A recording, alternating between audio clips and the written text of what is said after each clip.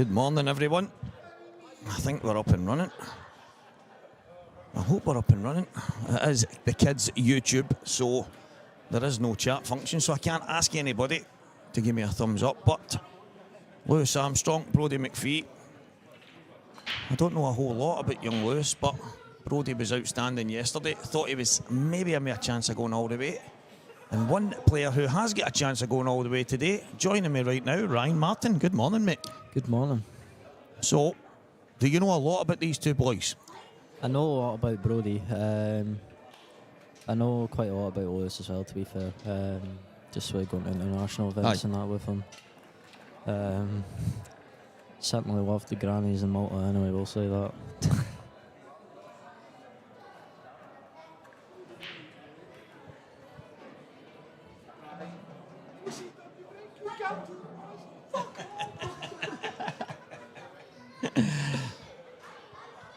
They have set themselves up for that one, haven't they? Oh, the guaranteed totally. balls. Like every time somebody gets a dry break, it's just mad in the building.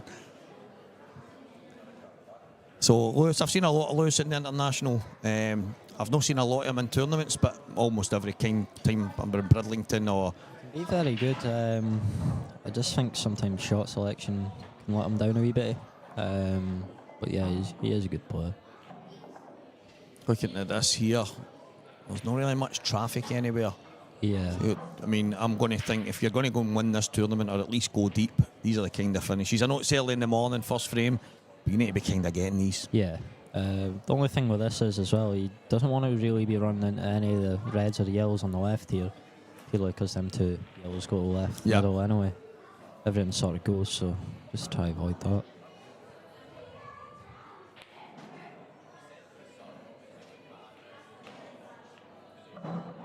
I think he's alright. He's got that one at the top.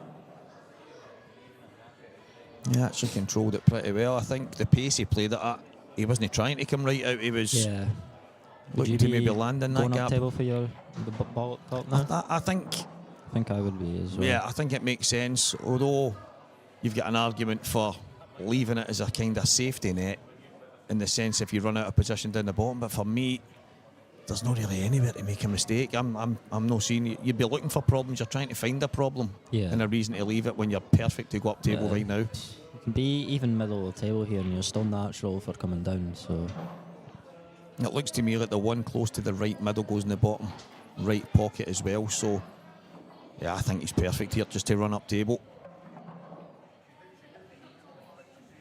If you can get layouts like these early on, like it definitely helps. Obviously, if you run them out as well, just gives you a wee bit of confidence going into the next few frames and that as well. Looks like he's lining up to push through it. He's played it well. Yeah, it's a bit spot on. I don't know if he's natural here. I think he might need to put a wee bit of left on it because he just wants to come down the centre of the table to land on one of the two in the middle.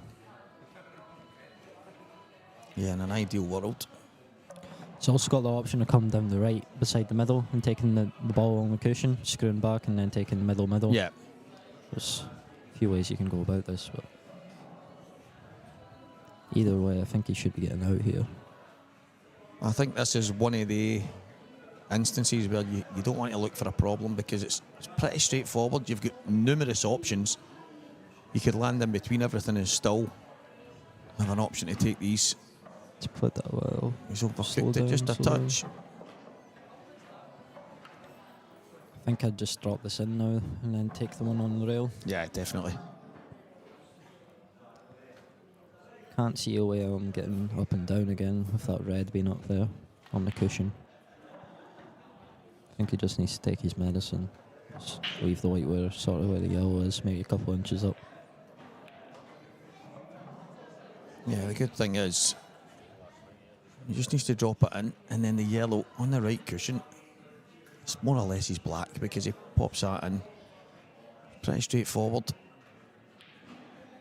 Thing is, he doesn't even need to sort of screw back to the middle of the table for that yellow in the middle because he's got room to go up and down. Exactly. So even if he just rolled it in, he's perfect. Yeah, just make sure of this. Gets this, frame should be over. It's not an easy shot, 10:30 in the morning. No, definitely not. It would be a signal of intent if Lewis can pop this in. He was so worried about landing short, coming off the top cushion, the side, to get to the middle. He's overhit it slightly, but as you said, Ryan, he was always going to be on something. He was always going to have a chance.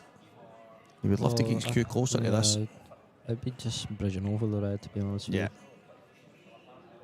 You're just rolling it, especially. Yeah. That's better.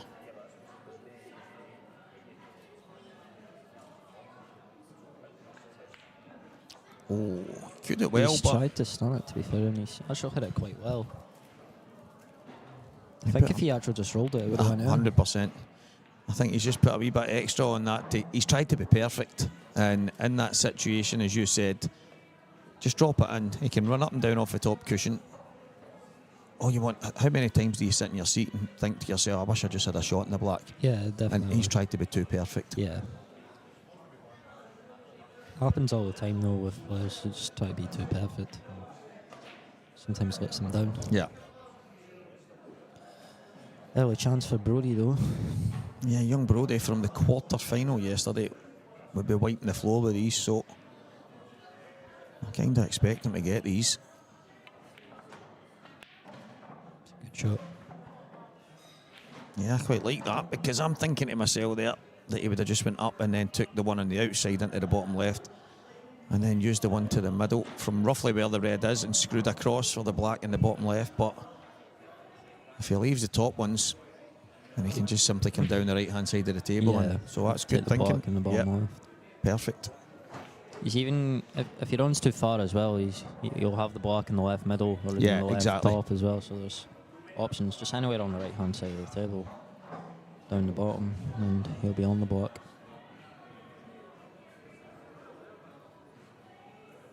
Does he get any coaching, young Brody? He obviously is at Eddie's academy and that, so Eddie helps him and stuff like that. And then he's always with Stan, practicing with Nico and stuff like that. But I don't know if he gets any coaching. I don't know if maybe like Stan or Eddie. I know Eddie shows you stuff like. I'm just wondering, just the way he goes round and kind of lines up where he would like to be in certain shot, the next shot and stuff like that. He's Brody. He's got a wee kind of pre-shot routine Renzi always talks about, and I know loads of people, when you watch a lot of players, they've all got that certain.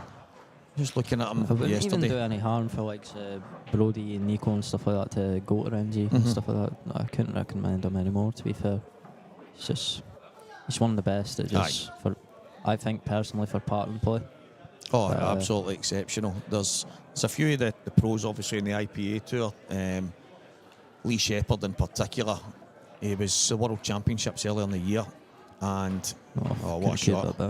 And he says to me, he said, "Stevie, I don't really know Renzi, but did he play a lot of pool?" And I says, "Well, Renzi was a class act. Played at the top end. He was a PPPO pro, I think that's what it was called." I says, he was," and he went, "Oh, that makes sense." He went, I just didn't know him well enough. He says, "But every single shot, everything that was on my mind when I was playing my match," he said, "I was watching it back and he was thinking Renzi was somehow in his brain." He's like, it was like every single shot, and he was thinking, how is this guy absolutely got every single thought that was in my mind? He's like, I love listening to him now. He's really, really good at basically the pool side of it, rather than sitting just talking a lot of nonsense at times like Aldi, but just having that deep understanding of how the game should be played, or at least the way Renzi sees it being played. And the good thing about stuff up Dundee way though is like basically everyone, like with you being a youth, is trying to help you. Aye. So there's loads of folk trying to help you, whether it's Mark, Ryan, Eddie, Stan. There's loads of folk, like, you could even just be practicing with someone and they'll just help you. Aye. So it's good.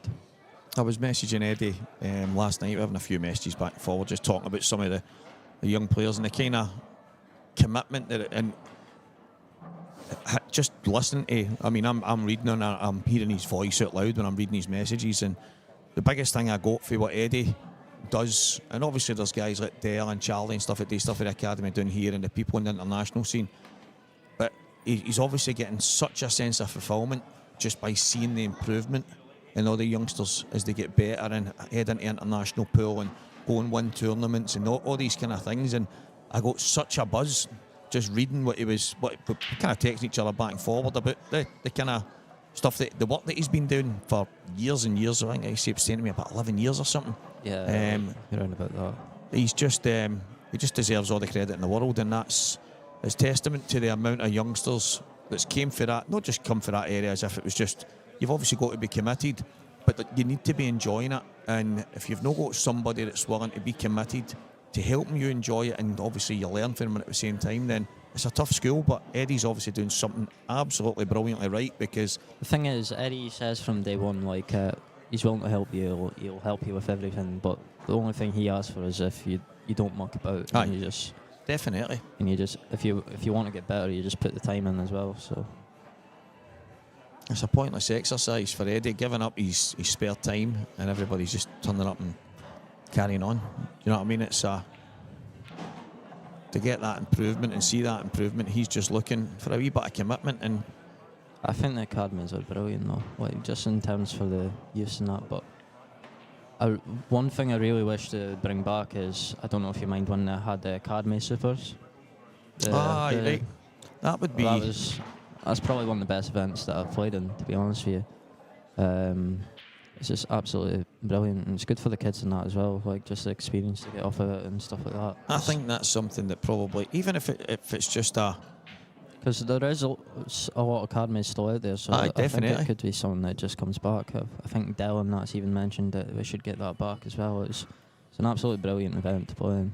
I think that's a good idea, in the sense you've got a lot of these youngsters from, I mean, I'm looking around this building and some of the tiny wee guys, it's amazing, right up to the boys like yourself and young Jeff and William and everybody that's here from under 18 down. Well, I mind when international pool, Ryan, so get that kind of county competition that leads you into that. It makes some difference. Yeah.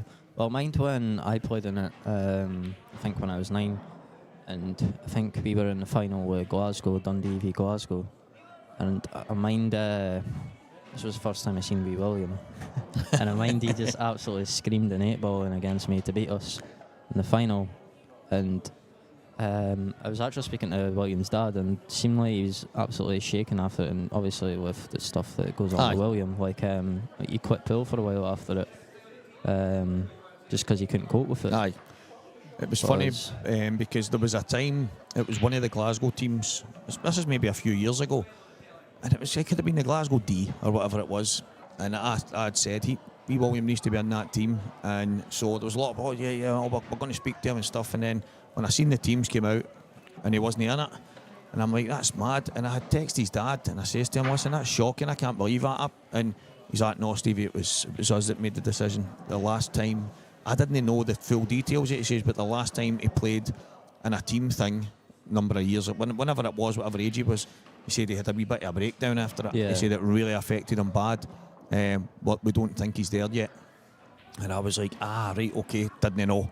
And then that's obviously what you're talking about right now, then that makes sense. But that event was very good. I think like there was the team stuff as well, and then they had like the individual stuff. I think they had like MVP and stuff like that as well. But it was just really good to play in. The setup of it was brilliant. I think something like that should be done, and I think if it was done it would have to be done over a weekend for me to have the team event, but then you probably should have like an individual and a doubles or something, or a 3-man, whatever it might be, from your own areas or your own academies, and then I think you could have a really good weekend out, a team pool for the youngsters. I think that would be amazing. And the thing is with that supers as well, there's no drinking aspect to it either or stuff like that, so it's like it's just good to play in. Whereabouts was it? Where was it? It was actually in the Players' Lounge, Falkirk. Right. I mind there was teams from all over, and we all had our own tops and stuff like that. That's amazing. I really like that idea. And then it's disappeared for years, and it's not been back since. But I'd definitely like to see it back. That sounds I wonder if the SPA or Saltire or something could maybe look at bringing back the academy supers event for the youngsters. I think that would be brilliant. And I'm sure, look, all the youngsters that are in here right now and all the kids that go to the academies, I think it would be absolutely buzzing. It would be brilliant. Yeah, because not all of them want to actually go play counties at men's level and stuff No, like that. of course, either. exactly. So, like, even something like that, just to get them playing counties if they're not playing international pool or anything like that, I think it'd be really good. I remember Dunster came into, I think he was, I don't even know if he was even 18 yet. I can't remember his exact age, but it was Dunster, Fernie, Rooney, Ryan maybe came into it was a Scotland B2 team at the time. But Liam wasn't really comfortable with the men's yet. He just wasn't. He was more comfortable in his own age group, his own people that he'd been playing with through the kind of younger, kind of Fernie and Rooney and that were just mad. So they were having the time of their life. And that week there was a few of the guys were saying, quite funny, but we're hearing so many good things and seeing the results Dunster's having, and then he struggled to come out of his shell, which is just the way it goes sometimes. But the next week he went on and won the team event, the individual event. He won almost everything. He was absolutely exceptional, and he's went on to win the. I think he won the under 23 singles. He ran riot, and then it's like you could see the difference in him when he was more comfortable. Yeah, I mind speaking to Dunster after I played him once, and he says that he wasn't really great when he was younger, and he just got good once he was in his 20s. But it's obviously the work effort he's put into it. So, if there was ever an advert for working hard, bringing success, Liam's obviously up there. And it's not to say that guys like Boyles and Gareth Hibberts and stuff don't work hard. Of course they do. But Liam didn't try and mimic anybody. He was just trying to be the best at what he was, because he didn't have a snooker background. He didn't have this fancy cue action and all these. So he worked on the mechanics of what he was good at and just made it better. He reminds me of a footballer like a Gary Neville, who wasn't the best player in the world, but they just worked so hard at what they were good at and became really good at what they did. But Liam's became arguably the best black ball player on the planet right now.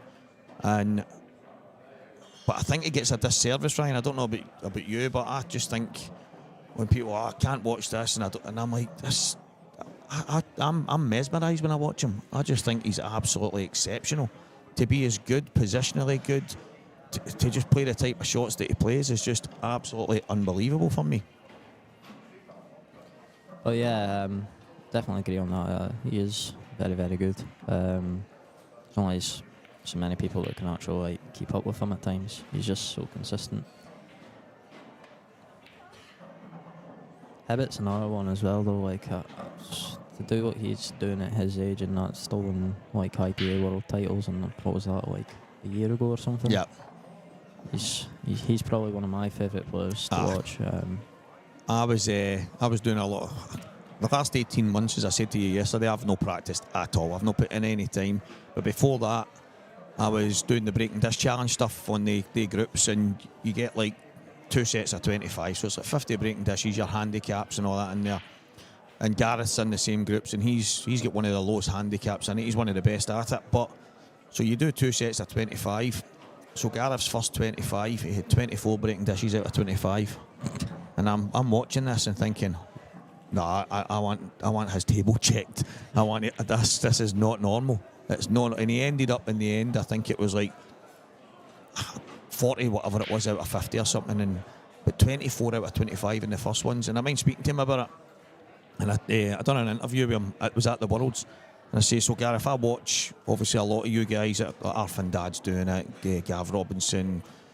I think most of the pros are involved in it now. I know Johnny McDermott's back in it. Good shot from Brody. These are. Gareth said to me, he says, Steve, I don't really get in the zone to practice, as in practice. He says, I don't get many practice matches. He went, I'll get them here and there. He says, but generally, if I've got to practice, it needs to be for something, he says, and that's a competition. You're paying good money to enter it, which you do, but there's also good prize money if you win, because there's players from all over the world, from Australia, from all through Europe. There's hundreds in the groups, and he basically, he's involved in that. He's in a few different groups, and that's his practice, to go and just breaking dish. And I notice it when I'm commentating on him. You very rarely see Gareth play a safety unless there's absolutely nothing else on. And I've seen him with 2 shots, and not even bounce a bad ball off the cushion. And I'm like, he's just so in the zone for doing the challenges. But that's the only thing that Pretty keeps sure him the last going. One of them challenges was in the lockdown. Yeah, There was that's nothing right. else. I think it was me, Gio, and I can't mind who else it was. We were playing for Scotland at like the youth level. I think it was like something. It wasn't breaking dish, but you'd break and you had to clear all the table. And if you get it, so you get like a point of ball. So say you got like, I don't know how many frames, but I think we ended up winning. Where we had 45 points or something. But yeah, just even challenges like that, like they're just good for practice. 100%. I actually noticed the Ultimate, I've got something like that on just now, where they've got like, I don't know, I think it's the breaking dish challenge or stuff like that, and I've got challenges for online, and you're still winning like big money. I was actually speaking to Preston about it not long ago. It's just a good way of practicing. Well, there's one that's a guy called Mick Norton. He does a black ball one, and Greg Siegel does the ultimate pool one. His used to be called something different, but he's changed it to ultimate pool, kind of the breaking dish thing. So the two of them, but both of the guys are Australian, but they run two of the biggest groups that are going for the breaking dishes. But Greg, I'm sure Greg dropped his from 50 to 40, so it's 2 sets of 20 breaking dishes, and he kind of tried to fix the handicap system. But I was Good effort from I was in the both of them, and when I was in Greg's though, it did my head in after 2 or 3 events, 2 or 3 kind of things, and I was looking at the comments of people going, he's fouled there, he's done this, and I'm like, what is it I'm doing here? And it was apparently certain shots I was playing, going for the breaking dish, playing a ball, whatever it was, I can't remember, but they were basically saying it wasn't allowed, and I'm like, oh, that's just confusing me so much. So I came out of his one, the ultimate pool rules. I'm thinking it's a breaking dish, I'm going to pot the balls, how can I be fouling? But Mick Norton's his is based on black ball, and it's just basic stuff. If you breaking dish, you break the balls, even if you don't get a ball, you still get a chance to dish. Yeah. And it's just simple. Breaking dish, you get a point. If you don't, well, you just set them up and go again. And that one for me, that's the biggest group, I think. But Greg Siegel's one's really big as well. But both of them are huge, and both of them are Australian. But Greg's is the ultimate pool one, and I don't know if they've ended up getting involved with him with that, because his was always the rules, but it changed its name probably about a year ago from what it was called. I can't remember the name of it, but it's now called the ultimate pool kind of breaking dish thing. So I don't know if they got in touch with him. Look at these balls. You would think he'd set them up over the bags. No. Young Evan was saying to me yesterday, he's like, Stevie, half of these players didn't wear a glove, and they've all went down yesterday to EBS and bought gloves and came back up, and they're all playing with gloves now. Good shot. You'll find a lot of under 15s like that. They just want to buy pool accessories constantly, and even Williams still like that. Is it? That boy is absolutely nuts with pool stuff. It's a new cue every week. He'll say things. He breaks bad work you, and he's like, nah, it's no fun. I know. There was something wrong with it, and I'm like, it can't always be the equipment. Now it's like, yeah, no, but I found this other one, and I'm going to try that, and I heard about this one, and I'm like, this boy is absolutely nuts. His mum and dad are obviously, they're doing everything that they can to obviously just give him whatever he needs, but yeah. I said a wee while ago, I said I'm tempted to get my cues just a wee bit too big for me, and I absolutely love it. Grant made it for me, it's amazing, but I just feel like I'm queuing halfway up the queue with my backhand all the time, and I says I'll need to have a wee look and see what else. But he's like, come over to mine, I've got a few. You can have a wee look at them, and I'm like, why? He's like, oh, they were no good. I wasn't getting the right side on the ball. I wasn't getting. And I'm He's like, actually gave me a free cue before, and I've not even used it. He gave me one of his Tom Classics, and I didn't even ask for it. I just got told to take it, and I've not used it since. I used it as a spare, and now it's just sitting in my garage where my pool table is, and it's not even use it. The thing is, like, he could be selling that or something like that. And I know. Even said that to him. I was like, you're not using the cues, you could be selling that, because at least then you can use that money to spend on a new one if you want exactly. I got a beautiful brake cue for Grant years ago, and William was, so I hadn't even used it. I think I used it once. I took it into the pub where my table is, and I think I broke once. And so old William came in and he was saying, I was trying to get a brake cue for the wee man for Grant, but it just won't be ready in time. His birthday's next week. And I says, what's it like that you're looking for? And he went, I was just looking for one with a bit of green on it. And I went, yeah. I said, I've literally just picked that up. Just give me my money back, and you can give him. And he's like, you sure? I said, just give him that for his birthday. Honestly, I don't mind. I said, I'm not really fussy with stuff like that. Just make sure he's got something for his birthday. So, about 3-4 weeks later, I says, what did you get? And he went, I got this, got that. And I says, how's the brake cue and that? He went, it's all right, it's not really working for me, so I'm trying to get a new one. And I'm like, what? Because I actually really liked it, but I didn't want to say, that was mine, you. But then a wee while later, his dad had said to him, I got that off of Stevie for you. He'd just got it, but yours wouldn't have been made in time. So, and then he said to me, I didn't even realise that was yours. I went, and you binned it after about 2 weeks. I said to him no long ago, I went, what did you do with that cue? Because I was going to say, listen, I'll just buy it off you. And he's like, I sold that ages ago. And I'm like, I goes through some amount of bits. There's trees in the world right now panicking that he's going to end up with a cue. Like, oh no, we're getting chopped down soon because William needs a new cue. Nah, he's just mental for buying equipment and stuff like that. Like, there was, I think it was 2 weeks ago, just came up to me and says, you want a free bit of V10? I'm looking at it, I'm like, this looks brand new. Why are you giving me a free bit of V10? He's like, nah, it's got a wee lump in the middle. I don't like it when I'm chalking it. He was walking around this building one night, asking people if they had old bits of Talm V10 chalk, and I said to him, why are you? Yes, he's like, no, I've not got much left, and I'm waiting on some coming, so it's just so that I've got enough. But there was a lot of people, and I was actually a wee bit disappointed in some of them, because some of the bits that they were giving him, there was nothing left on it, honestly nothing left. But he was buying it off them, and they were actually taking his money. And I was like, that's absolutely terrible. But his dad, William's like that to me, listen, it's all right, he needs a wee bit, and it's just so that he's got it spare in case anything happens. And I says, I know, but there's no chalk left on some of these, there's nothing there. And he's going round the building, he must have spent 30 quid on bits of chalk that had nothing left on it. Yeah. Just so that he had some spare in case the good ones that he had, he lost or whatever it was, or it didn't chalk right. He's like, some of them don't chalk right, so you get one that's been used and you know it's a good one. And I'm like, this boy's head is gone. But these are the details that matter to the wee man. He needs all the details to be right for him to feel good on the table, and fair enough. He is different class though, like, I think he's brilliant. He is, he's some boy.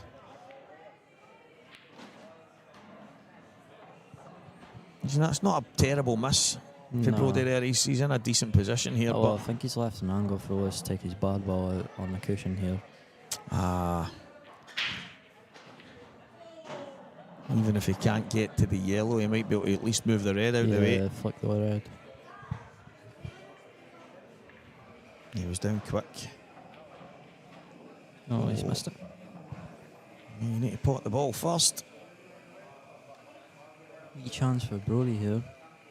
If you can get this cannon right, it's opened right up. Just wants to can the yellow. You can just, you'd want to can more of the right side of it than the left, or even just full ball here, and you'll be all right. Oh my God, he's got the gut. Wow. It's actually turned out a pretty good shot. Yeah, Lewis is in a bit of trouble here. A wee bit of a slow start. I'd maybe even be just doubling this ball across the top right here, just to try hang it. If he pots it, it's not so good. He just wants to try hang it. Yeah, I don't think he's got any other options.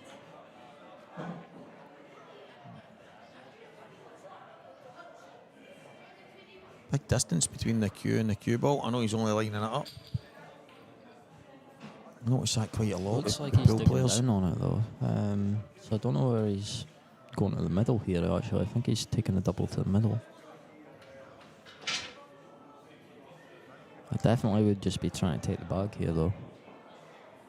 Yeah, there's no joy in taking a couple of balls off the table, making life easy for young Brodie. And that's He's swapped played out. it too pacey. Yeah, it's even worse now. The black and the... I mean, that's exactly where you would want it to be if you're on reds.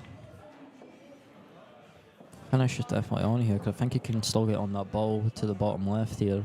Just land somewhere on that left side beside the red. And I think he'll be on it. Yeah.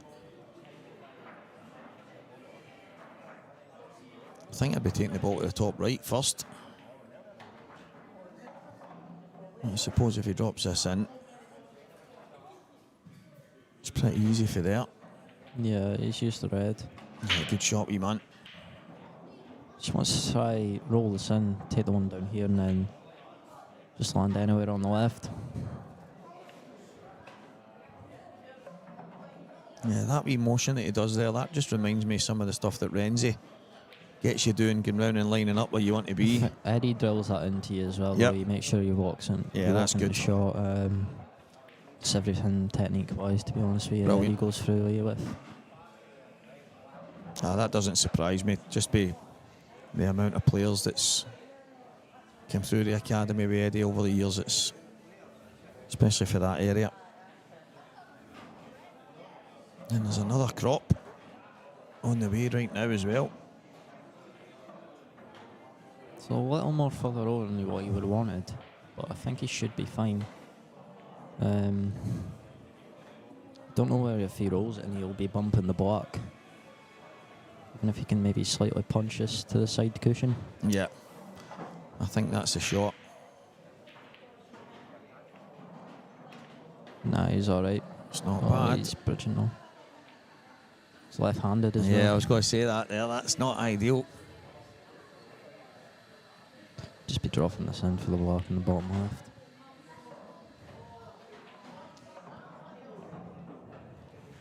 This is a wee fiddly one though.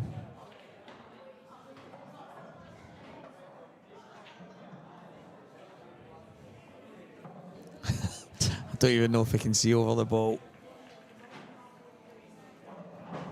Oh, well done. Yeah, good shot.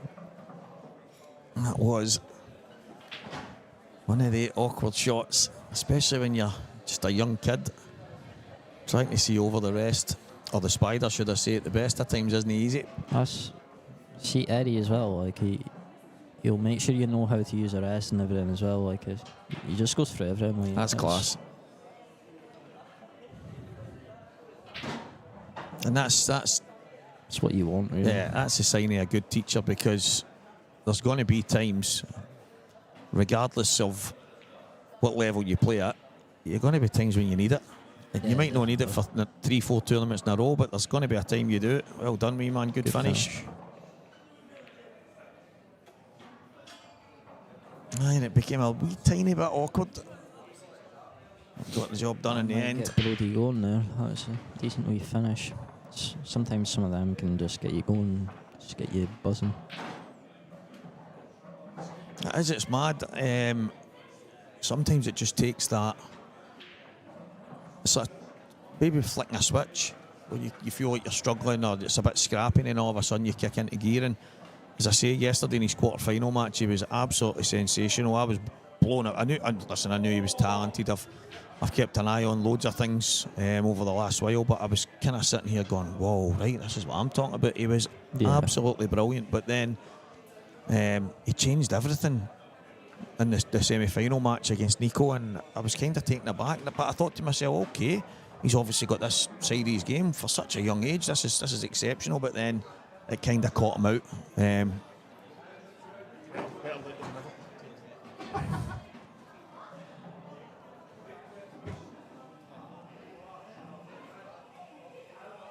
Big break. Yeah, Brodie and I think Nico are going to be the ones to watch going from Eddie's academy and that as well. Yeah. But there's so many of them that are coming up as well. Like even wee Luca, he could end up being really good. Oh, that was.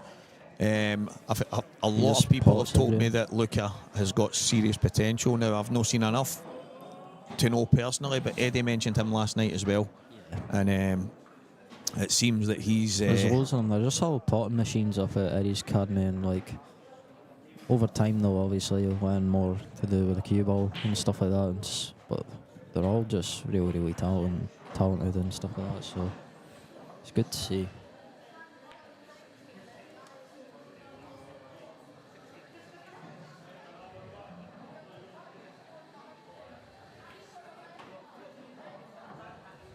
It looks like he's going for it. But I mean, I'm maybe thinking about the fact that he tap broke a few times yesterday, but I think he's just trying to force that a bit yeah. too much. That's a big sign of when you're young. You only really see when there's a few balls in the open. The only thing you're thinking about is kicking the other ones out. Try and get them smashed open, and it's just times you need to hold back and just wait. I think I'd be going in behind the yellow and the red here. More so the red. I'd also be playing it in a way because I don't want him to see the one over the bag. It looks like he's trying to play a kind of billiard and go yellow-red. Well, that's what he was looking at, but... It's left Brody an angle. He has. He's giving him a chance here.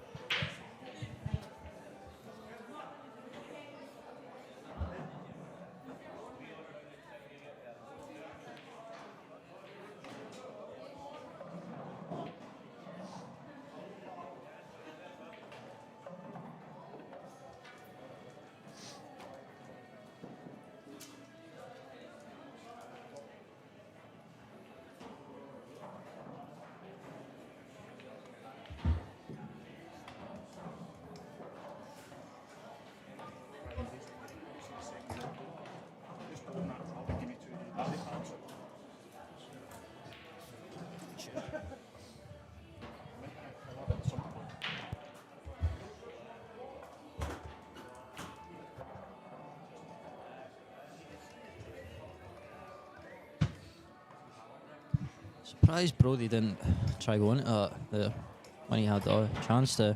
He's leaving it till last now, and it doesn't always come out good when you leave it till last. I don't think he's got the angle now. Because if you went into it early, he had a few balls that he could have landed on as well. He's sort of hoping for a wee bit of luck here, because I don't even think you can play it in a way where you're guaranteed to be on it, unless you hit it full ball and push it towards the pocket. No, boxing. Oh. But as you say, he was needing to get lucky there, and that's the nature when you kind of should have took it early on. Yeah, most definitely. I mean, slack. It was years and years ago, and it wasn't exactly like that. But there was a chance to basically get a ball out, and I said to myself, "I'll get it later." I think it was at the counties, and after it, he said, "Stevie, you were bang on it. Everyone is were talking about it, saying get it now, get it now." And I said, "No, I know. I just thought." If I get it at this time, then I guarantee the finish. But I wasn't thinking straight. Once I'd kind of thought about it, analysed it, and I'm like, what was I thinking? I had the chance to get it out early, get myself, and then all of a sudden, and it ended up catching me out in the end because I didn't get on it. Yeah. And that kind of similar to Brody there. Fair, I'm surprised Brody's done that, because that's another thing that Eddie drills into you. Like you get your bad balls out as early as you can, when you can. So I'm sort of surprised he's done that. As you say, could just be him early morning not thinking properly. Yeah. A scrappy one. Ball's no breaking as good as they would like. Young Sean, just before I came in here, and I'm standing and he walks. I don't know how I didn't notice him, because he's a big boy. Yeah. And he's walked over and he went, "You like my break then, eh?" And I says, "Listen, wee man." I went, "Well, I should say big man. That's a weapon you've got." He's got a very good break. Just gets a lot of power behind it, and times it decently well as well. He just seems to get a connection that there's players that don't break. Like Gareth Hibbett's got an unbelievable break, but it doesn't look like he's hitting them. It's all about timing. It is. Yeah. It's absolutely, it's just like an explosion, but you look at his body and it's like doesn't look as if he's putting millions into it yet. I think it definitely helps if you are a bigger person, though, because with that and the timing as well, I think you end up with a really good break. But I've always said, like, if you time it good, your break's going to be good anyway, and then it's just about luck after that. Yeah. That girl in the Mick Hill video, she kind of proved that point. Yeah. She puts her like full body in. Yeah, It's almost like she swings almost her like hips into drives it from her hips. Yep. It's weird.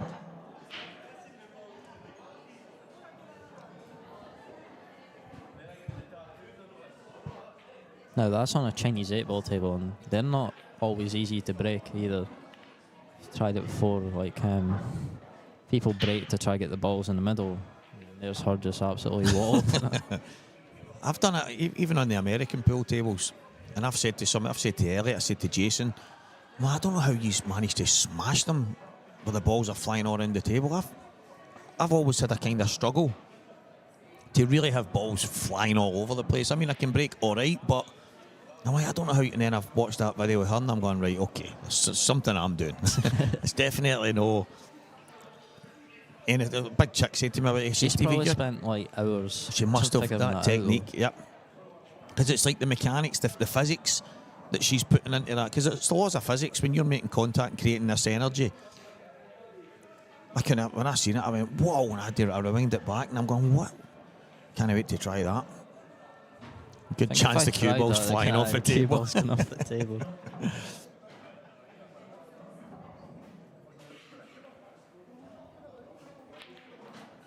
Blue's big favourite in this frame, but even though he's favourite, balls are pretty awkward. But I think it's still decently. I wouldn't say it's so hard for Brody to work his way back into the frame here. That yellow that he's closest to right now. I don't know if he can put that off the back, actually. Maybe he's stunned back into the red. I think he's getting a ref to look at it, though.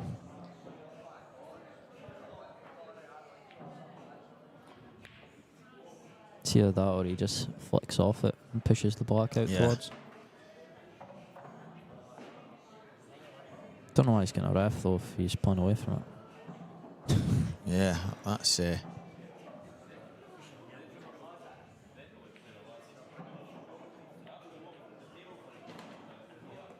Oh, I don't know if it's Dave's saying it is or if Dave's just that's saying not what you calling me for.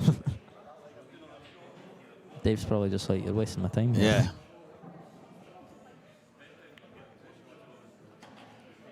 He's coming to check. It's not a foul.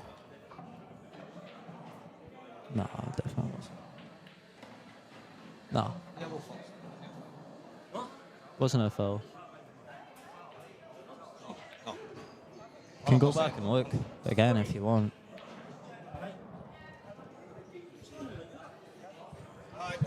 No. I don't think it was, though.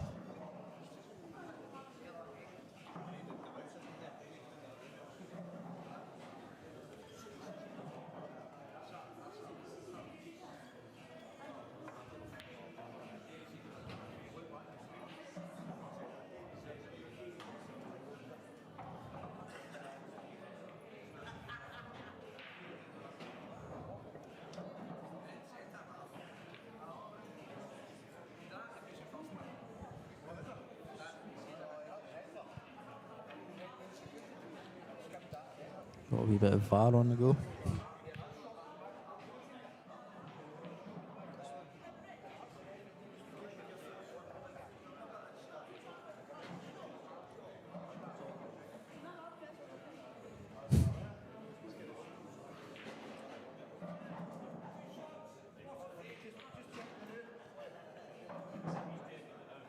It looked fine originally for us, though.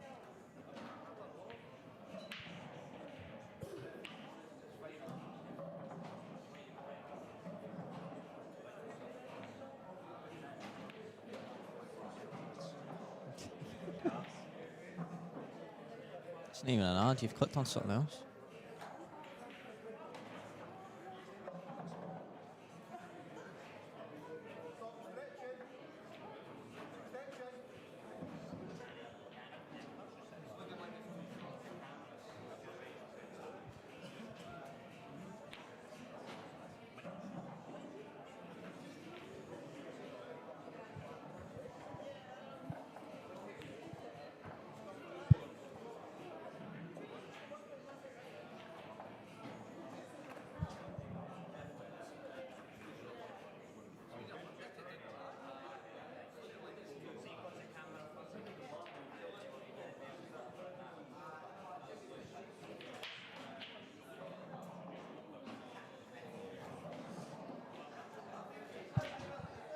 he double hits it.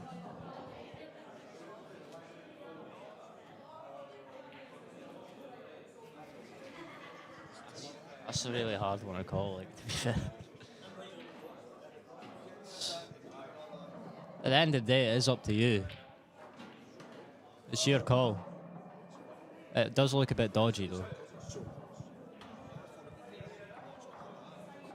It looked fine on the stream originally.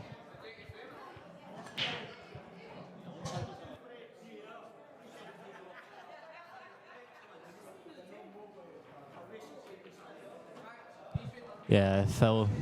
Yeah, 2 shots. I think he double hits it or he pushes it. It's a hard one to call. Looked fine to us originally on the stream though. But after looking at it again, it definitely looks like it's a push or a double hit.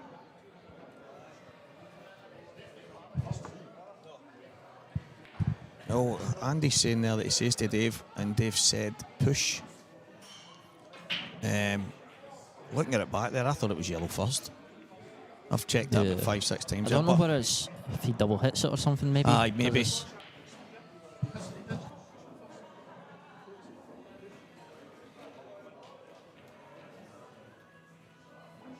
It was definitely yellow first anyway. I don't whether he double hits it, I don't know.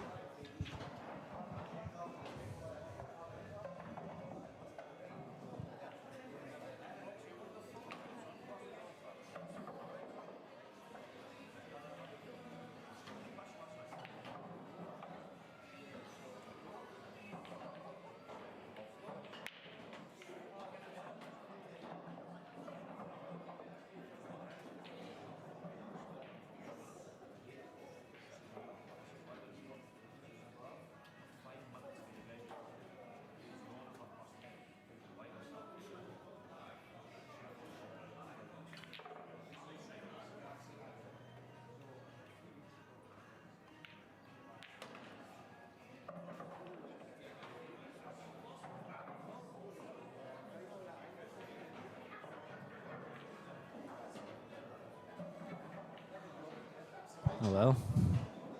Yeah, it's a big call, but as Dave's pointed out there, he's right over the top here. Yeah, our camera angle wasn't the best there.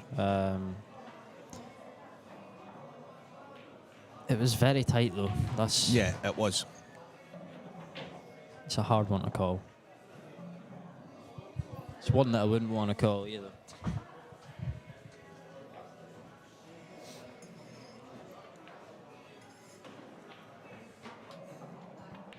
Yeah, I didn't think it was a foul, and I've watched it about 50 times now, and I'm still unsure. Yeah, I'm still unsure, but Dave has said there, he went, Steve, I'm right over the top of it, so... At the end of the day, it is Dave's call, and if he thinks it's the angle we're looking at, he's having to play forward, whereas if Dave's right over the top of it, yeah, he's getting to see that point of contact, and it does look... I mean, obviously he's called it for the fact that it's hit the cushion first, but it does look that maybe there's a double contact there as well. It looks really... That's the thing that caught me there. I think he hits the yellow first, but it's where he goes through the cue too much. I think he double hits it.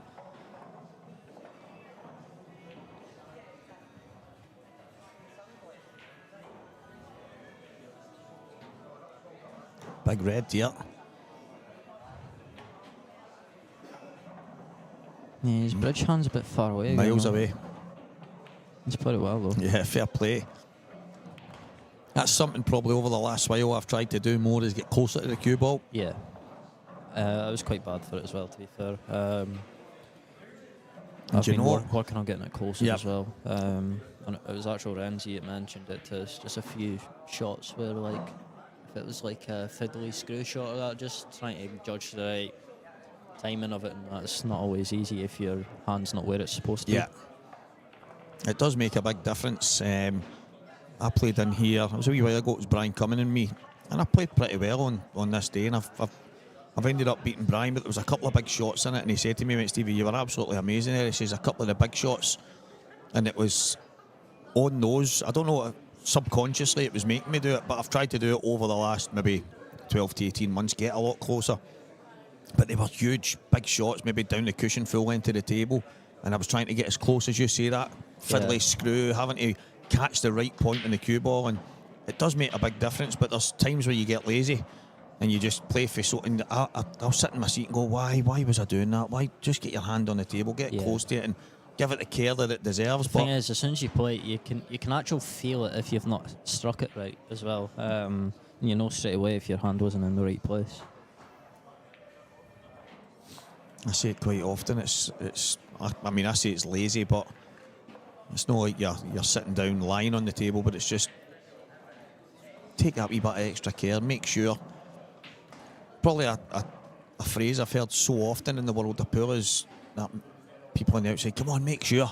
Yeah. And it's like, that's just a shout to tune in, zone in, make sure that you're playing every shot right, giving every shot the attention that it deserves. But I've probably been criminal in the past. I don't know about you, Ryan, in your early days, but see when a ball's hanging over a pocket and the amount of times I land in the wrong position off that because I just get down and pour it, it's over the bag. I just get in. Yeah.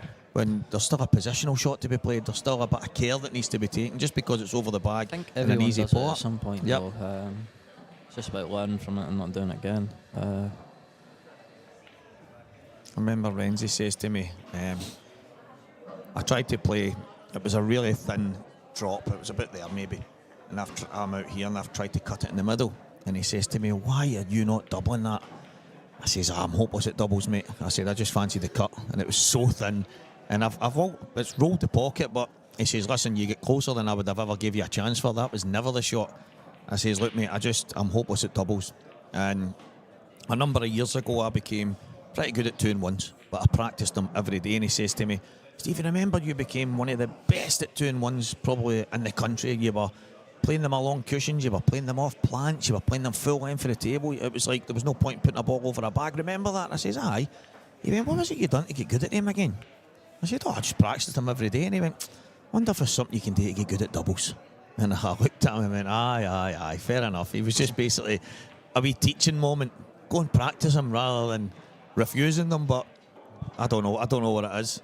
See Ryan Davey, Chick McKaig. I don't know if you see a lot of Chick, but I've never seen I don't think I've ever seen him miss a double. Playing pool with the guy for 20 odd years. No, who's one of the best at doubles that was at my way is Mark. I was going to say Mark. I've seen Mark a few times. You could actually double everything off the table.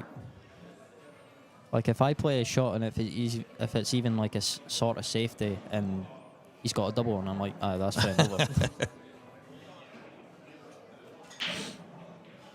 He's actually playing in that. He's in the high roller. I'm pretty sure he's made 5 points something so far. He's won 2 matches, so he's doing not bad. He had a really good one in his first match. I know he was back on at 5 yesterday. I don't know his score. I know he won. He was absolutely flying yesterday. So he'll be wanting to win it though, since his brother won it last year. Aye, Mark's a class act. I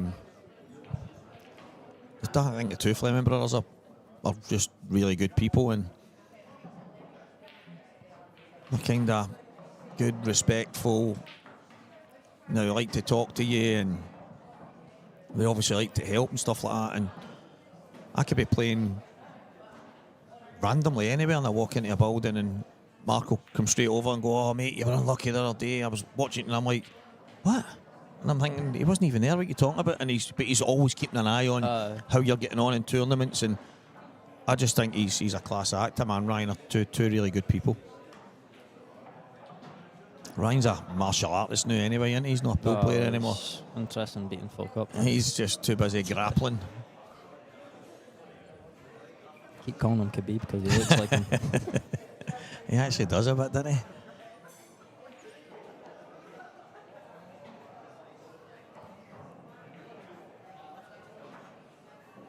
Ryan Flambib. He's actually doing quite well at it as well. He is, and he's... Considering how long he's done it, he's definitely holding his own. He's got the bug, and that's massive. If you get right into something and start to commit to it. I mean, we're talking about young Nico after a year.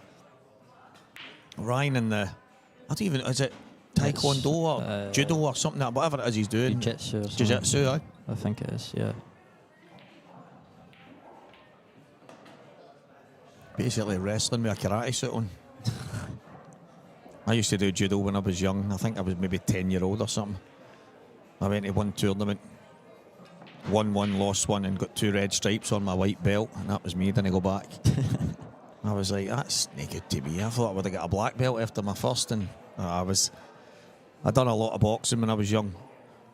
My best mate ended up a world champion, Willie Lemond. He passed away last year, but he boxed. He fought obviously some of the best: Alex Arthur, Anthony Crolla, Amir Khan, Eric Morales, all over the world. Willie was amazing, but I boxed almost every day because of him, because he just, every time you were with him, he just wanted to put the gloves on, and then you'd be in the club and you would constantly on the pads, on the bags, sparring.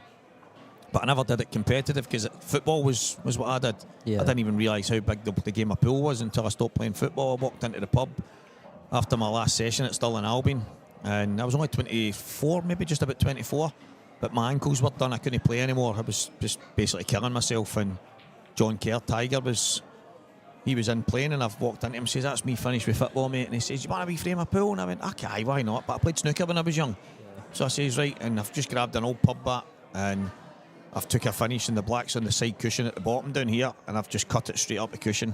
I went, right, cheers for that, mate. And I've walked away, and he went, whoa, where are you going? He's like, do that again. So I cut it up the cushion again.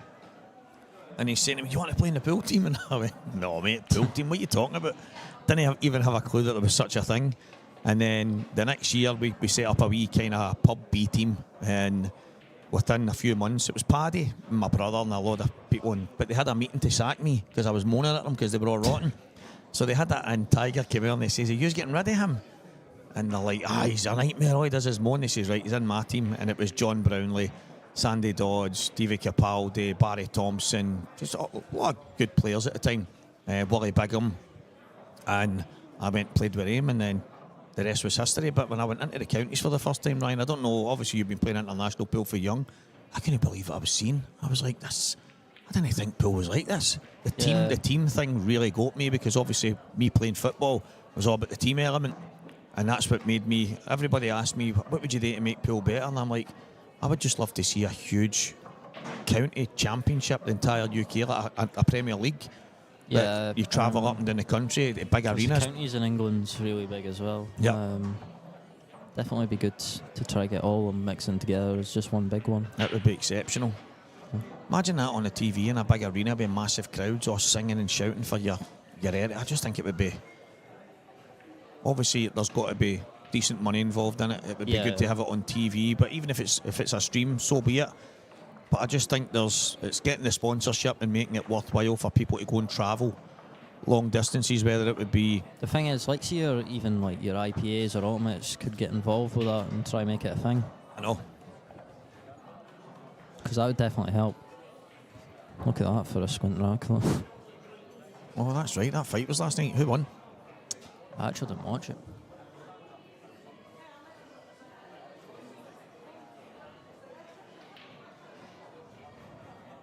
Get Brody's squint rack there. I think they're both front ball breaking though, so it's not much of a problem, but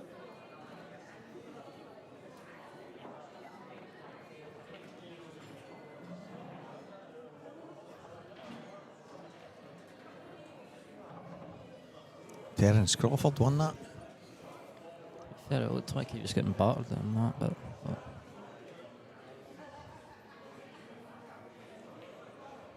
super middleweight, and he's like a featherweight or something. He's went up a few weights to make that fight happen, but he's never lost. He's just, every level he goes up, he just keeps beating everybody. He's different class. enough.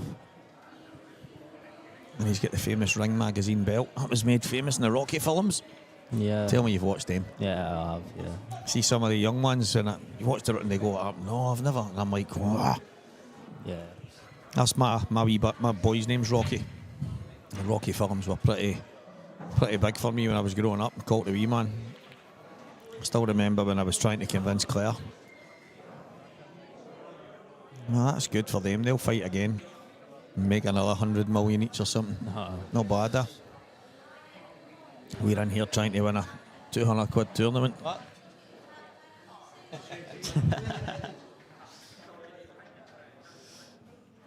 Ryan's getting threats. Threats from the gantry. The young team are coming for him. Brilliant. The wee man, he's come over a few times and looked through the glass. And I thought he was just in checking out, but now I know he's just been growling at you. Yeah. Get the table, you want to be boxing us instead.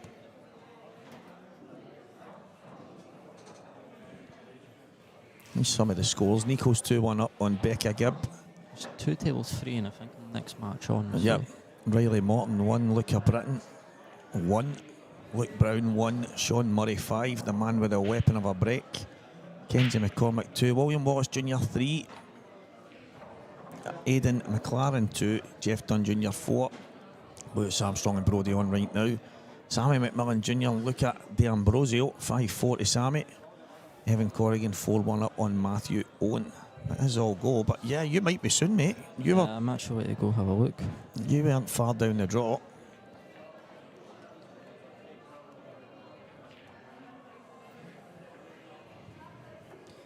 Let's have a look. Yeah, should be Tyler Hutchison, Jack Corrigan, then me and Shane Scott. Scheduled for half of them. There's 2 tables free, but not being put on yet.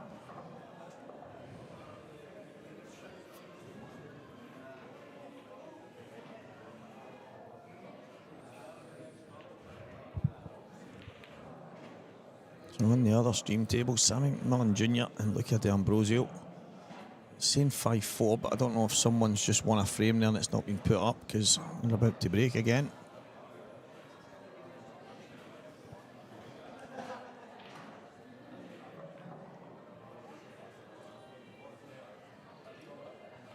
That happens quite a lot, that.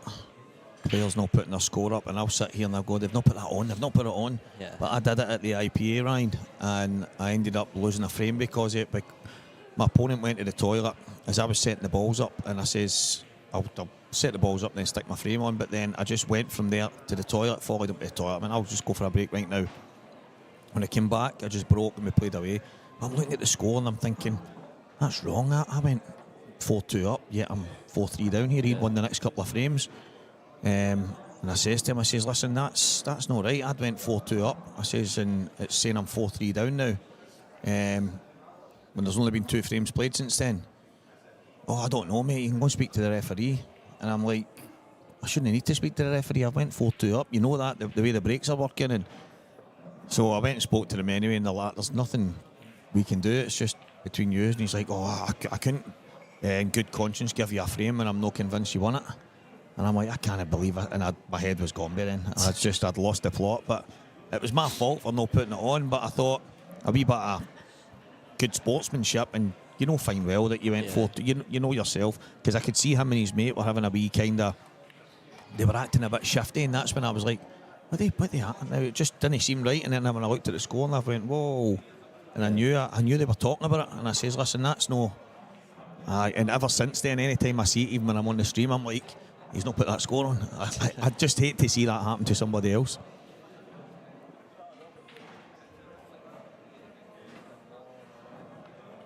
Oh, good shot. Fantastic pot. Yeah, it's a good shot. Still slightly awkward, but I don't know if that red maybe goes off the yellow and in the bottom. I don't know if it's too close to the yellow. As in touching or... Yeah. I think it might. It's just the red just below the black. If he can clear the bag at the same time, he's got a wee chance here. It's not going to be easy to get from the. So he's going to go to the right middle here, by the looks of it. Yeah. But it's not going to be easy. It's a bit straight. Yeah.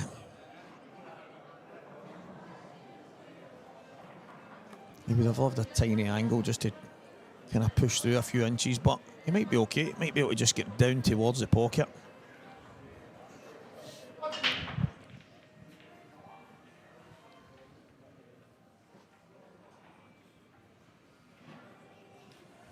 So he thinks he can get close to the black here.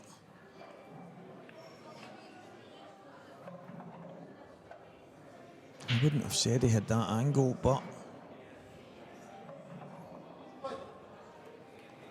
I'm going to have a look. Yeah, so he's tried to cheat it. A good chance for Brodie now. Yeah, I think that one goes down the rail anyway, side the red, so I'll go.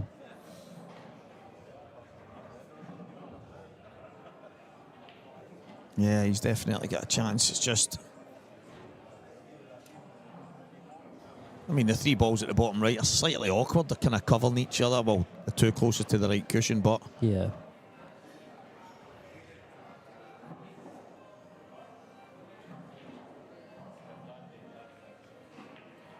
Oh.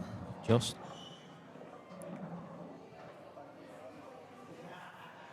It's actually landed okay. He can just come... Just natural to get on the next ball.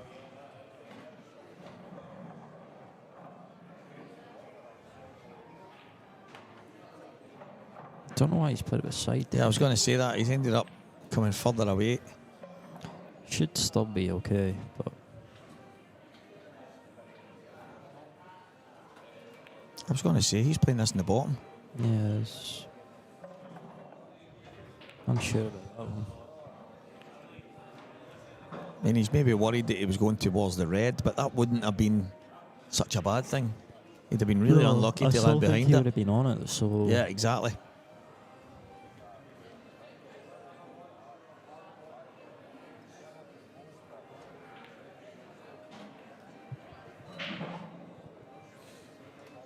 Lucas just missed a block to go 5 each with Sammy.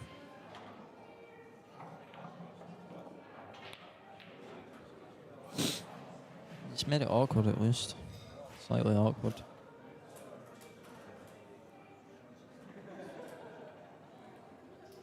Double across. Oh, he's just played it down. That's a good shot. An audience sit there. Getting photos taken. K up to no good. Yeah, that sounds like Kieran.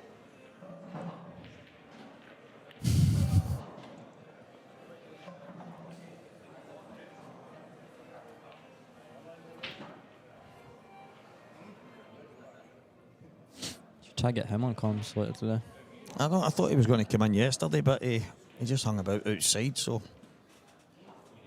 hopefully get him in at some point.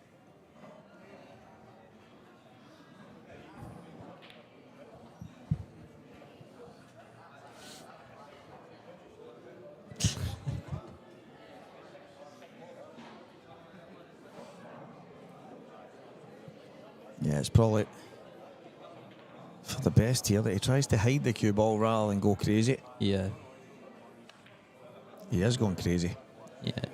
He might actually... He's going to get lucky here, isn't he? Oh. Close. What was he trying?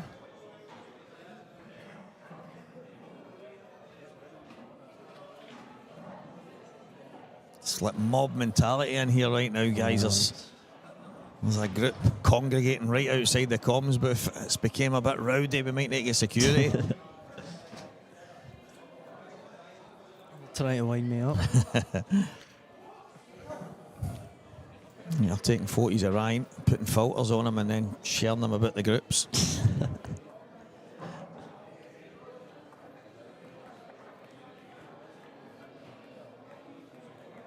Good chance now for Brodie when he gets back to the table. Even the Facebook post, King K. What's he done? Stick to toe where I'm at.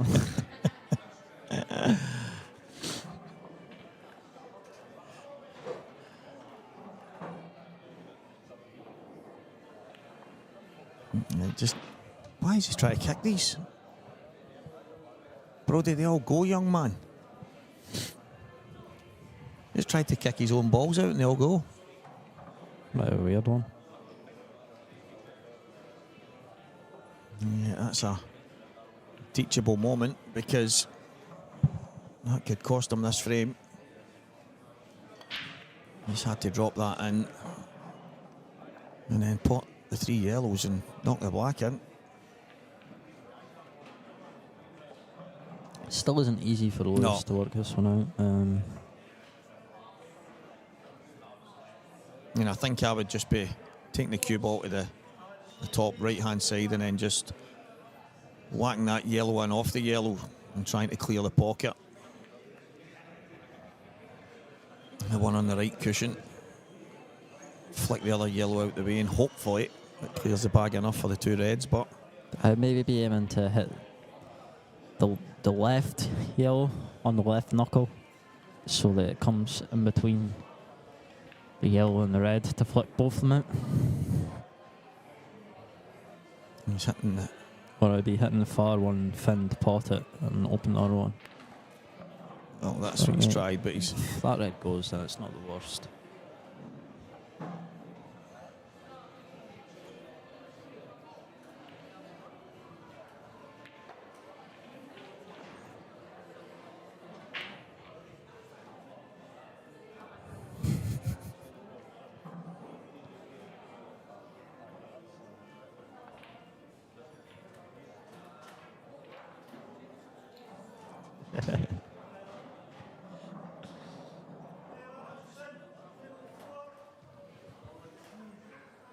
From Brody back to the table. There's not much of a gap there. Can he get through there? I'm unsure. I That's think he's certainly- maybe playing a wee swerve, Yeah. but no. Yeah, it wasn't easy. I wonder if there was a chance to just take his medicine, go inside the black, come down and touch the yellow over the bottom, but Yeah.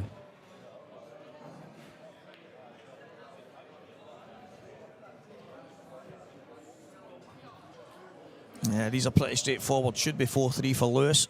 Yep, definitely. But when Brody watches this back, and I hope he does, that shot that he's tried to kick his own balls out from the hanger at the bottom left, he's tried to kick out and clear a pocket that every yellow went. He just had to keep it simple. And it looks like it's going to cost him this frame. Yep.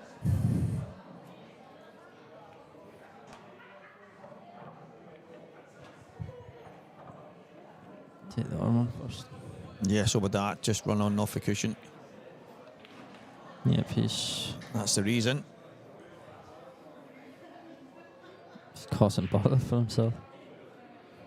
Then he needs to play this with heaps of left-hand side in that.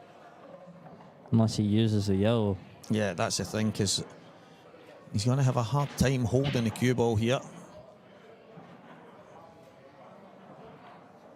And if he tries to use the yellow deliberately, it can force you to miss the pot because you're concentrating on that cannon so much. Yeah, And he's in off.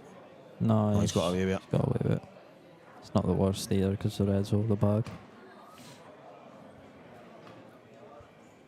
Yeah, he's fortunate there.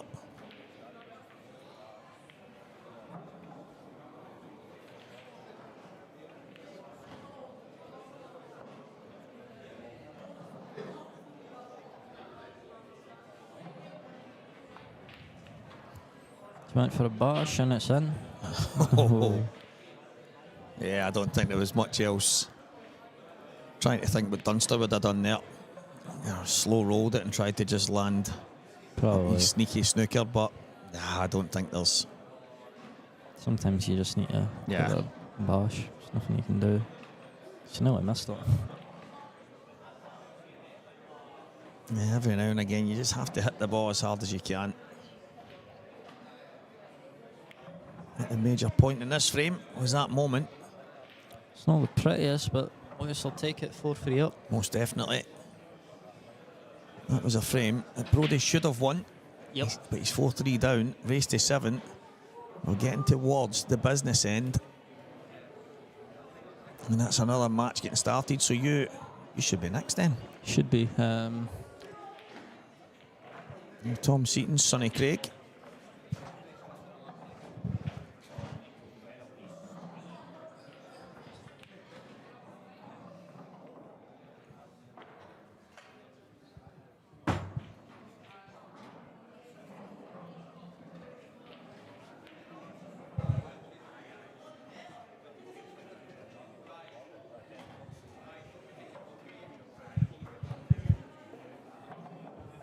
2 wee seconds, guys, get things fixed in here. All the wires are all over the place.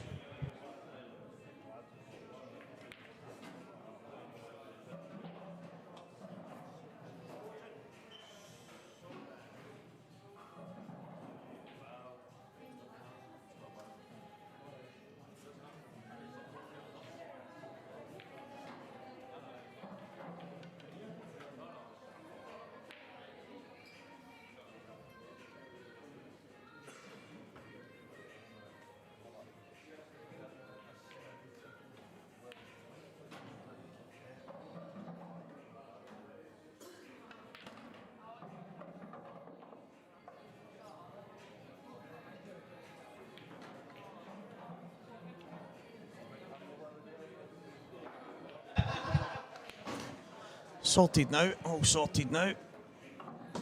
Young Ryan was in the talker's seat. He just came in and helped himself, but I left him there to look after the young man. But he is, I think, being called on. I can't see his name on the big screen just yet in front of me, but he is going to be the next match on, so he's better getting himself ready rather than getting called from that point. It's a tough game when you're not prepared. So, Ryan Martin, one of the favourites for the tournament. Of that, there is no doubt.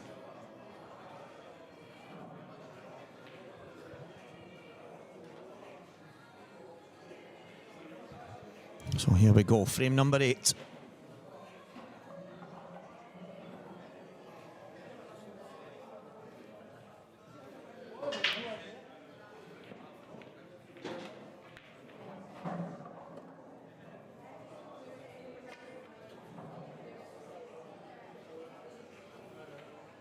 No good chance for Lewis on these yellows. They're all there. If it was a practice exercise, I would imagine and expect that he would get these 10 out of 10.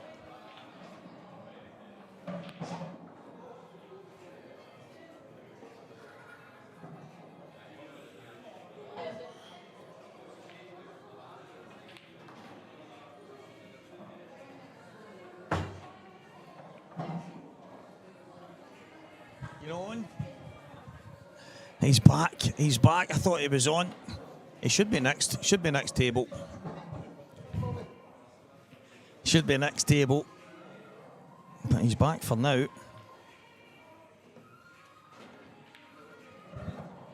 I thought he was away doing his stretches and getting his warm-up outside, running around the car park, but he's back. I've just seen there that William Wallace is 4-3 down as well. Oh, so he is. Kenzie McCormick 4-3 up on William. Putting in a shift. Yeah, that's a danger. Young William, if he wants to go deep in this, he's going to have to turn that one round.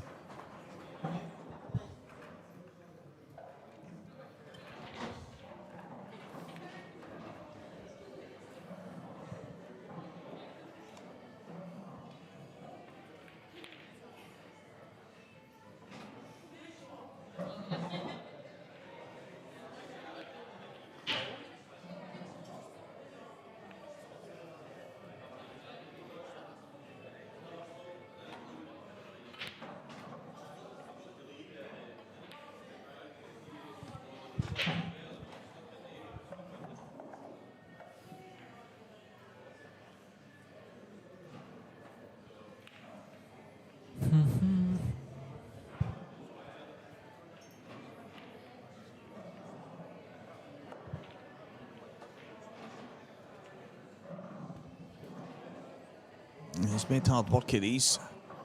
Yeah, they were all pretty straightforward. I think he's still got a cut into the left middle, but definitely could have been easier than this.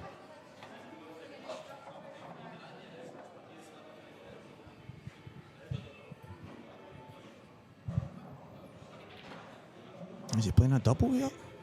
No, he's went for the cut. He's actually played it not too bad. It needs to slow down. Very well. Yeah, good shot. Yeah, that's a good shot. He can miss the red and come down the left-hand side. So he should still get these See that or just stuns it back if it takes it long. Yeah. It's actually a pretty good shout, keeping it simple. I think that's what the pros would do, to be honest. I didn't even consider it passing the reds at the bottom.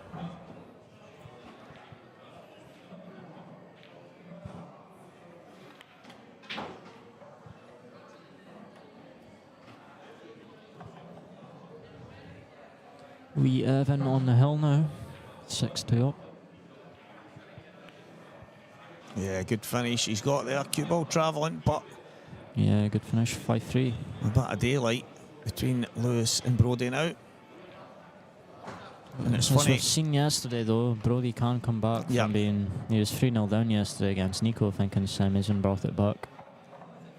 The big thing for me, I say it time and again, you seem to get punished more than once when you make a mistake, and he's made a mistake in the last frame trying to kick balls out that all went, and then the next frame a big finish from Lewis, and all of a sudden it's a two frame gap.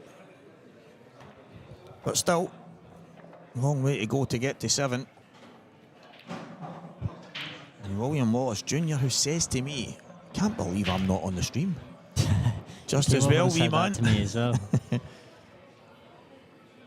Maybe trying to prove a point that he only plays on stream. Yeah. I can only perform if I know there's viewers. I think it's just done in order though. I don't think it's... Yeah, I don't think there's any kind of set, right, well, let's get this one. I think everybody Yeah. will. I've been saying it over the last while. I Listen, think if you it's want trying to give everyone a good shot Yeah. on the stream, just because it's use. if you want to play on the stream, I said it yesterday, you need to keep winning. Yeah. Keep winning, and at some point you're going to be on it because there's nowhere else for you to go. So Yeah. But they do like to try to spread it out a bit. yeah, it's one of the things I've really enjoyed with the IPA this year. In the early stages, they've tried their best now. Like a lot of pros, I thought he would have went through and took the one on the left side there, just making life a little bit more difficult. I think his thinking is though is this. I think that black goes past the yellow on the top right, so he wants to be on this because it's easier to down. But even if he had the hanger, he could have just screwed up the right and he had it in the. Oh, what a shot, wee man! Yeah, good shot. Anywhere but on the cushion. Well, if he gets these, he's right back in it. So.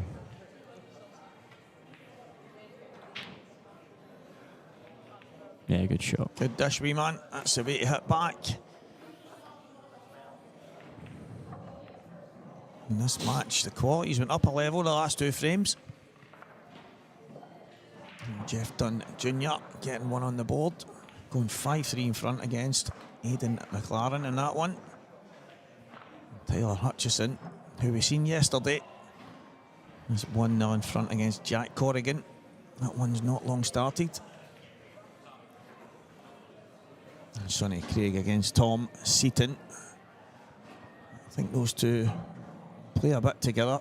I don't know if they're practice partners, but I know they. Jamie was telling me yesterday they play a lot. As well. Oh. Good chance for Brody here to get back on level.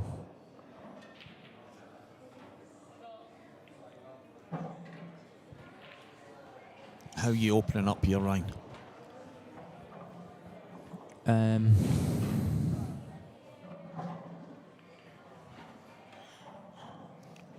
think I would be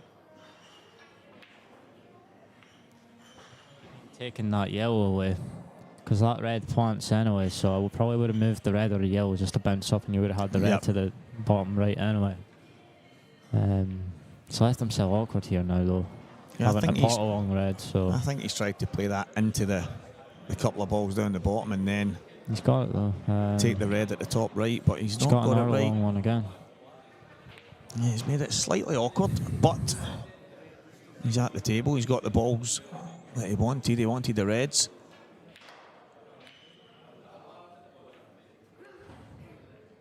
He's got it though. So, like you say, a little delicate shot on the plant. He Would you should be be on the taking one. this long now? To the bottom? and just rolling through for the ball on the Yeah. top, and then you'd have the plant down here.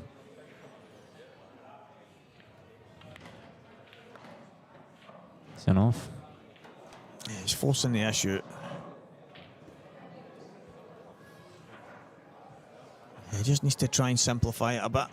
Yeah. Sammy and Luca are now 6 each on table 9. Sammy getting that one back.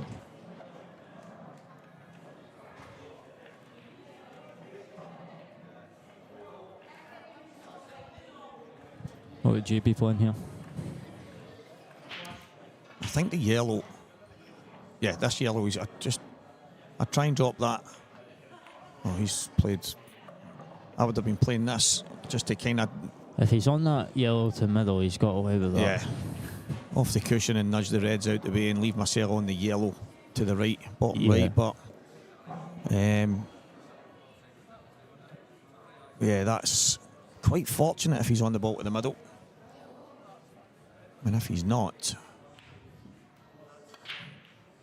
then it's probably all he deserved. But it does look tight. Don't know if he can.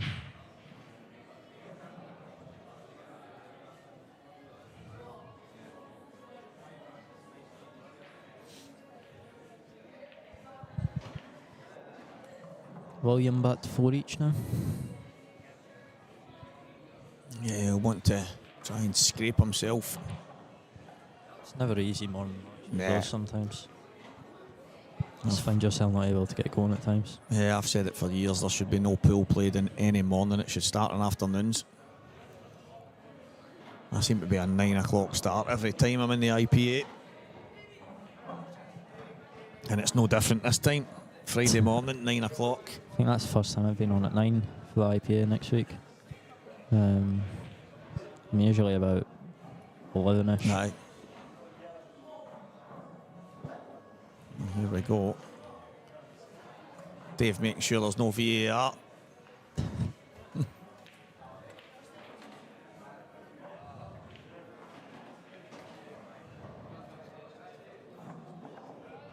He's back over again. These shots though shouldn't need a ref, but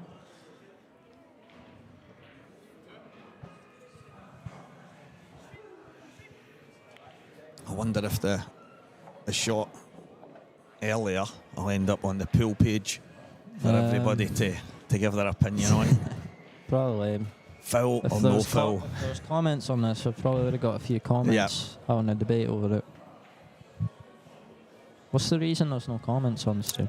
It's apparently there's a different version of YouTube, even though it's on actual YouTube. It's kids' YouTube, so there can't be any basically commenting or whatever it is on it because it's. Is that not bad for reviewers wise as well though? Yeah. If it's kind of kids' YouTube.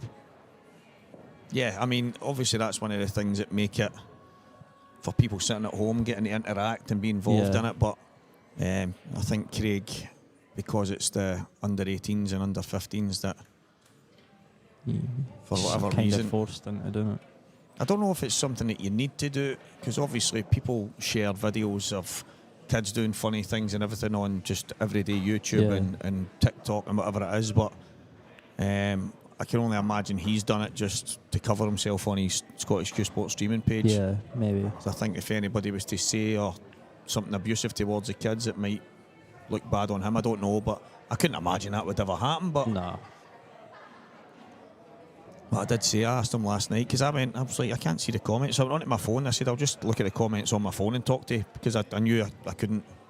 There was no mouse in here. There's nothing to change it over. So, and then when I went onto it, it said it was deactivated for. I can't mind what it said. And then I asked him, and he said, no, it's because it's on children's YouTube. It doesn't come with comments or something. So, yeah, it does kind of change the way it is for the viewers, to be honest.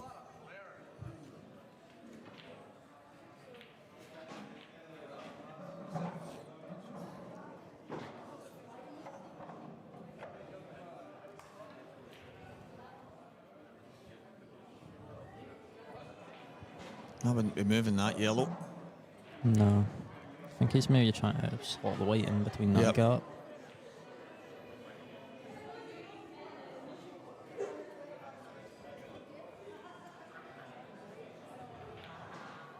The shot could cost him the frame. Is he trying to pot it, maybe? Maybe. I don't see the point in it, though. It's just being a bit too aggressive, I think.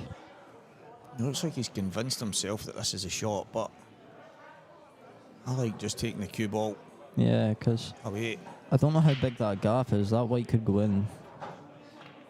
It was close anyway. And he's sort of got away with it. Yeah, that's... The old bash. I would love him to tell us that that's what he played. Sammy McMillan Jr. and Luca D'Ambrosio, 6-all. So we've got a decider being played right now on table 9. And that's a table to the left. Sorry, to the right of the table we can see right now. I'm thinking we're on table 10 like we usually are on the mainstream. I think table 10 is just done, I think. Oh, what a double. Need another couple of them. Well done, me man.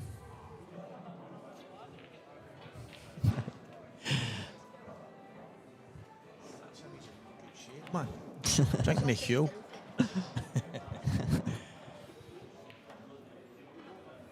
He wasn't far away with that there. What, did he try double? He tried double at the top and it's ended up coming off the knuckles and out, but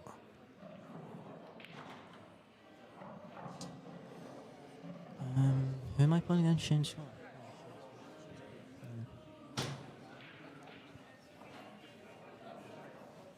young Evan Corrigan pointing. Should I say coming in here being a wee bit of a... He's just mad, isn't he? He absolutely loves it. He's class. Absolutely class. He's so like Jason, I think. He is. Charlie was... I think it was Charlie that said that he was watching the video with him. I think it was at the Lola's pool party thing, and he says to him, he went, "Dad, that's just me. That is just me. I'm watching me all over again."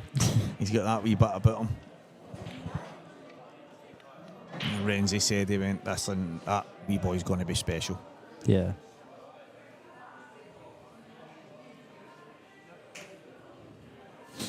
It was mad all the years ago. I mean, he's still only a baby. And he had the big shoes with the big platforms on them so he could get up to the table and that. And it's just... A wee while ago I said to him, I went, "Where's your big shoes?" And he went, "Oh, I can reach the table now." And I'm like, that's class. Especially made shoes for pool, brilliant.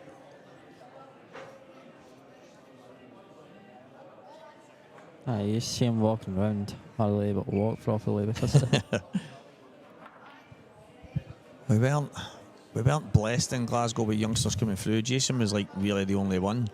Most players started playing when they stopped playing football and whatever. And as I said to Renzi years ago, I mean, it's weird, the Glasgow team's always kind of older.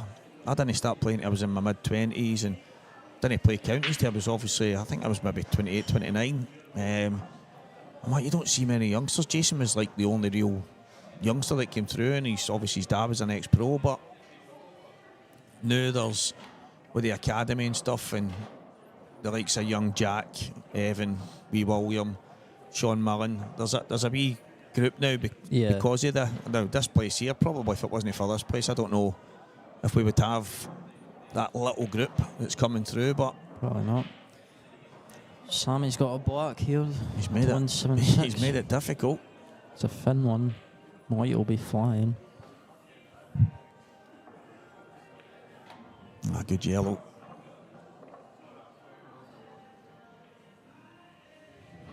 Taking the one to the top left now. Need to play to safety.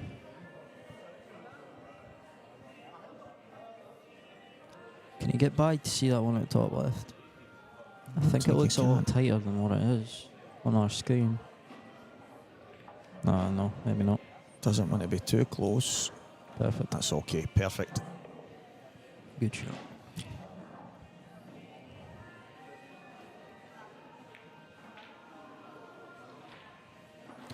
I think you'll have wee Evan on comms when I go. He's hovering with intent. Oh, Good block. he's nailed the double, and that one's over. Well. I think he's left it straight, though. That's the only plus side to it. But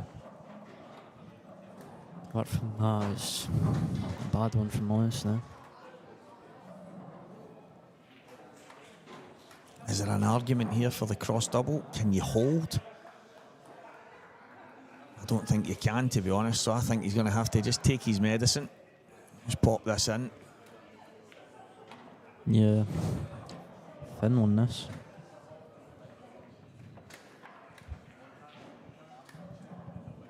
You're on, son. Table 9.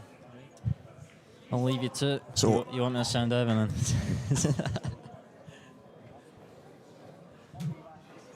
So Ryan Martin has been called. So he's on table 9 right now. His match just about to get started. And he's playing against Shane Scott. Oh, what a shot, young man. He needs a little bit of luck. He's hard done by there. Absolute robbery. That is a fantastic shot from young Brodie. He deserved better, to be honest. He had to take his medicine after Lewis missed. And he's left an awkward black now. So what's he going to play? As Evan Corrigan just helps himself to a seat. How you doing, young man? Good. Good. How'd you go on there? Did you play well? Well, I played well in most parts, but he took at least 3 minutes a shot. We had to get a shot clock on him. So Oh, was it really? Aye. it took over an hour and a half, so I had to just stay in. Good. Wee Brodie's unlucky there. He deserved a bit better. He's nailed an absolute monster red. Needed a wee flick on the 8 ball. Didn't get it. And Lewis with a chance to go 6-4 up. Who do you play next? I play Sam McMillan as He just won there, didn't he? Just won 7-6. Getting his look at the Ambrosio. Quite a cool name, that, isn't it? Oh, is it going to make it? Is it going to make I it? think he's underhit that. I think he's okay. He's Cut it in with a bottom left with a safe white. He's got a wee chance. Safe white. If he misses it, he's leaving the black over the pocket. Depends how much he misses it by. Nailed it. Oh, he's away. He's It's away. It was not even anywhere else. Heart of the pocket. To be fair, wee Brodie was really unlucky there. Lewis should never have missed. A bit of luck, but Brodie had a yellow down the Yeah, bottom left. seen it. Just need to drop it in, and then when he missed that, he's left Brodie dead straight on the red to the middle. The one to the top, a wee flick on the 8 ball, and the frame's done earlier. But 5 each. Yeah, probably deserves to be.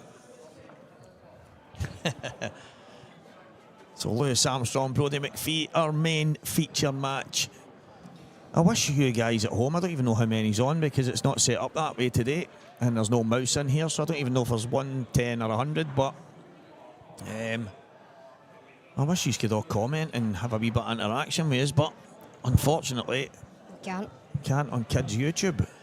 if you would like to go over to the other table, Ryan Martin is playing Shane Scott. Shane Scott has the tough task of maybe joint favourite for the tournament, himself, Lucas Bryden, and wee William, who's struggling right now, but he's 5-4 up against Kenzie McCormack. That's actually quite surprising because when we played in a Broth last tour event, Kenzie went 3-0 up and William came back and won 4-3. Kenzie is a very hard player to play. He plays a style that nobody else plays, but it works for him. So what does he like hold the cue backwards? well, like it's Like, no, you need to tell us, how does he play? What does he do? He just hangs bags. He doesn't Right. go for anything. Like if he has an easy finish, He he just waits until every ball's like.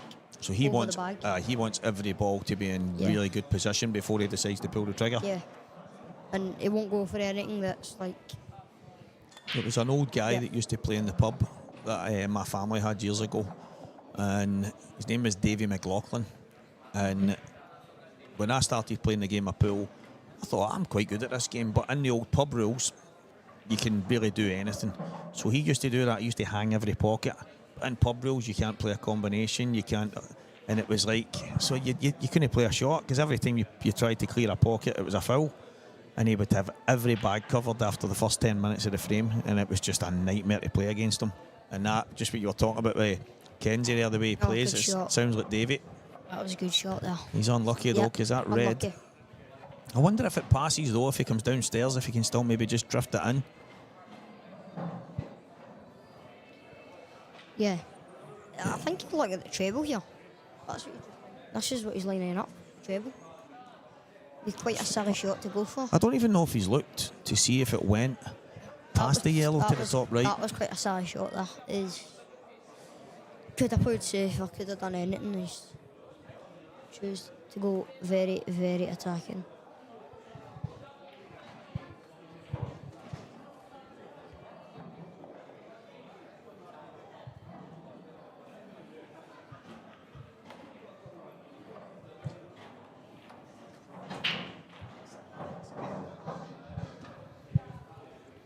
So, does that plant down the bottom, or does he need to play them into the middle, do you think? I think it is a plant, but I think the red might be in the way. Well, he might have a wee bit of work to do here, so Brodie might get back to the table. 5-all, best of 3 now. Safe. Well, he's tried to slide off that, I think, and come in behind it, but he's caught it a bit thick. He has left him an opportunity, and the black not in the best of positions, the St Mirren strip, but it's one of these, you just need to drop on it, take it up the line. Brodie's going to need some luck here to cut this in and land on something. Missed it. He's left. I don't think that yellow will pass the red now down the bottom. No, I think he's got a wee bit of fortune there, because even if Lewis pops the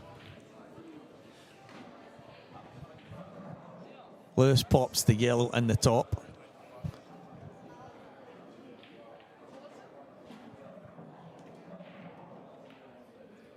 so we haven't just popping his head in again. He's becoming. I actually said to him last night, I don't know how many people was watching, as I say, I can't see it on the screen. Last night we got to see what the viewers were and stuff like that, but I've not got any equipment in here that I can see anything. I think Craig took the mouse somewhere, but so I don't know how many of you guys are tuning in, but I said to the wee man last night, I think you're just better sticking at the comms, mate. Just get a microphone and get rid of the queue. And he just looked at me and said, I'll keep the queue. So chance for Lewis. Screams it in. Needs a slight angle. And he's got a slight angle.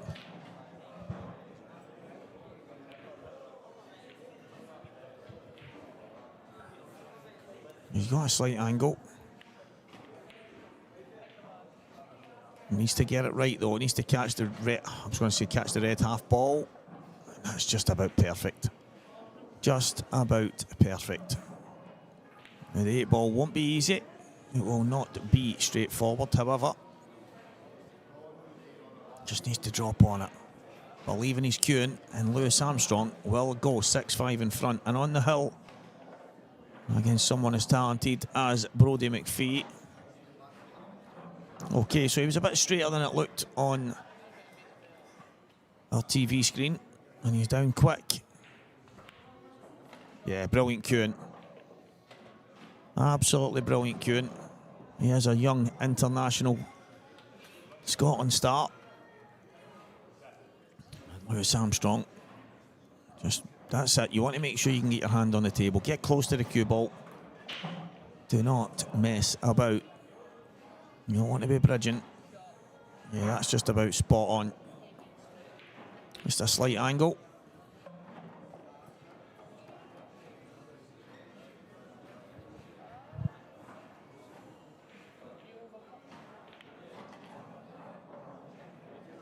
So huge 8 ball for Lewis Armstrong. He's missed it. Missed it by a long way. And now for me, if I'm Brodie, I'm taking the ball down the line right now. take the ball down the line, and then it is all over here at 6'5", Brodie McPhee.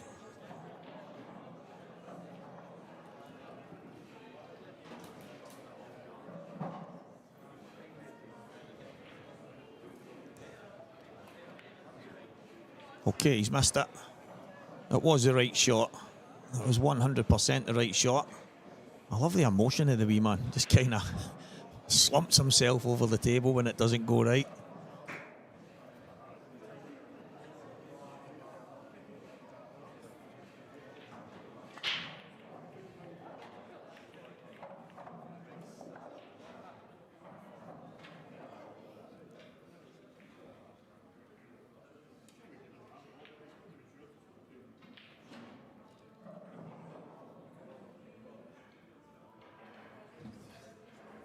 Now he's got the opportunity to play the double, play the thin cut. Play the thin cut, or it's the cut back or the cut to the left. He's got options. What is he going to pick? He's went for the double. Is it an off it? Oh! I hope he tells us that he played that. I really do. I do hope he tells us that he played that, because if he did, it's a fantastic shot. If he didn't, how lucky is that? John Dawson. That was very lucky. The fact is, he hit the first ball, then the second ball, then in, and yeah, he's actually pointed to the corner there to see that. He's got away with it. He's tried to get it in the bottom left. Fair enough. I mean, it's one of them, if you don't get it in the bottom left, if you get it wide enough, it might come out and hit them again, but it's went straight off them and in, so would you say, Dawson, you know these guys as good as anybody over the last while? You've got yourself embroiled in the Youths and Juniors setup. You're doing a lot of work with them now. And Ryan Martin, who's on the other stream table, him, Lucas Bryden, William Wallace were the three that I picked out as the probably early tournament favourites. Would you agree, or would you? Is there an underdog story in there somewhere for somebody to go far? Maybe not win it, but to go far. Go far, I'd say young Kane Young. Okay. The boy for Perth. He came up, that's his first year at under 18. Okay. He just seems to be getting better and better. Then you've got Big Nico, who's been plays with Ryan up in Dundee. Every game that he's played, Ryan, they've been close. It's been 4-3, 5-4 every time the tournaments are on up there. But then you got the boy that's playing young Ryan now, young Shane Scott. Ryan's got a lot of time for this young boy. Oh, young Shane, actually, he came over and he kept looking in, and I'm thinking he's just wanting a thumbs up for the talker. I'm like, he's obviously talker daft. A lot of the youngsters keep coming over and giving me it, and I'm like, so I'm having a bit of fun. But then somebody shouts into Ryan, by the way, the wee man's out here saying you're getting smashed. And I went, oh, he's actually over here. He's not coming over for a thumbs up for the talker. He's coming over to growl at Ryan. There's one more boy on his own table too, and it's young Riley Morton. I call him the giant killer. Right. Last year, he was taking out the under 18s, left, right and centre, in the tours. And it was phenomenal. He's doing it Bridlington this year. Charlie was there, and Charlie was like, Charlie fell in love with the boy. Right. The way his cue action and everything else, his attitude towards the game is phenomenal. It's a name that I've heard a lot of over the last while. Wee Brodie McPhee is one of them. Obviously, I've seen Lewis and some of the boys at different events. But Riley Morton's name has come up quite a lot. You remember the shot that he done in Ireland last year? Yes, I do. The one that we started calling him Melon. That's right. That's young Melon after That's that. right. It ended up... it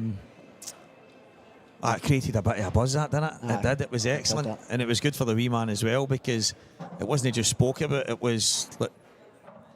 It made people excited to see now somebody with that imagination. Vision. Exactly. The vision, the free cushion escape. To show that imagination was just exceptional. Pot the ball and land perfect on the black for them in the middle. That's right. He's a name that, as I say, like, there's a couple yesterday that stood out to me, and it was obviously Nico, young Tyler. I thought Brodie was exceptional in his quarter-final yesterday. I just think there's a real talent there. If all these kids kind of hone their skills over the next while, they'll all be very different to each other, but It's Scottish pool right now is in such a strong position. I look at the international scene, Dawson, and I look at the way the teams could be if all the very best players played.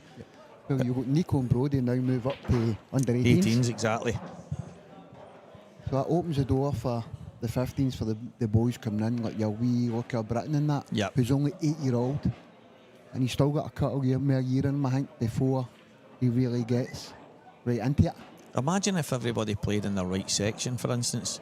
And I don't mean that. So, like, right now, the seniors, I think to myself, right, I could be in the seniors. I've not played a seniors international yet, but I could play seniors. Chris Payne can play seniors. Like Brian Taylor and Tam McCallum and somebody, I think Tam McCallum's played in the seniors. But then, there's Mark Boyle. There's Scott Gillespie. It's kind of getting to it. Imagine the senior, Davy Markey. Now, Davy's obviously played as well, but there's Big John McFarlane and guys like that, Scott Dunbar and guys that have played in the seniors. They should be in the Masters, right? So imagine them in the 50s, John McFarlane in there with like Billy Stirling and Scott Dunbar and Snaz. Jonesy, Snads, like the Masters team. And then you go to the seniors and you've got, maybe it's Davy Markey, maybe it's myself, maybe it's Boyle, maybe it's Scoobsy. I don't know, there's probably better players than me, but just for instance. And then you bring through the next crop that obviously you've got Morgan and Mark McAllister and all the guys that are in Scotland. And I look at it then going down to the next group and I'm like, this is unbelievable. Imagine we could get all the guys in all the sections. It's like the Masters in 2 weeks' time's in McGoldricks. It's absolutely the nuts. Masters Scottish. And there's 99 entries for it. Brilliant.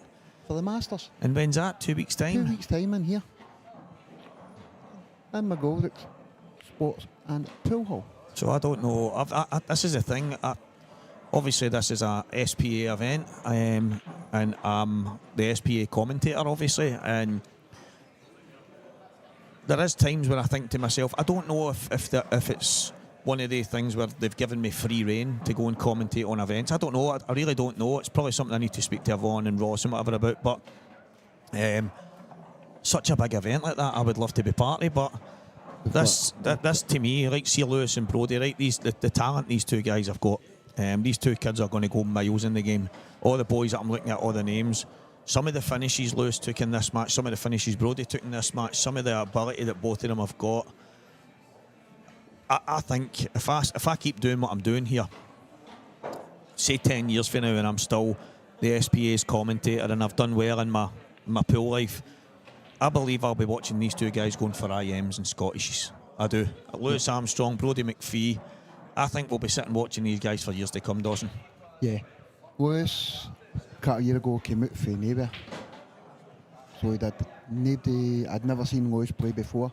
First time I seen him play was in here in one of the wee tournaments that Paul runs. And I think he beat one of the old boys. Right. And can't remember who it was. And he just started doubling everything for fun. But then he seemed to grow into that. Then Brodie, I've known Brodie for a few years now. Brodie was my captain in Ireland last year.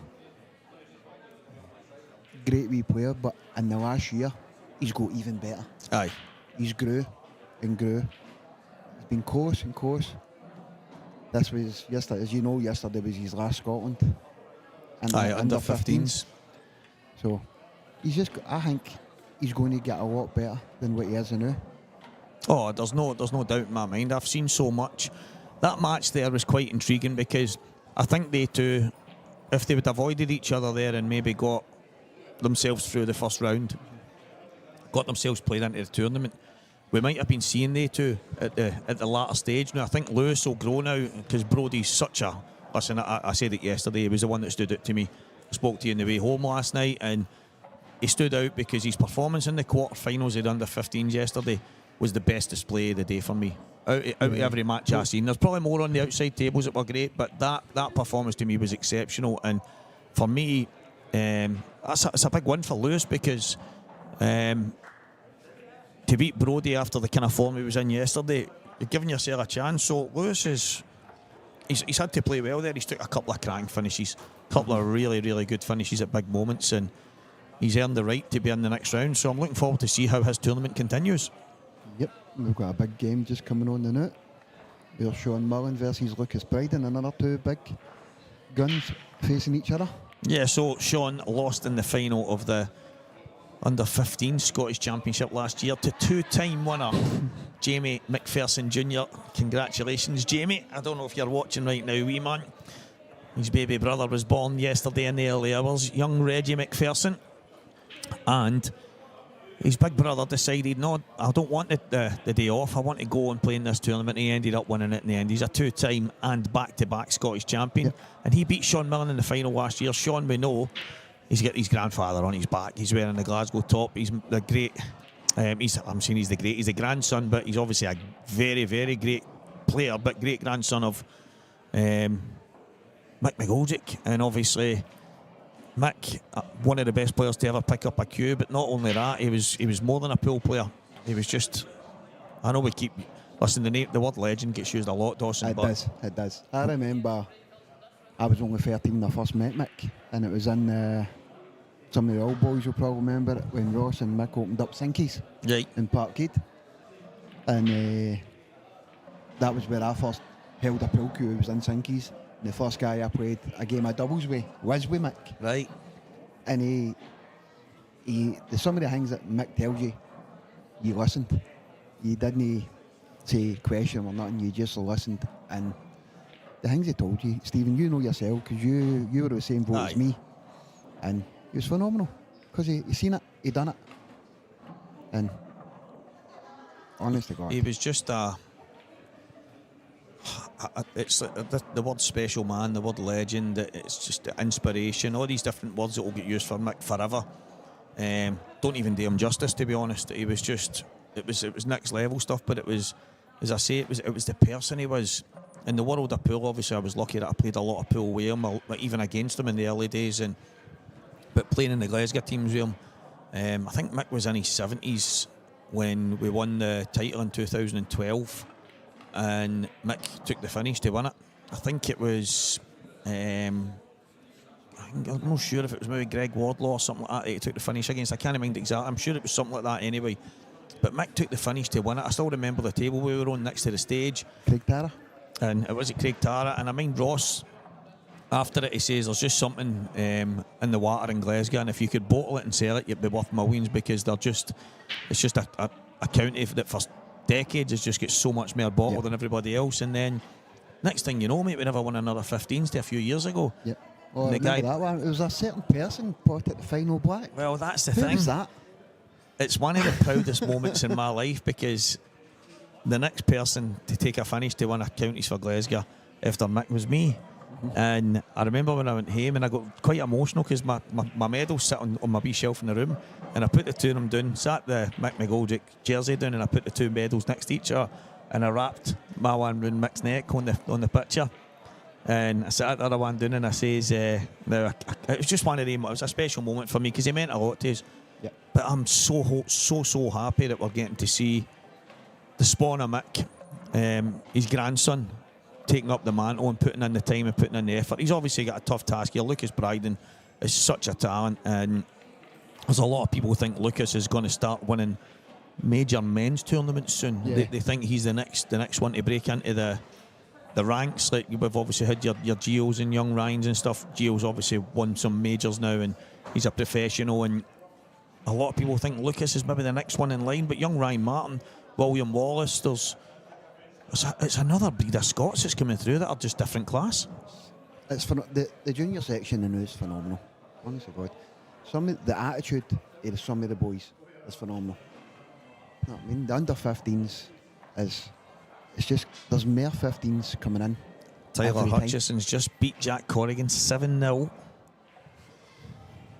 Didn't see that. Yeah, that's a big result. Tyler played well yesterday. Yeah. He did play well, and he obviously lost out in the semi-final, but beating Jack Corrigan 7-0, that table time he's had yesterday has obviously propelled him, because that's a destruction.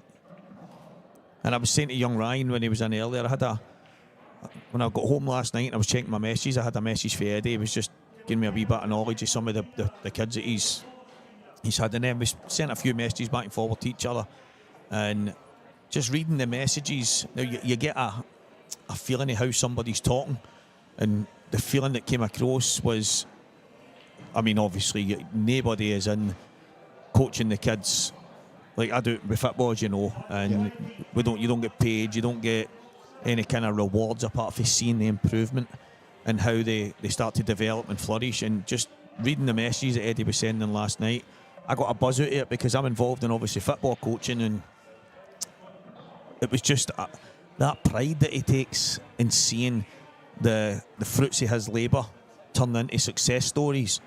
I had a wee buzz, and I ended up saying to him last night, at the end I wrote, P.S. that's what makes you special. And what I meant with that is because he's no in it for satisfaction to get this great gratitude. Obviously that'll come naturally because you're successful at what you're doing and you're bringing these kids through. But it's the fact that all these youngsters take to him so well, they know they need to work hard because he won't accept any less. But then when he sees them go deep in tournaments, win tournaments, all these things, that's the success for him. That's the big moments. He's not looking for somebody to pat him in the back. It's enjoyment. Exactly. Getting to see them succeed. And reading these messages last night, I thought, and I wrote at the very end, he said, "Have a good night, pal," and I wrote, P.S. that's what makes you special. Aye. That's what it's all about for me. The boys in Dundee all love him. I just think he just came a wee bit too far there, didn't he? Oh, great black. Great black. Oh. What a fantastic black from Sean Millen. And he's one up. I thought Lucas was going to take the reds out. He was in prime position, and then all of a sudden, next thing you know, Sean's back at the table. But yeah, I think this will be a long game, possibly, with two of them. Sean, yourself, Stephen is no long started playing pool. That's the thing. He's only took it up in the last maybe year and a half to 2 years. I remember watching him playing a wee bit, and it wasn't me being. See that way when you see somebody and you think that's good that young man's putting in a wee bit of time. Brilliant for old Mick, looking down that, as I say, his flesh and blood has took up the game that he now loved so dearly. But there's always that thing. Now, is he only doing it because he's granddad? Is he only doing it because it's expected? And his granddad's his big inspiration. He wants to be a success for him, but he's doing it because he loves it. Yeah. He's caught the bug, Dawson. He's caught the bug. He's got the bug. And that's massive. Because people can force it, and you're not going to succeed if you're forcing it. And he's caught the bug in a bad way. And it's one of the things, I seen the potential, and that's why straight away I says, you're coming to my team on a Tuesday. And it's just because there's obviously the likes of Renzi and John Joe and Billy Stirling and guys like that. The old heats. Exactly. The old heats. When you see something special in them, they need that wee bit. And Renzi obviously had a chat with them and I mean, wee William, and says, look, this is what you need to be for your next stage. It's not about going and having races with people. It's about just learning and now teachable moments, wee tiny details now that can make the next difference. The thing is, I practice with young Sean a couple of times a week, and first time I practice, he says, "What you want to do races?" I says, "We won't do races." I says, "We'll just practice. Pot boys. Play your normal game, just pot boys and see what we go. There's no point in playing these wee races when you want to practice and get it done and dusted." There's a good shot for Sean there. The problem when you're having races at such a young age, wee William, this is class. So William comes out, and I'm thinking, right, I'm not going to have races with a young team, because if you're beating them, you don't want to be destroying confidence. You don't want to make it like it's a nightmare for them. And I know they've got to learn, and it's teachable moments and stuff, but I thought we'll just break the balls, we'll go for some finishes, and we'll have a wee bit of fun. So I look at the board, Dawson, and there's a dartboard score hang, and there's, I saw the marks on that, so I didn't notice them. So I'm playing away and I'm on my phone, but there was something happening, quite important, with a family member and stuff like that. So I'm on my phone quite a lot, and I says, "Wee man, don't just you pop balls, don't worry about it." So I was dealing with something, and I looks up and he's marking this board, and I says, "William, what's that you're doing?" And he went, "No, nothing, mate. It's just that's 9-3 to me." And I went, "What?" I says, "Oh, are we competing here against each other?" I said, he's like, "No, just so I know whose break that is now." And I went, "Right, okay." And so his dad was laughing, and so I walloped him 15-10 for there, right? And I says, don't you ever mark a word with me again, son. And his dad went like that to him. Well, William, that's what you get for you poked the bear and all that. But we had a wee bit of fun with it. Another thin black though. Yep. Oh, he's done it again. He has done it again. But it was just that way I thought, you're wee wide, don't you? But it's the wee things that I love, because it was competitive nature that kicked in with him. And he's thinking, oh, I've got Stevie. And I had no problem with that. But the minute I made it out to him as if I went, that's you're getting my best here, boy. But the thing is, he went, panic mode. Instead of just, because he had chances that he would have took every day of the week, Dawson, he'd have blew me away. And I was like, oh, he's panicked. But he's, what a kid. But he's another one. He was in here yesterday. It's the first time I've seen him walk into a pool hall with a crazy on. He's just, wee William was on table 6 here, didn't catch the final score. Last time I seen he was 5-4 up. He went 6-4 up, so I'm assuming that match is over in Williams' favour. Tom Seaton and Sonny Craig. Sonny was in front in that one, but Tom, I think Jamie told me yesterday, Tom and Sonny do a bit of practicing together. Yeah, the two of them came at the same time. It was Sonny that actually got Tom into pool away last year, if I remember right. Tom comes for the snooker background. Aye. He still plays in the snooker background. He's a cracking wee player. Watching Sonny, when Sonny's on his game, Sonny's hard to beat. Aye. He's just, I'm only really seeing the results more than anything. But we had a wee chat at the IPA in Glasgow with Sonny. And he had some good moments, and obviously going to play against the best players in the world of pool was big for him. But at the end, before we were leaving, his gran and granda were wanting to get a couple of photos in that with him, and he's like, no, I don't want. And I was like, come on, I'll get a picture with you. So put him round and we get a wee photo.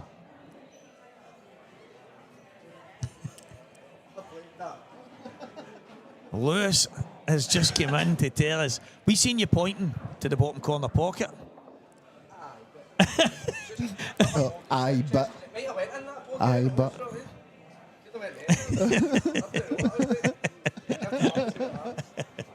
Oh, well done, young man. Shaking like a leaf.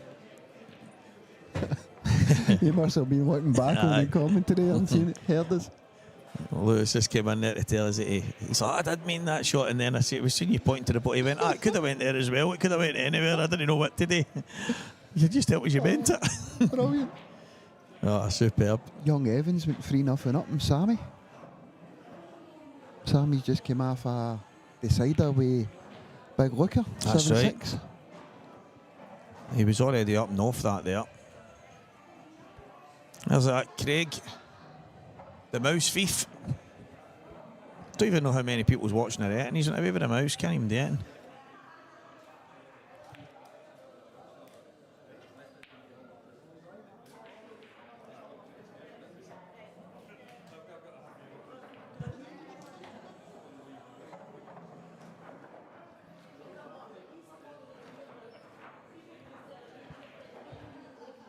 Looks like young Ryan Martin's on a mission here.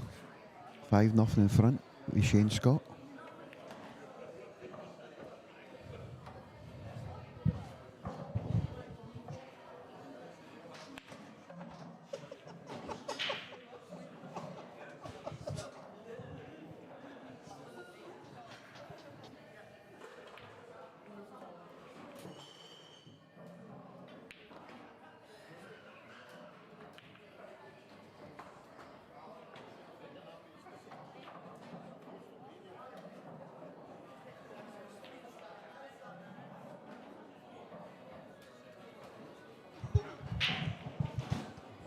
Just having a wee bit of fun there.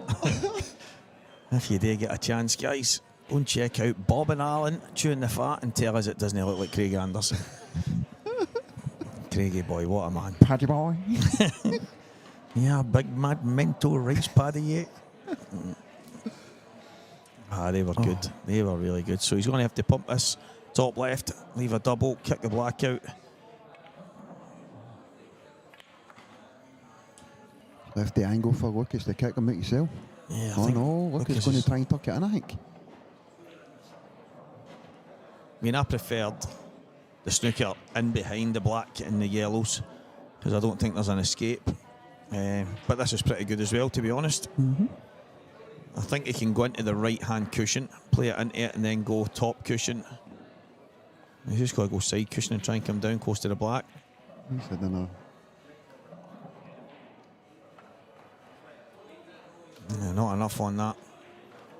See, I would have played into the right-hand cushion, top, with loads of left-hand side, and just tried to spin towards the one at the top end. But chance for Lucas Bryden to get himself back in this match. Oh, that He's yellow's got just lucky with came that up. one at the Yeah, middle. very, very fortunate. They'd have been in a lot of trouble.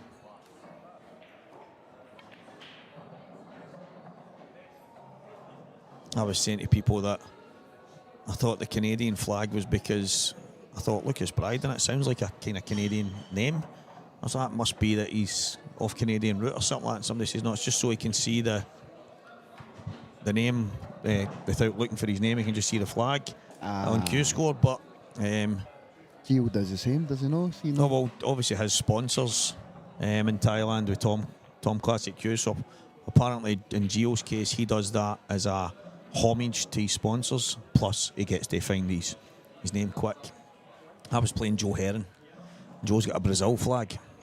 Right, so I'm at football on the pitch, and Colin always checks Q score, right?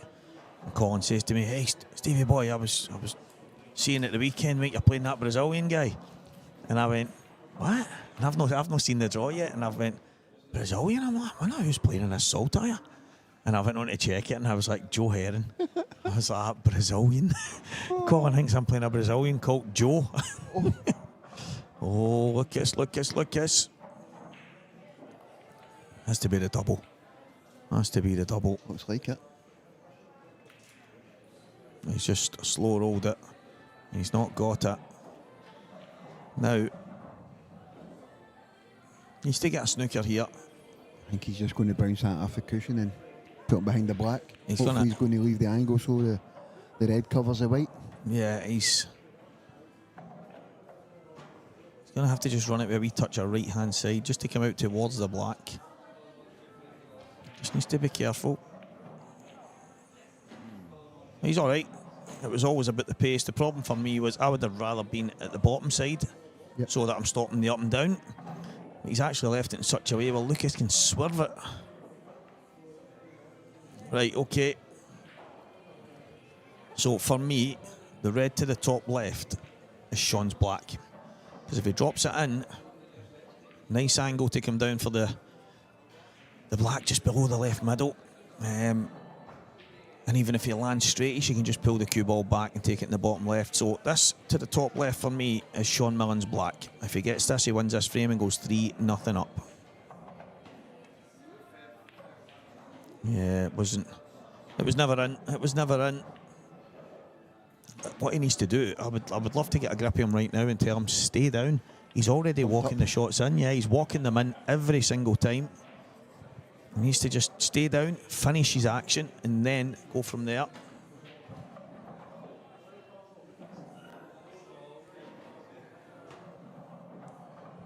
Look at our scores here too. Tom Seaton, Sonny Craig, 5-4 to Tom. Yeah, good match that. Ryan Martin. 5 Making- each, it's just popped to. Yep, so it is. Ryan Martin making light work of young Shane. And maybe when Shane said he was going to smash Ryan, he meant in a car park. Yeah, the wee man. Great character. He kept coming over to the commentary booth and looking in. I was giving him a thumbs up, as I say, thinking that he was coming over for a... I thought he was doing the evil eye to Ryan. He was. He definitely was. So William Wallace Jr. won in front against Jeff Dunn Jr. And I wonder if Young Evans 4-1 in front. we'll get Geoff Senior on watching later on. But again, there's no comments, unfortunately. So for me, that does limit the amount of people that tune in, because when the interaction starts, the numbers just seem to fly. We've had some major numbers over the last while in the interaction. had Renzi in here not so long ago, and he said to me, Stevie, I've always been a wee bit on the fence with the interaction because I think there's maybe a certain way things should be done. He says, but you've always argued that, well, we're not snooker, Renzi, we're pool.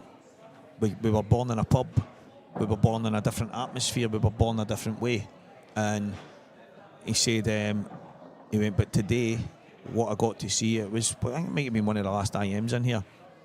He's like, what I seen was like something I've never witnessed in my life.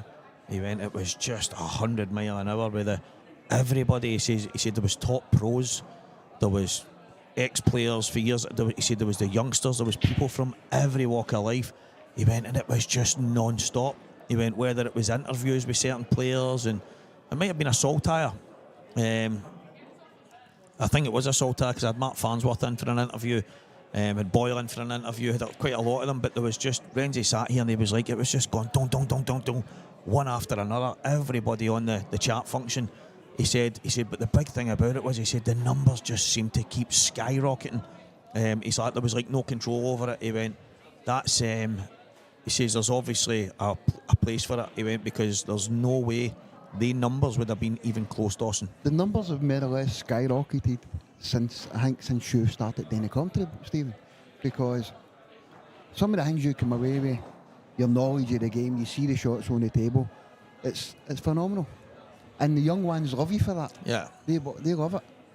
Do you know that yourself? It's you're coming, you're telling the shots before they even hit them. These young ones are listen, education. It's brilliant for them. But it's good. It's one of the last night when wee Evan was in here with me, and he was sounding like me, right? And I says to Natasha, I says, he's in there stealing all my patterns. She went, Stevie, all he does is listens and watches. See, when he's watching the pool, he just listens to you. And she says he hangs on every word. He loves it. But when I walk into the building, he'll go, there's Walker the talker, and he loves it. But just listen to him, and I'm thinking, for him, because he was, honestly, he's going, take a bow, and all sort of stuff I would say, and I'm like, he just sounds like me. But it's, listen, see, for all the youngins, that's one of the main reasons I wanted to do this last year. But Craig didn't know that the guys wanted me to do comms, and he had his stuff away at one of the other championships. I think it was maybe the seniors or the masters. It was the same weekend. And so Paul was on to him and saying, so how did it? And he's like, there's nothing we can do. I've got everything with me.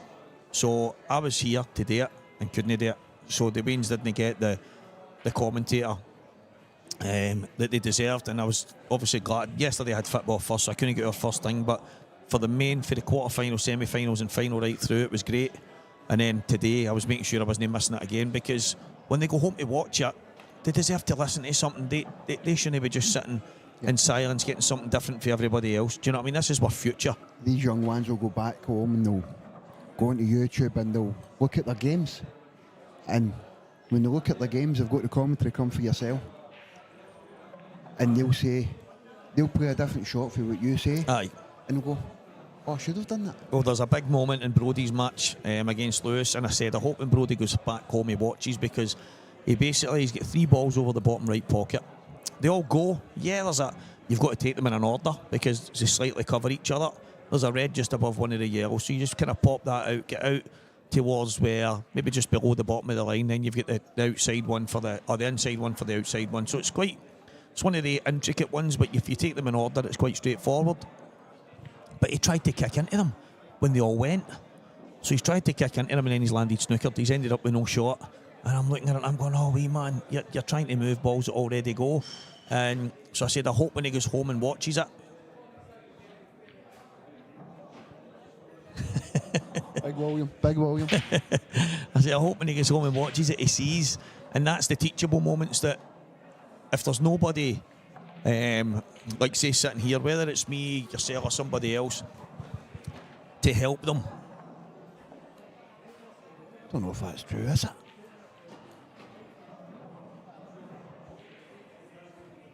Wow. We're just checking my phone here a wee bit. Something came through.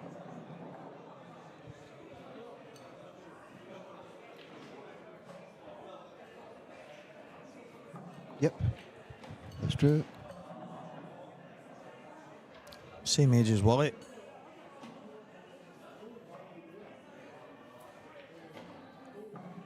So same age as Wally Lemond. Ricky Hatton found dead. Wow. God rest you, Ricky boy. Ricky was some man. Yep. We used to go to a tournament with Wally down in Essex. It was the Emily Rose Foundation. A young girl had a rare illness, and so for some reason it became a football tournament that the best boxers in the UK at the time, would put teams together.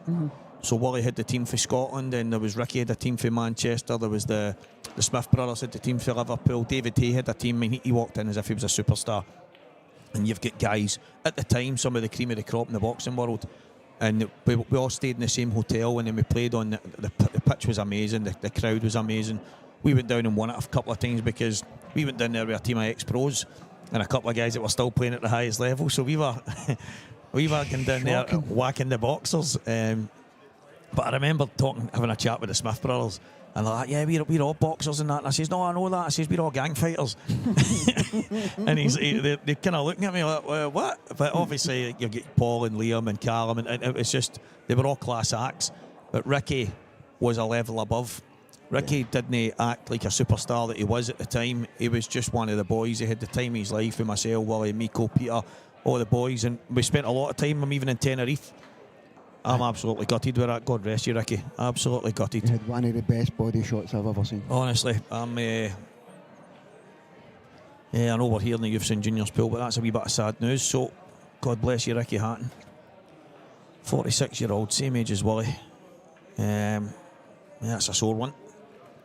Young Sean Millen, back to the pool. What a chance this is. If that red goes inside the yellow, and it looks like it does, Dawson, he might leave it to last. Even if he's on it right now. Last, he's on it right now. I would be taking it now just to make sure. If he does leave it to last, it'll go by it. Also, even if he touches the cushion first, it'll go in half a yellow, I think. Yeah. It's basically it's his ball for his black.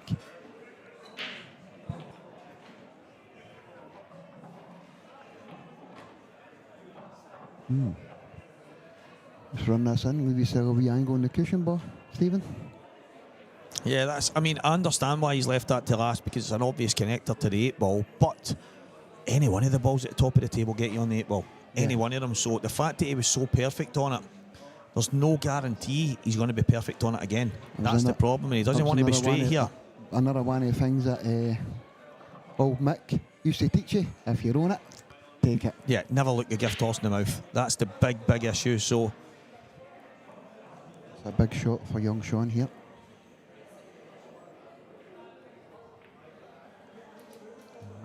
Yeah, I mean, even from there, what's the thinking? He's already on it. Then in that situation, he just pops that in and comes down the table. So he's cost himself this frame. And I know the wee man will watch it back, but he really should have taken that while he was on it.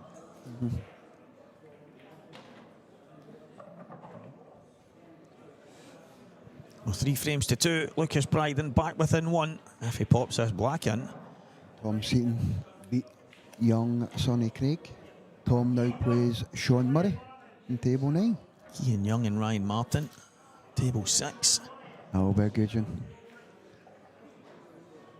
Is all go here just now in McGoldricks Pool and Sports Bar. This is the Joshua Lennon Kerr SPA Scottish Under-18s Championship. And I am very proud that young Joshua's name is on this title.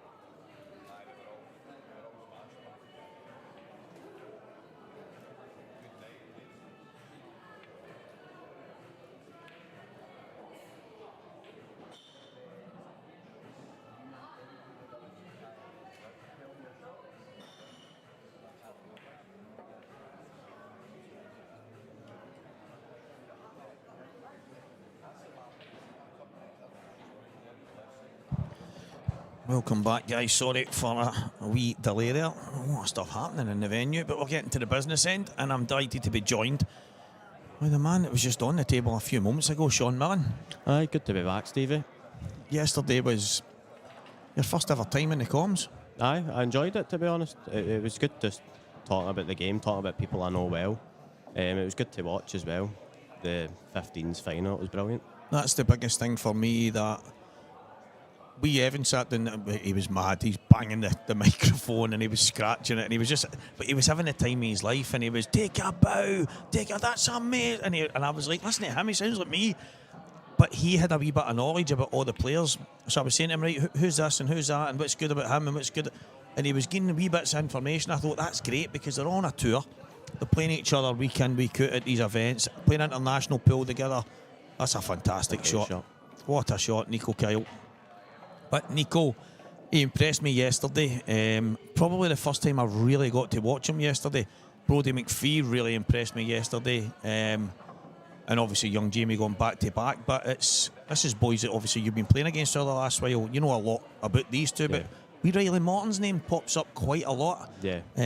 He's quite a talented young man as well. I know he had a big shot, it was a... In Kilrain. The thing in Kilrain, aye. And people were calling him a young Chris Mellon, and they were trying to, I think they were tagging Chris in it, trying to get him to comment on it. I don't know if he ever did, but I didn't even think at the time we could have got Jason to get a hold of Chris for it, but he's obviously showed a wee bit of imagination in that shot, and he's more than capable of beating Nico here, but he's one of the form players, Sean. 100%. And Riley, his knowledge of the game, he's so young in years, it's absolutely frightening. You'll see it here, even his safety game's absolutely brilliant for the age of him as well. But that's where it comes in. Nico's game's the opposite. He's more attacking, do you know what I mean? But if Riley gets a hold of him in the safety side, I would say he's probably more favoured. But Nico is a cracking player, so it will be a good game. Probably the biggest breaker in the building, Sean Murray, came over to me earlier and he said, I heard you like my break. And I said, listen, wee man, that is an absolute weapon. And he was at the table and he stood up and I went, well, maybe I should say big man. And but listen, the break gets spoke about so often. The reason I'm bringing it up is because that break there, obviously Nico's went to the cup break, they've not come out well. That can happen. And then all of a sudden you're in a wee bit of a scrappy affair. I don't imagine you get too many of them with Sean Murray, the way he breaks the balls. Yeah, it's just the amount of power he gets behind it. Sometimes people say like your control and things massive on the break, but if you're getting enough power, the weight staying on the table, they're flying everywhere, and he's really good at that, to be honest. He's a great potter as well. He's a nice boy, so don't see why he can't take out a couple of big names today. There's a lot of hope in the building that we get a wee bit of an underdog story. We're getting down to the business end anyway, because I've noticed that all the other outside tables have went off, and it seems like we've now got only 4 tables in play. Yeah, they might just be it is going quite fast, to be honest. So we've already had last 16 games played. So trying to get a wee turn for the venue as well, try to keep people in. But it will be a good day. Some great pool on show. Yeah, quarter-final stages are going to be coming very soon. I don't even know if some of them have started. Is this the last of the last 16 games that's maybe on right now? It might be. Me and Lucas, we were the last scheduled on, but we're the last stream game. So I'm not sure how the rest of the schedule was working. But there won't be long till the quarter-finals start. I wonder how Nico felt last night. He's obviously been playing some good stuff. I think I'm right in saying, from what I get told last night, he won 2 tour events, and then he's been beating the final of the Scottish under-15s last night. Even though there's a couple of kind of hot favourites in Ryan and Lucas and even wee William, he'll be quietly confident that he can get some good results. Yeah, he's got to be. Your confidence is massive, and Nico's one of the players that he never beats himself up. He always just gets on with it, and I think that's massive in pool. But he can take out a couple big names, definitely. He's definitely got some good temperament. When I went out last night after I don't know if it was it might have been the last 16 quarters. I can't remember exactly what game it was. And I says to him, I went, by the way, that was different class, young man. And just in talking to him and the way he came across, and I went, very, very level-headed, and I'm impressed with him. The fact that he's only been playing the game a short time, and it's the same with you. You've only been playing a short time as well, but if you put the effort in, you start to get the rewards, and it's good to see. Yeah, exactly. Just need to keep yourself grounded. That's one of the massive things in pool. If you're too cocky, you're not going to get anywhere, because anybody can beat anybody on their day. Do you know what I mean?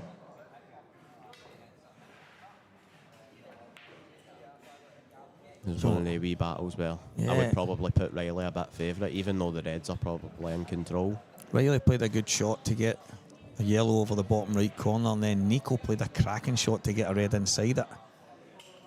Well, Nico's shown a wee bit of tactical nous as well for getting the ball in there, but obviously it's okay getting balls into position. You then need to take them out, and it's still slightly awkward, and he's played a good shot as well, but I think yeah, this is a shot. Try and get that red kind of cemented in the group. Yeah, it's a good shot again. Honestly, his knowledge in the safety game's frightening. For I think he's 14. I think he is. I think he just turned 14 this year. It's frightening. Yeah, good shot. Well, this could be on for a wee while here, just back and forth, isn't it? Yeah, it's one of the. There'll be maybe 2 or 3 kind of nothing shots from each of them over the next while, but I mean, I'm not convinced that's a snooker. I think you can get through the 2 reds. Yeah, it's tight because that red's it's beyond it. Do you know what I mean? Yeah, I think you can get through there, no problem at all. And that's what he's just called. Yeah. Never a total in a million years. I normally say you can get a football through there, or a snooker ball, or a bowling ball, but nah, the gaps. I know that they're sitting slightly offset, but I don't know if I'd be playing the gap right now. I think I'd probably be playing the cushion first, because it looks as if he's just naturally coming into the yellow. Yeah. Oh, it's a bit pacey. He's got fortunate there. He's got away with it there. I mean, he was always giving himself a chance playing it at that pace, but that red that the cue ball's closest to, it's because it wasn't a total. Oh, yeah. Yeah, I'm thinking to myself, what has he just done? They've opened up a wee bit. You've still got a tricky wee red, though he's miscued. It's lucky he got a cushion there. Yeah, he had me kind of baffled. Yeah. And it wasn't a total snooker. I must admit, I missed the chat function that we don't get because it's on kids' YouTube. Oh, is it on kids' YouTube, is it? Yeah, so I don't know if that's something that needs to be done or it's just a decision that Craig made on his own to limit anything, but he says it's basically a kind of parental control type thing, so yeah, the chat function is always good for the comms, and it gives you something to talk about with the viewers and things like that. It keeps the viewers really party, it keeps interaction, and rather than thinking and feeling that you're just sitting watching, you actually feel like you're involved in it. But it's obviously, I went on it on my phone yesterday, and I said to Craig, I tried to go on the chat function on my phone. I just thought maybe he didn't put it on the other screens. And I said, but it was saying something was disabled. And he says, yeah, you don't get it on the kids' YouTube. So he's put it on the kids' version for the live stream. I think that must, I don't know if it limits access, because obviously I think anybody can still watch it, but nobody can see anything. I was actually thinking that yesterday. I wouldn't think that anybody would be saying bad comments about the kids, do you know what I mean? Yeah, but you wouldn't I think, maybe if there's 1 or 2 people maybe saying derogatory things and having a dig at maybe 1 or 2 things that don't go the way that maybe the pros would play stuff, and then the kids go home and feel a wee bit down by it. So I understand the reason for it, but I would hate to think that the people that are watching this would be people that are interested in the youngsters, do you know what I mean? So I wouldn't think anybody would say it bad, but I do understand the reason why Craig's done it. Yeah, some of them are still young as well, aren't they? So they might even if they watch it back, take the comments the wrong way. No, exactly. But obviously, one of the parts of it is as well, though, after it's finished, you can delete all the comments. So Craig could essentially after it was done, take them all away, and then that way all you're left with is the pool. So, Yeah. but it is what it is. And we've got an under-18s, Joshua Lennon Kerr, Scottish Championship. I actually called it a McGoldrick yesterday because it was a McGoldrick under-15s. I always thought it was called that, to be honest. I only learned that it was a couple of weeks ago and it was called that. And it's good to have the names associated to them. Yeah, definitely. Because majority of the people here won't remember who they were, do you know what I mean? It makes it, it's like a talking moment when someone, that's a great shot. Yeah, it's a great shot. Great shot. If somebody says, oh, who was Mick McGoldrick, who was Joshua Lennon Kerr, who was whoever all these people are, who was Ross McInnes, everybody would be going, oh, I know him, he's a moaner. But then it allows you to then go into detail and talk about who these people were and the kind of characters they were and the kind of stain they've left on the world of Scottish pool. So no, it's definitely good having the names associated with it. Good finish from Nico. I'm not convinced that he was screwing straight into the yellow and to land as perfect as he was, but it could have went wrong, but yeah, he played at a pace and get a good chance of landing on it.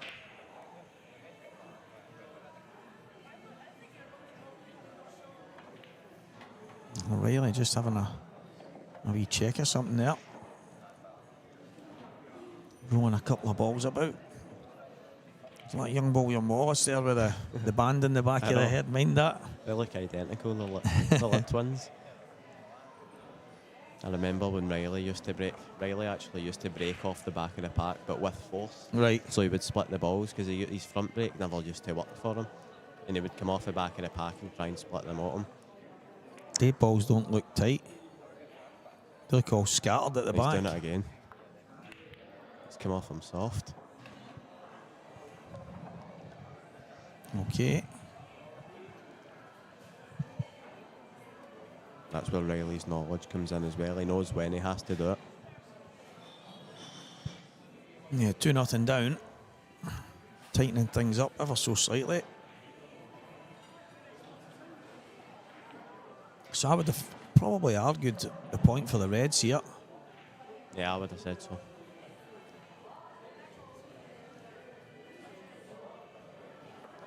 More of them in the open. He's got a wee half chance here, actually. Yeah, I wonder if he'll push the boat out. I don't. The black's not going anywhere anyway. So he's pushing it towards the side cushion. Yeah. He's got a wee tricky red on the side cushion over there. On the right hand side.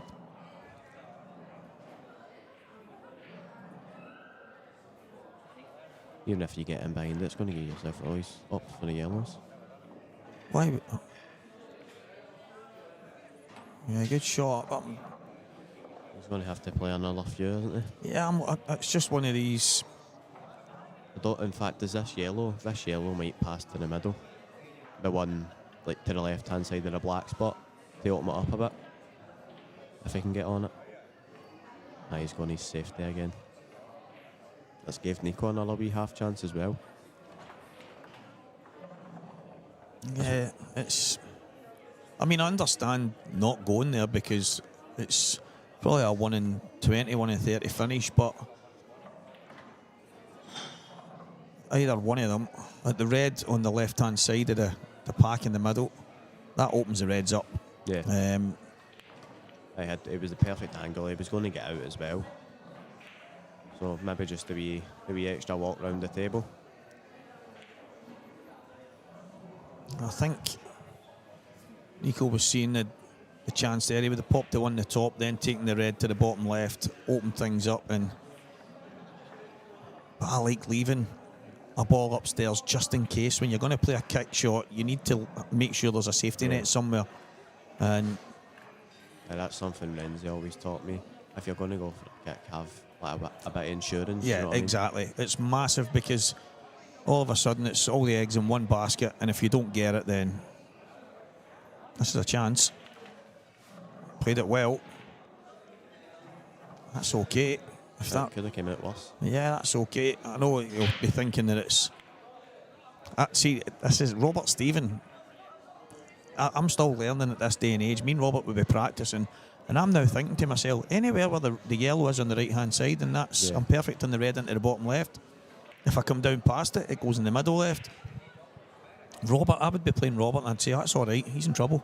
Yeah. He's going to have a hard job getting on that, and then next thing you know he's right in behind it playing it, and then I'd go, why am I not even thinking about dropping on that? Now, even if it's only a couple inches off the table like the yellow, I would be dropping into that space. Yeah. And that's shots that I didn't used to play, maybe as a pool player as much as maybe what a snooker player would just drop on a ball, when you're always learning. I don't mind this. I don't mind him taking it because he is.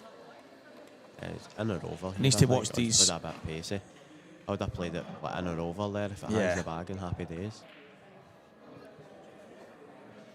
That was the hardest part. Yeah, I didn't mind him taking it on, but there was no margin for error for me. Yeah, to at least get the pocket. Yeah. But I think he was always going to cannon that yellow. Yeah. So he would get the cue ball out, but he had to make sure of the pot. He was so desperate to get the cue ball out, so he's played it at such a fast pace. He's forgot to pot the ball. That's a good shot from young Riley. So now he's got a good connector. He would have loved it to be slightly lower. Yeah. But he can just drop on it, pop it in the top. Just land slightly low. Play it in the middle. It's a big bag down here as well, to be fair. On this one. Yeah, I mean, I would probably be tempted to take it now and then just go below the two reds off the maybe two cushions back across. Has he got enough of an angle? So he's rerouting here. He's going to cannon it or try come beyond it. If he tries to slide behind it, he might not leave himself the right angle. He's tried to go for the cannon there. I think I would have just tried to drop on it, to be honest. That's the thing I was just talking about a moment ago, because it did go in the top left, it went in the top right, goes in the left middle. If he just pops that in, gets to the right hand side, he would have gave himself some options, but up behind the black, he's straight and off. Things not going right for young Riley right now, but you can see the idea of what he's trying, but it's just not going to plan. Yeah, he's just got to try and get him out his head.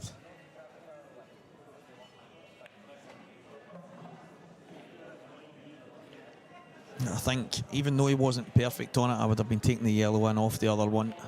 Yeah. And just playing off two cushions back across, and then. Yeah, it was a massive bag as well. Yeah. Nico had a red down here, so even at that's Riley's. Riley's probably thinking a wee element of safety, but that would have been his element of safety if he takes the cut and he hangs the bag even. Because it wouldn't have popped back out. Off a yellow, probably would have dropped. Sean Murray, 6-3 in front of Tom Seaton. That's a great scoreline. Tom's a cracking player as well. Yep, Daniel Riley, 6-3 in front of Tyler Hutchison. Tyler had a great tournament yesterday. And Ryan Martin and Keane Young. Ryan 4-2 to the good in that one. Yeah, Tyler's been really impressed with the last couple of tours as well. I think this year again, it's only his first year in the tour, but he's definitely making his mark.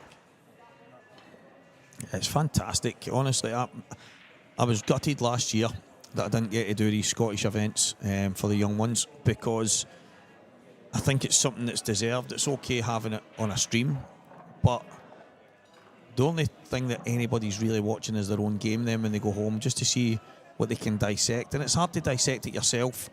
So when you're watching and there's somebody talking, whether they're going on about every shot or whether they're talking about other things in the game, there's something to learn. There's always something to pick up on, and I just think there's so many teachable moments when you're like your frame. You already know, so you don't need to watch it back and listen to me saying if he takes that in there, he's got every other ball to get on it. You know already, but there's so many other moments. There's one in Brodie McPhee's match before where he's tried to kick out balls that all went, and he's just not looked to see that basically there was a pattern that had to be played. He had to take them in a certain order, but they all went. But he's tried to kick into them and make it easier.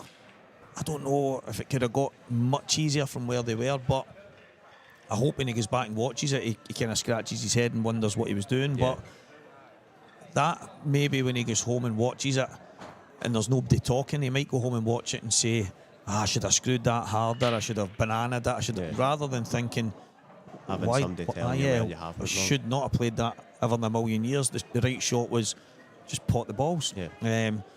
So I think that's the big thing for the young team. And when Paul messaged me a couple of days ago, because I was on holiday, he says, when are you home?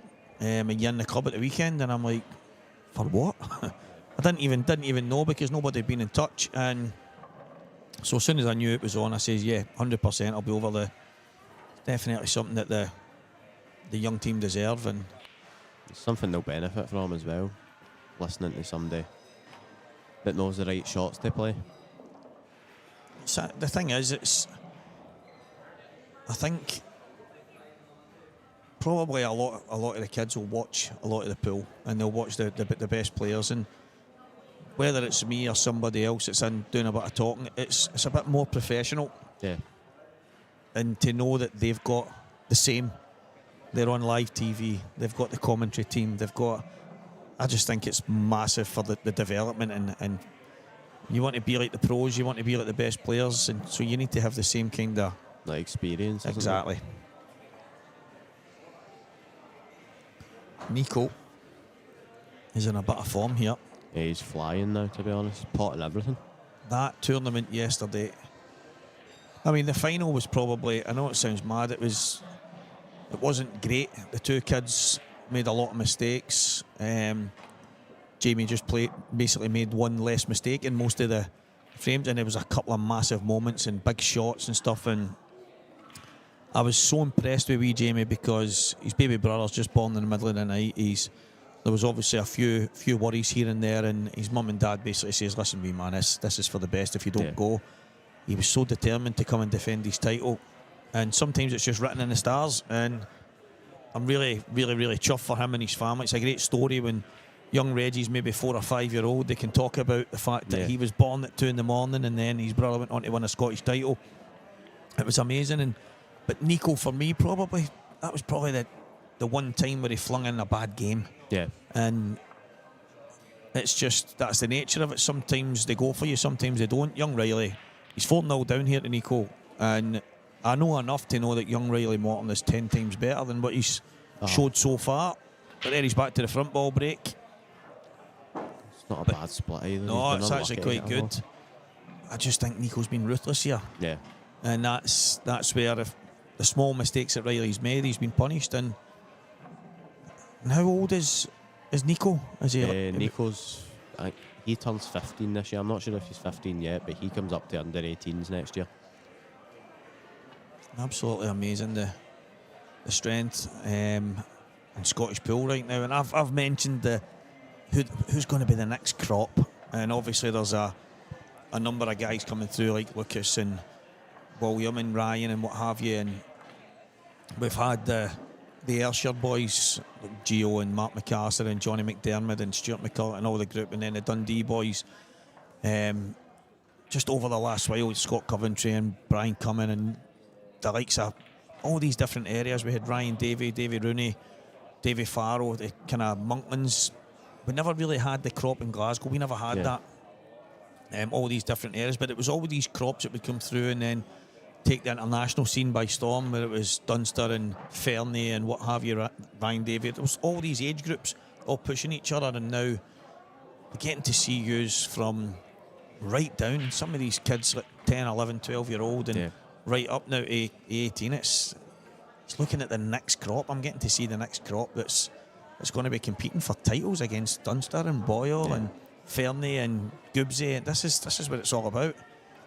The thing for me though, Morgan and Gio have managed to get themselves into the winner's circle and win some major titles in Scotland. Johnny, Mark McAllister, Stuart McCulloch, consistently they're going to have to try and be that next crop that start winning the titles rather than just being at the business end, because the likes of Boyles and Dunsters and stuff like that are just machines. Goobsy.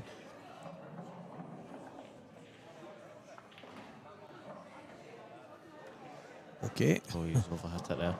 Oh, he's tried to be too perfect.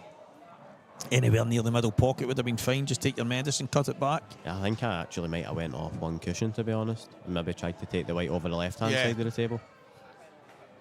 There's more margin for error over there, I think. It's the first real mistake that I think Nico's made. He's 4-0 up here. Yeah.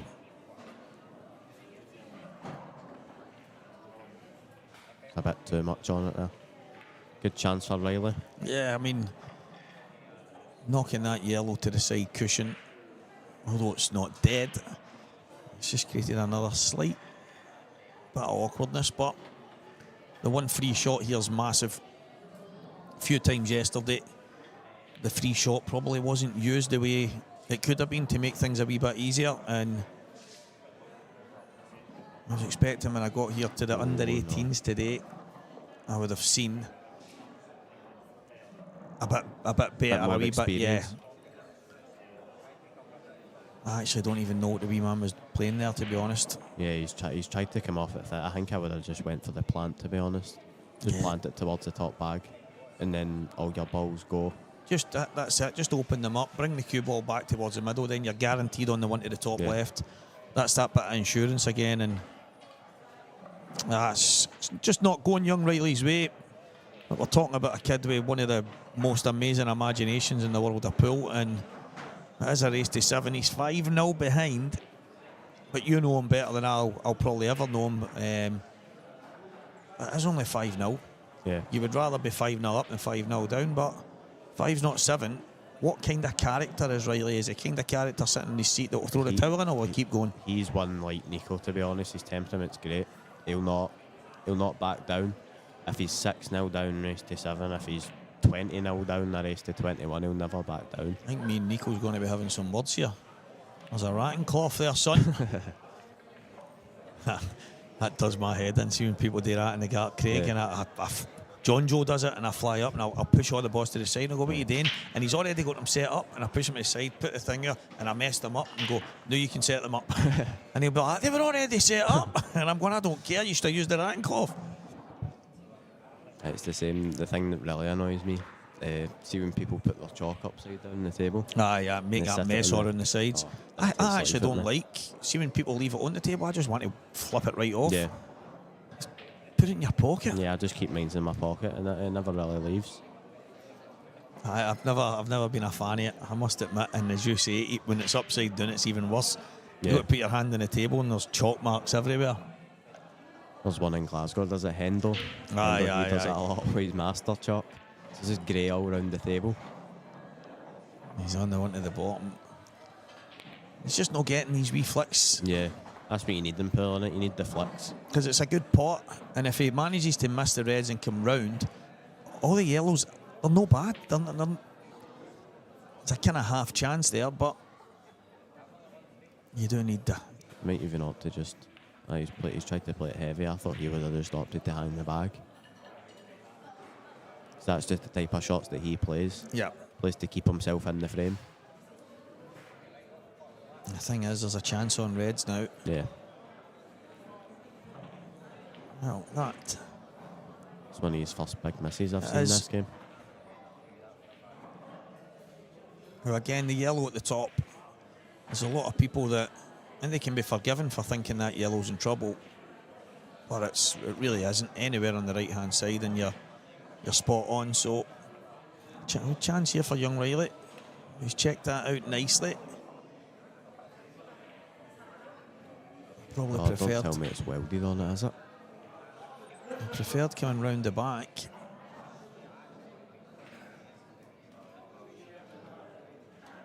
I think he's okay. I think he can just, if he can come between the gap between the black and the yellow on the left hand side, just come to the left hand side, and then you'll need a slight angle though. So that's the position. So that's fine. Got a wee flick there as well. He just wanted a slight angle. I think he's got it. Yeah, I think he can just punch out. Try and take it like in off the knuckle so he can get back out. Because you still get that tricky yellow up the top of the table. Slightly awkward cueing. She's just going to put us over the back. Yeah. That's his knowledge again coming back. Yeah, I don't mind that. Although there's a larger number of reds on the table, and there's the old myth that if you've got the least amount of balls, you're winning the frame. He's given himself Good chance here. Now, if this is me, I don't mind just getting that yellow out of there now. Yeah. Just get it out. Because Yeah, the your two favourite reds, anyway. yeah, the two reds just above the black are in a bit, but when you're in real trouble. Does that red actually slide in behind that yellow? I think it does. You could possibly get the pocket. I don't think you're. Yeah, I don't think you can pot it, but I think you can. This is the problem for me in this shot because he was never going to go for a finish and leave that yellow up there. So he was always going to leave Nico this drop in and then the chance to get that. So he might as well have done that by getting the ball out. Playing for a 2-1 here. He played a cracking 2-1 yesterday. Played a cracking 2-1 yesterday. Relatively Great straightforward. Fancied him to get it. The one he played yesterday was a bit further away. Yeah, it shows how good he's queuing is as well. He's queuing straight into the heart of the bag. It's one of the big things. So if Renzi was here right now, he would, and we spoke about 2-1s, he would say, yeah, Stevie was one of the best at playing 2-1s, and it was strange. I watched him playing them, and it was just basic 2-1s. Renzi was playing, nothing fancy. And I said to him, how do you play them? And he says, you just practice them and it'll become second nature. And I'm like, well, I was actually looking for more than that. I was thinking he was going to say, right, you need to play bottom, you need to play top, you need to do this, He just said, just practice and become second nature. So, if Tiger was here right now, he would say, he's only got one shot. So Tiger used to shout, you're hopeless, you've only got one shot. But that one shot was at the 2-1, no matter where on the table. I was playing these down cushions. I was playing them from everywhere, full length of the table, but I practiced them so hard. I was playing them off plants, offset plants. And there was one I played against Ants, playing Ants Morrison, and it was just off the cushion. And he's been like, how did you do that? That's one of the best 2-1s I've ever seen in my life. That ball was on the cushion. I says, no, I know, but where the ball was in the bag allowed the laws of physics to take over. As long as I missed the knuckle, the two of them had to follow through. And he's like, what? And I'm going, no, seriously, it's all just based on the laws of physics. And so he's looking at me as if I was crazy, but I practiced them so much. And then when I hear people, I can be sitting at home and there'll be somebody commentating and they'll go, yeah, you've got to play this with bottom, you've got to do this. And I'm like, no, you don't. You don't do anything. You just need to pot the ball. You just need to make sure the point of contact is spot on. And then there was one I played in Bridlington, the full length of the table, and the two balls are really close to each other. And so when they're really close over distance, you've got to drag it, and it's to allow momentum to kick forward. And honestly, this would have been the best 2-1 I've ever played in my life. And the amount of people that messaged me and they were saying, Stevie, I couldn't believe you were playing it, because it was never on until you played it, and then we were all going, no way he got that close to that. But I love seeing wee Nico is fearless with him. The two that he's played have been quite deep in the pocket, but as I say, the one yesterday, Sean, was really far away, and he just blitzed it in as if it was nothing. That's what they shots need. See, if you start worrying about what's over the pocket, you're in a bit of trouble. Riley needs to play one now. Yeah, definitely. This is a bit more difficult, so he needs to hit slightly inside, because if he hits the outside of the red, he's coming away. So he needs to be just on the left-hand side, a touch so that it falls through off the left-hand kind of knuckle. And that's where I talk about the laws of physics. Sounds stupid to people, but he's not going to play it, the wee man. He's going to try and keep it. Oh, I love it. I love it. That's a great shot. I love it. John Joe would be buzzing right now. I hope he's watching this. He'd be on you go, you man. That's what I'm talking about. Near that 2-1 nonsense. As if he's got his phone this time. Oh, brilliant. That's class. I'm playing the 2-1 there, right? But that's... It shows two I like different that. games. I like his shot. Only because he's always going to get out of the snooker. And then he's kind of back where... But I just love the fact that the way he played it well. I played it great. I wasn't even thinking. I thought he maybe have left it above the yellow, but to get the yellow back out and not leaving the plant. Very, very good. He's got a good imagination, the wee man. It's another good game going on, table 9. Sean Murray, Lucas Bryden. The kid with the biggest break in the building. Oh, he needed a wee flick there. Get the white down the table a wee bit. Yeah, I think he was hoping to catch the red and knock the red in behind the yellow. I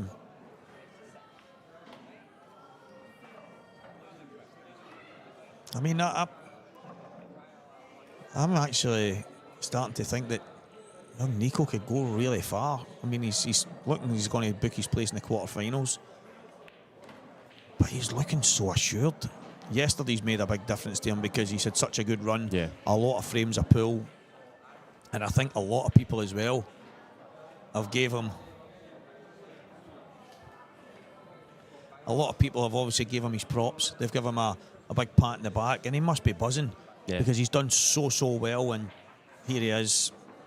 It's just not. No. Don't be playing a plant here. Just play the hanger. Just drop the red in. Could go very wrong. He's not even got the plant. This is the problem. He just needs to drop the red in, play that across, and then he's on the black.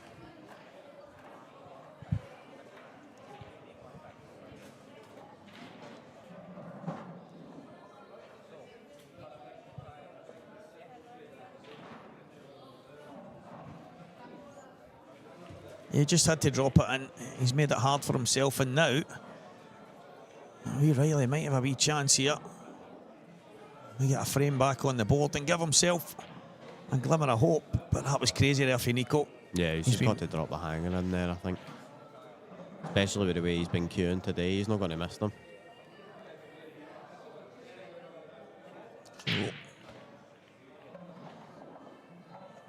The slide on the table still. It just goes to show that wee bit of knowledge. That tells me right now that when people have told me that the wee man's only been playing for the best part of a year, that there, if I see loads of that, I'm saying, yeah, that's inexperience, because he's worried about that ball when he shouldn't be, because his potting's it's absolutely incredible there. That's when I see you can tell he's not been playing for a long time just because of that shot, but then it's even more impressive how good he's been. Yeah, definitely. He'll be taking lots of confidence with his tour wins and getting to a Scottish final. It's a great accomplishment in your first year, do you know what I mean? Wee Riley, he's going to have to play another good snooker. And the thing for me, even if he doesn't get a really good snooker, as long as he gets it enough. Yeah, it's still going to be a hard hit for Nico. And then the black's a problem, even if the red does drop. I think I don't like this. I like just sliding the top yellow into the side cushion and taking the cue ball to there. Yeah, he's this just is too left easy. An easy one cushion. I think he actually might be able to go cushion first. Yeah, he should be able to go cushion first, and he'll have a double. So I prefer just sliding off the yellow at the top and leaving the cue ball on the top cushion, because then even the one cushion escape's really difficult. What is it? I think he can definitely go yeah, cushion he can first go here. cushion first on the left-hand side, no doubt. Even if he pots this, he might land snookered. Okay. He's tried to actually play the red and kick into the black there as well. He's just two minds. I think he's just got to focus on trying to hit the red there. What are you thinking here, Sean? Are you just popping the red in and come back up the table? Yeah, probably. And then Riley will get another snooker here. Where's the cue ball going? He's got to stay up for a minute. Like, if he leaves him seeing this black, but he's going to have a chance at it off a yellow, so he needs a snooker. See, I think same shot as I called before. Top yellow, slide off it, a wee touch of left-hand side, and just try and come over to about the baulk line and snooker him. But he's going to try and snooker him on this ball. He's going to try and get the yellow back out to snooker him. But he's got a chance here, Nico. He could play it off a yellow into the other bag. He's going to just smash this as hard as he can. It'll go close. If it doesn't go in, I think it's got a chance again in the left middle. Yeah, if he catches it a bit thin. Oh, he's not even hit the yellow. I think he actually might have just played for that. Just to pot it in the middle. Right, this is the chance that young Riley's been waiting for. Yeah, I think he's got to take these here. Yeah, 5-0. This is definitely the moment.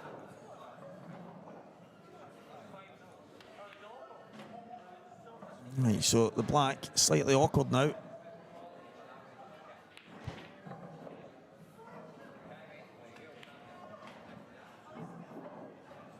Okay. This tells me he's considering playing a double on the black now. think I would have definitely left that till last. Yeah, that would have been my last ball, but the wee man's obviously got something else in his imagination. Yeah, he's going to have to play a double here. He's pretty straight. Oh, You know, I knew he was doing that. you could tell by the way he was queuing Yeah. up there. So he was trying to cheat an angle Yeah. to get back over. He was just far too straight to do so. If he just plays that first, it's perfect to get onto the black. Don't need to do anything with the white.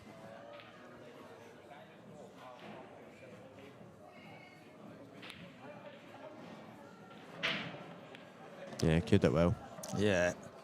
Nico wasn't missing that. He had a couple of mistakes in the frame, but he's ended up 6-0 in front. Long way back for Riley now. Yeah, the wee man will be kicking himself. I hope he watches it back because it's only a couple of small mistakes, but they end up massive in the grand scheme of things. Yeah.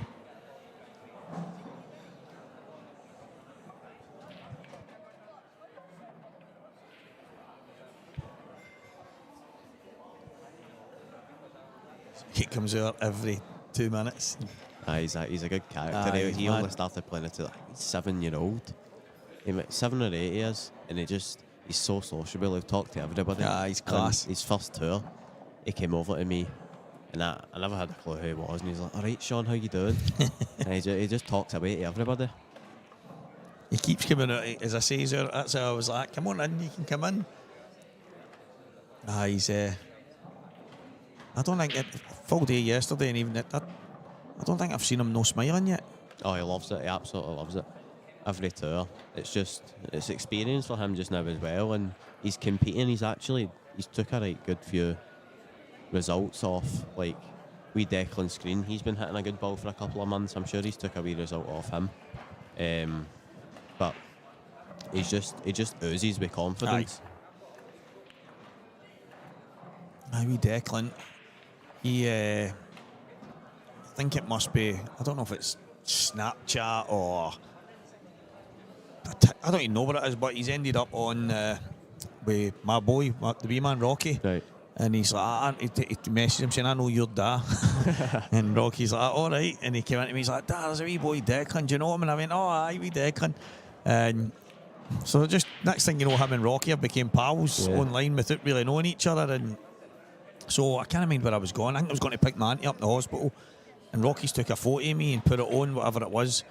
And Declan's gone, "There he is, the man, the myth, the legend, Walker the Talker."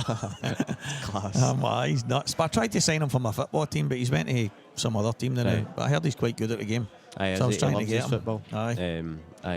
I think he takes more an interest in that than he does his pool.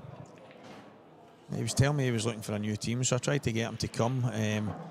I think his parents wanted him at a team closer to him. But saying that, we're only 15 minutes, 10 minutes in the motorway or something, and then time he gets to where we train, just straight on and off. But he's a good wee guy, wee Declan.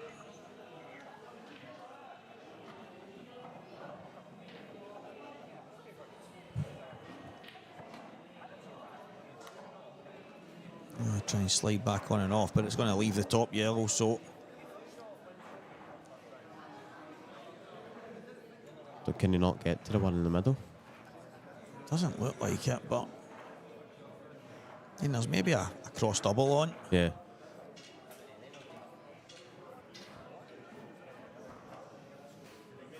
You could try and slide off this with a bit of pace and try and come back in towards the three reds, but cross double. 2 and 1. He's good at them. Yeah, it's not a bad shout, to be fair. It's pretty dead on.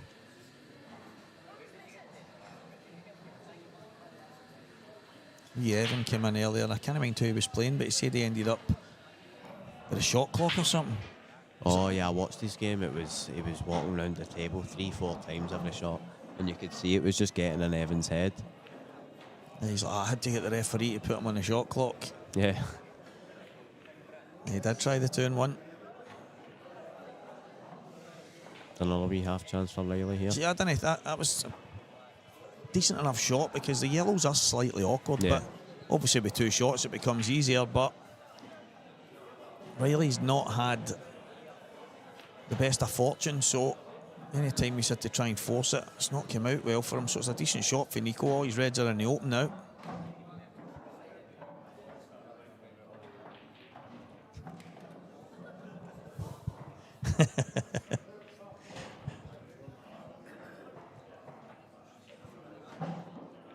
Take a deep breath before you talk.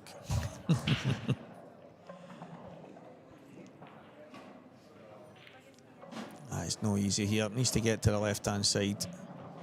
His bottom yellow is his trickiest ball, isn't it? The thing is, anywhere on the left-hand side, just below the line of the black, he's all right. So it's definitely a chance. Just needs to map out how he's getting there. He's going to have to try and manipulate an angle here again. Split the one he tried earlier in the same pocket. Taking the one at the top right. I'd be taking the one to the top left, cutting it back first. Yeah. And it's a lot easier to work it out for there. But the reds are so good. I understand why he would take the one to the top right just to get himself in, but this is the right shot for me. Just needs to get it right. It's a good start. Yeah, good shot.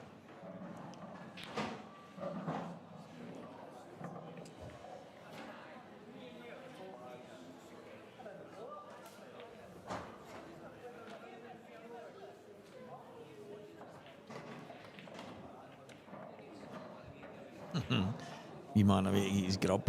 Bring us some of your leftovers. Starving, man. Yeah, it's not come out the way he would have liked. Yeah, it's very tricky now.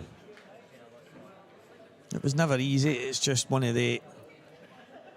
Don't blame him for trying to get downstairs early, but it's definitely a world of trouble now because Nico's not been missing much. Yeah, he's been taking his chances well.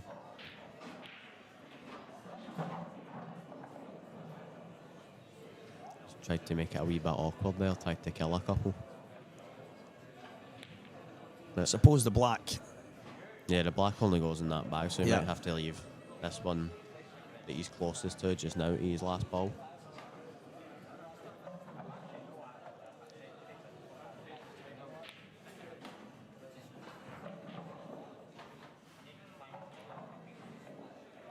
He's landed slightly awkward there, but a no man's land.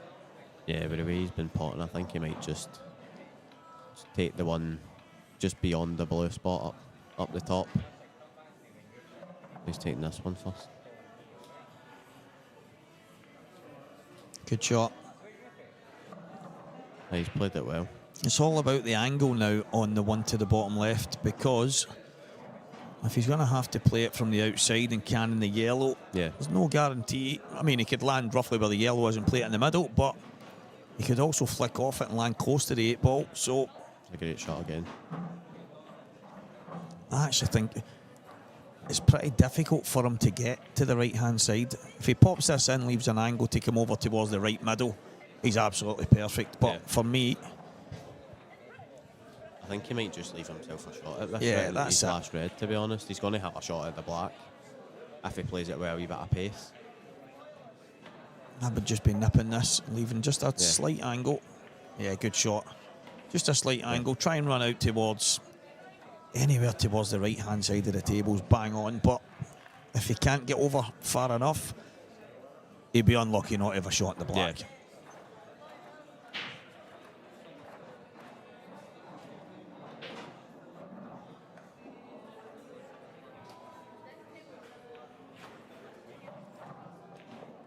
It looks pretty good just to hit this yellow full in the face here. Yeah, if he does, he should have the black to the right middle.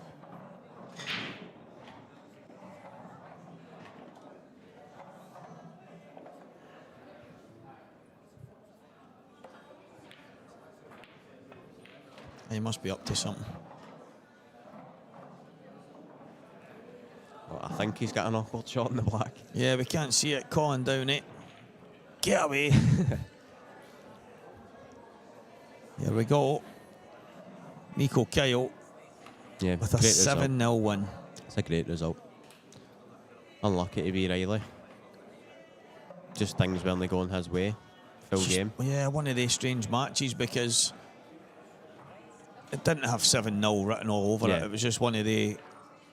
Riley just had a few moments that didn't go his way, a few shots that maybe could have executed a bit better, but Nico was good value. I think the best man won, there's no doubt about that. Yeah, definitely. 7-0, probably a wee tiny bit harsh, but at the end of the day, you've told us a lot about young Riley's temperament and the kind of kid he is, so I don't think he'll beat himself up too much. He'll dust himself down and go again. It's one of the ones. I think he'll take it on the chin, move on. His next game will be a different game. It'll be out his head, and that's the thing that I like about Riley. He just forgets about his losses and gets on with it. It's a really good game coming up in the stream now. William Wallace and Daniel Riley. So I don't know tons about Daniel, but obviously I know plenty about wee William. Yeah. So everybody knows plenty about wee William, don't they? He's everywhere, this wee character, isn't he? Oh, he just talks to everybody, honestly. There's nobody that has a bad word to say about him as well. He just... 2 minutes ago, we look, I was in here in the commentary booth, and there he is on the live stream. Brilliant. His food will be getting cold. I know. If he doesn't want it, then bring it in here. He's that ultimate for his food, and there he is.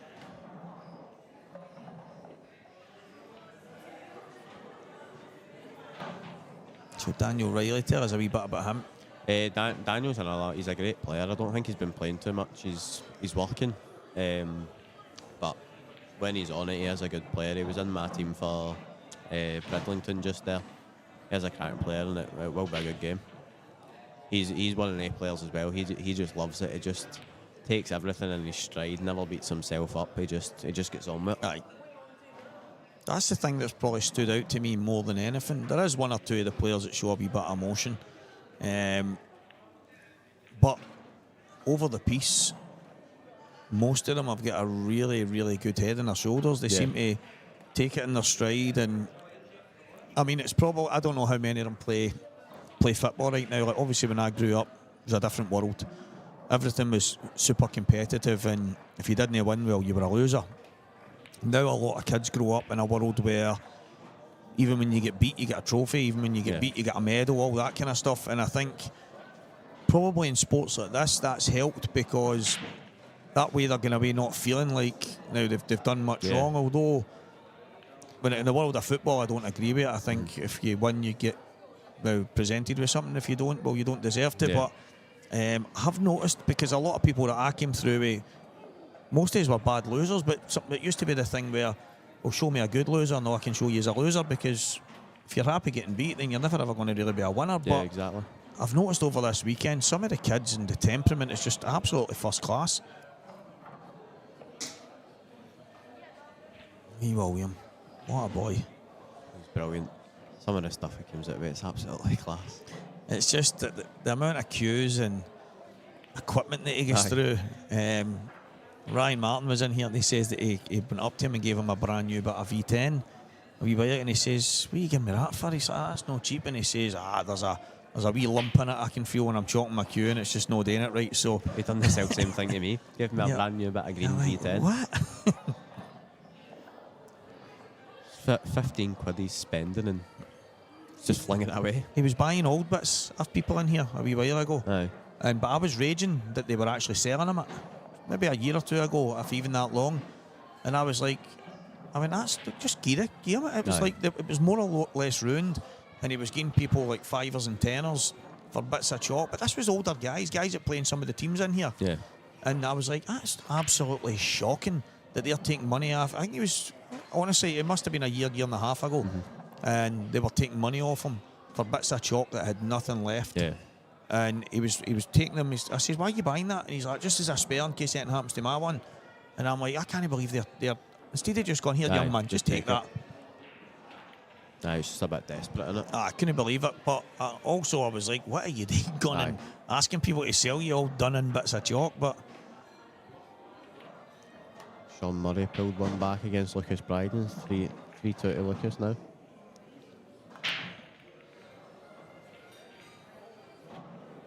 Oh, how's nothing dropped there? almost every ball at the top end of the table. Chance for William now. How do you see these, Sean? There's a couple tricky balls in each set, isn't there? That's the thing with William. William sees. I've actually noticed that William sees a pattern differently to other people, but you don't want to interrupt it and tell him, "Well, I think you're going wrong here," because it's the way he plays. No, I know.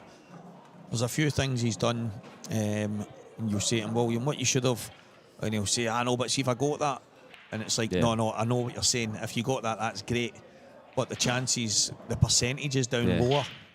So if you do this, and it's like the percentage thing that Renzi will talk about all the time, and that's absolutely massive to me. It wasn't something that I used to think about, but I think about it quite a lot now.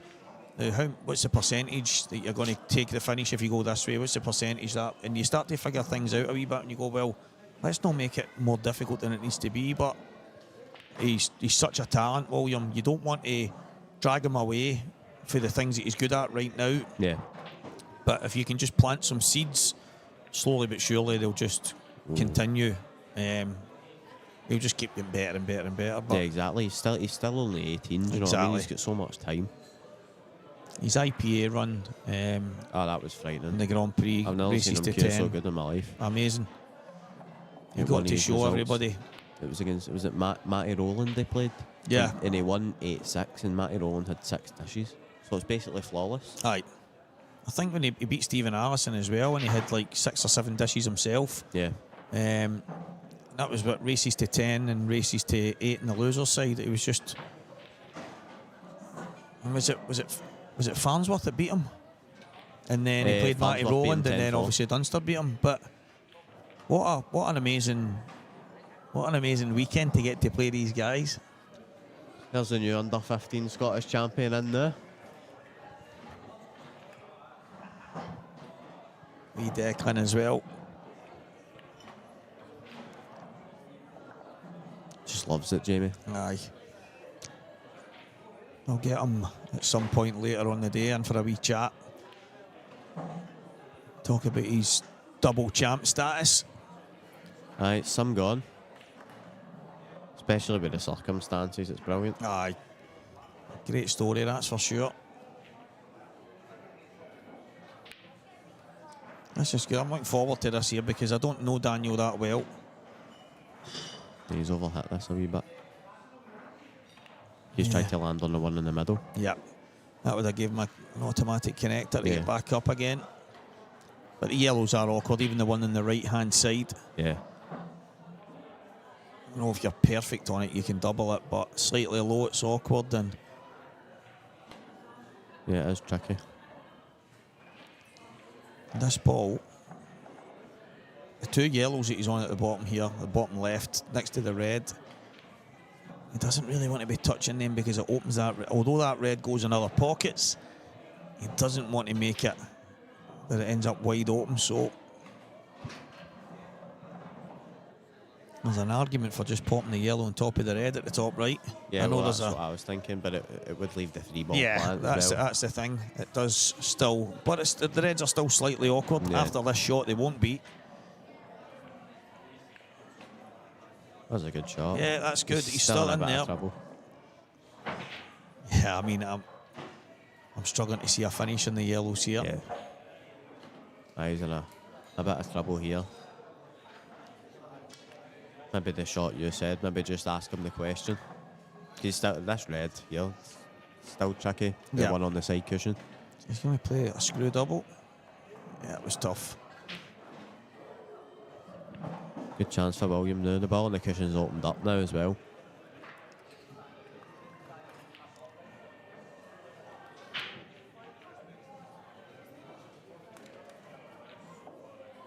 Yeah, it's okay. He didn't have to kind of push the boat out the way the balls are sitting. I do think the finish is there when he decides to go. It was there a moment ago as well, but I think he's just looking at sticking the yellow on top of the red now.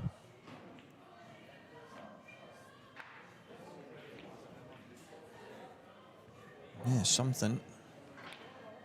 You just put a span on the works type thing. He's got it a bit heavy. It's not the worst. Yeah, but the thing is, At some point in time, William has to have a go. Yeah, I think William's too clever to lose the frame for here. He'll make sure of it, definitely. When he gets the chance, I think he'll take it. Unless Daniel plays some mental shot. I don't see much going wrong here for William. Very clever.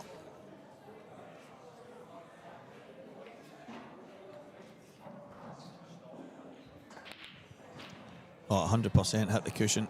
Yeah, definitely hit the cushion. I don't know. I think they'll just check if it's frozen or not. I don't think it matters because he's going to play half ball anyway. Yeah. I love that about Aye, William. though. William checks everything. Surprised he didn't get a ref to check it.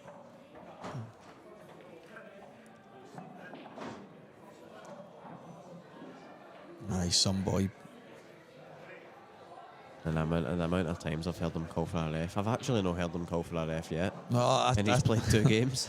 I said to him, I went, when the referees are in the building and you're there, mate, you make sure they put a shift in. Aye. He'll be getting his money's worth off the refs, that's for sure. The refs have a wonderful, easy day, and then Williams there and they go, oh, no, I'm Aye. working the day.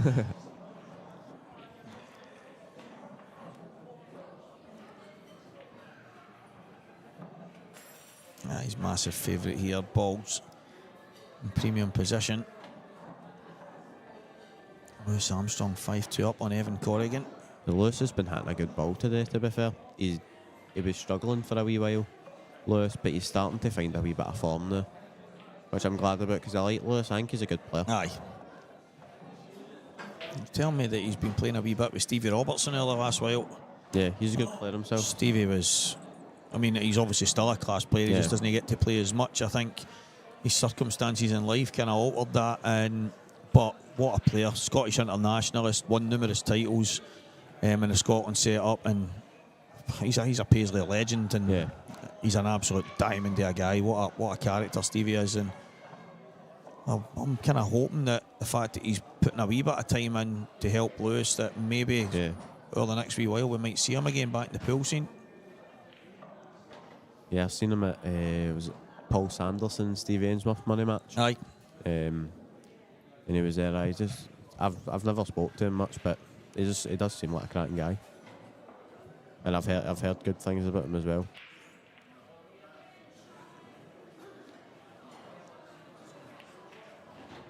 Just thinking this out here. Oh, he's went for it. That's Oh, fortunate. he's got a wee rub there. Yeah, that's a little touch of fortune. I thought he maybe had just tapped the red there and just left the white where it was. He could have just slid off it and Yeah. left the white right in behind the yellow and just forced Daniel to play the yellow out of there. That's not bad. He's cued that well. He's just landed a wee tad awkward. He's got a couple balls he can play. Yeah, he needs to go bottom, I think, Yeah. first. I can hold for it anyway. Oh, he's hit it heavy. Yeah, I was going to say, if it goes too far, and he's got lucky here because he's on the one to the left middle. Yeah. I was going to say, if it comes too far, he might have the red in the bottom left. But it's landed, it's stopped in such a place where he can just about get across. But the only problem with that shot is he's going to then have to go up and down the table to get Yeah. back on the black. So Don't know what he's looking at here. Looking to see if that goes, aye.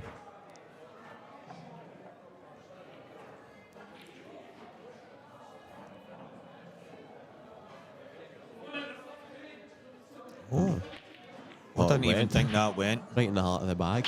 I Yeah. never thought it went either. Look at the swagger. It's as if he said, if I'd half a bag there and screamed at it. Brilliant. Absolutely brilliant. Yeah, it did not look in a million years Aye. that went. So I don't think he had a full bag. Oh, he's come back there. Oh, I don't like it. I don't like it. No, that's rolled perfect there. Yeah, he's not played that. No, He's put, I would have just dropped it in. I think he put his hand up there. Yeah, just Yeah. drop it in, play the 8 ball in the same bag. Yeah. Exact same bag as he's going to play it in now anyway. 1-0 William. Few moments of fortune there, but it's the first frame. Yeah, exactly. Daniel's yet to get started. He's had a couple of good pots, but first frame, sometimes it takes a couple people to Just get started a bit, get your arm going.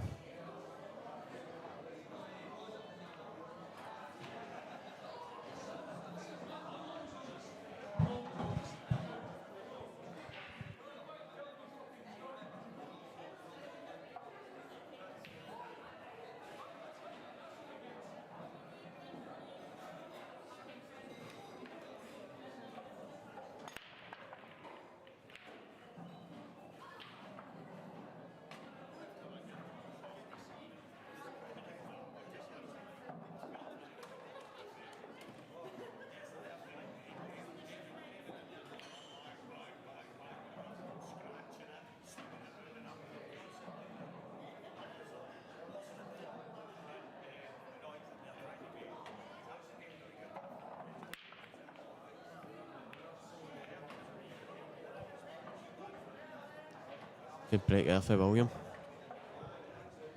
Yeah, good chance on these yellows here.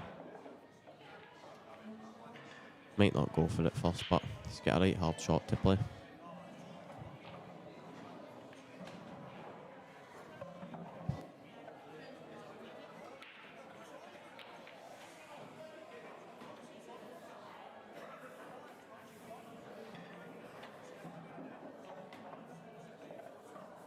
Big mistake there for William. Let Daniel in with a big chance here.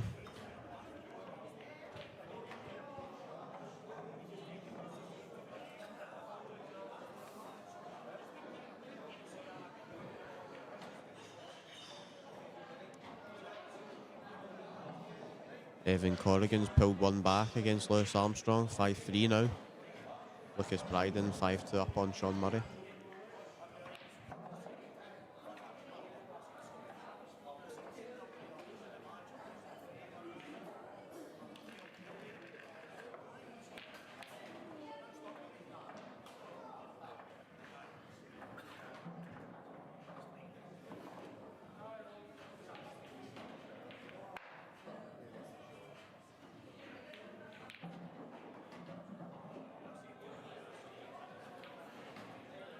Good shot there for Daniel.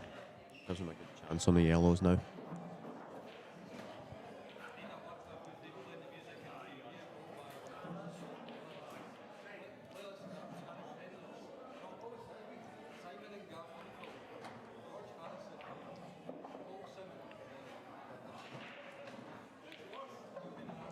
His most awkward ball's the one next to the red, just above the black spot just now. Goes in the top bag as well, top left. He might even opt to take it in there.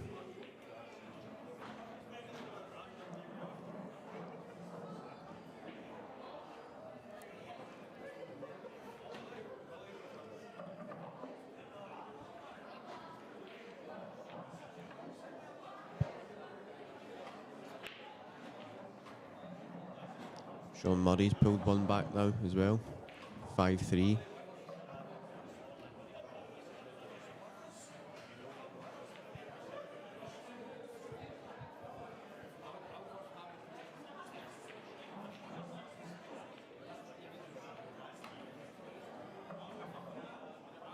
Yeah, he's perfect here. He's got to pull back a couple. He might even just drop it and leave that till last.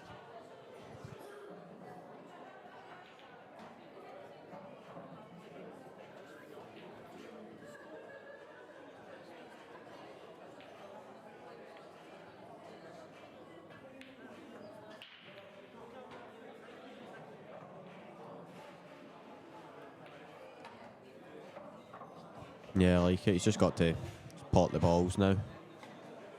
Doesn't need to do anything with the white.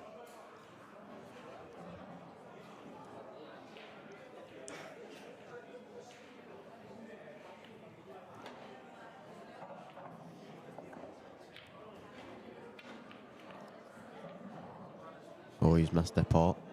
He's concentrated in his white ball there. Took his eye off the pot. Big mistake there for Daniel. Let William back in with a wee chance.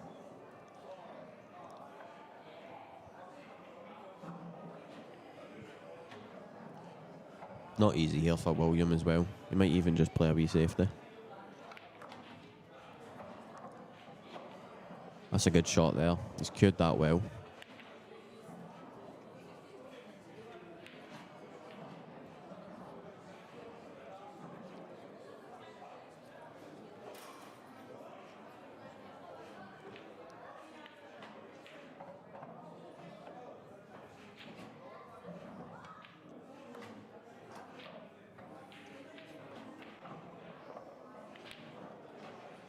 Still got a wee bit to do here. I think both reds go into the bottom right bag.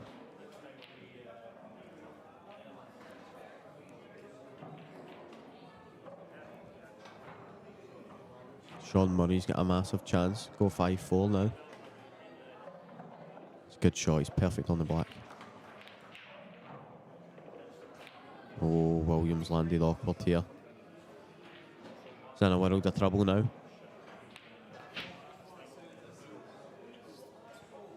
Oh, Sean Murray's missed the black. Lucas has got a massive chance now.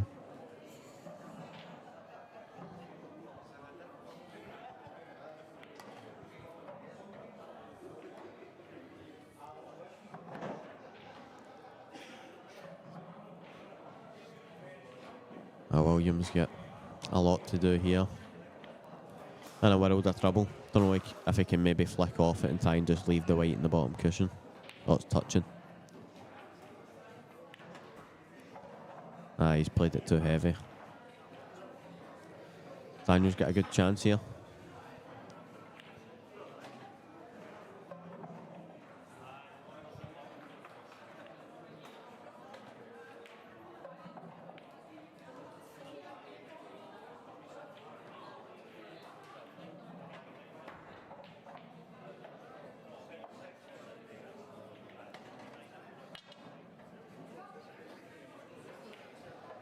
William get a big chance here on the Reds. I just had a wee 2-minute conversation with your dad there and Alec Martin, and he says he better get that stuff out his head, Stephen. See that carry on, get in bad moods and marching away. And I says, oh, we were just talking about that as well. I said, so I never got to see the full details yet. I went, but I says, we did have a wee chat about it there. He's like, I'm telling you, he needs to get out of his game.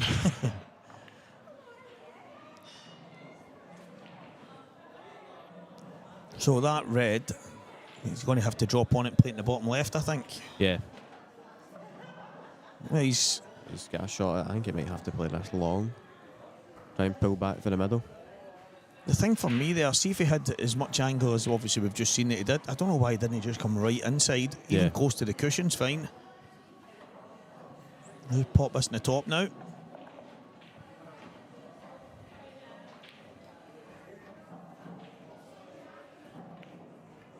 He's got it. Yeah, good shot. Yeah, so he's got a nice wee angle here to run 2 cushions.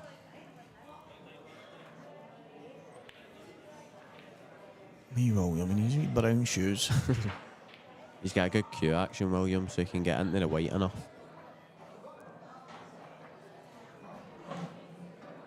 He cues it pretty true. Yeah, he can come off one. Oh. It's rolled back in there so he could. I think he's still cut it. I think he's put the wrong side on the ball there. Yeah. And that's why it's checked straight back out rather than run the 2 cushions. Because if he had as much angle as that, he would have just went 2 cushions the opposite way. Yeah. Loads of left-hand side. So he's obviously just a slight angle, but I think he's put the wrong side on it. But that's okay. Cue ball. Oh. Got away with one there again. William Wallace killed 50 men as if it was one. I said that to him ages ago and he's like, I don't know what you're talking about. I'm like, killed 50 men.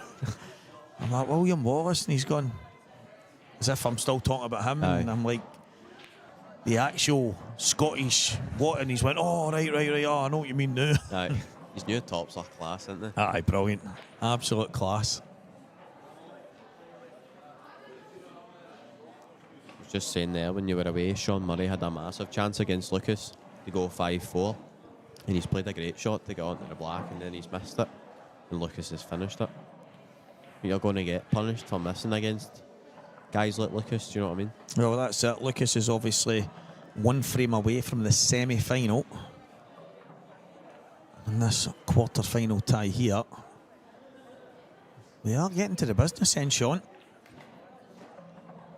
And Dad was saying to me there, I said he's bang on. I said he's actually I said, I don't know if he's really trying hard, I says, but he's being quite professional, and it's good. I'll try to make a meal of myself on a live stream, know what I mean? Oh, there's loads of...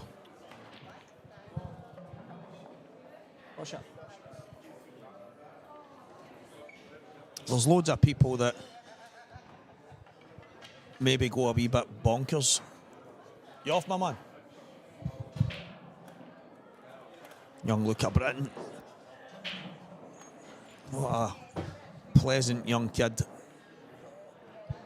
Definitely. That's a lovely boy. Yeah, he brightened up my day, I must admit. He's just walking about smiling. Just seems so happy to be involved in great days like this. It's just, yeah, class, absolutely class.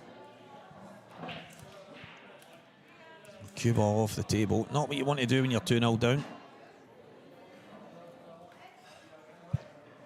Lucas has booked his spot in the semi-final now. Good result, 7-3 against Sean Murray. Yeah, so I need to have a wee glance actually. I want to see who runs into who. I think, look, if Ryan wins his next game, then Ryan and Lucas run into each other in the semis.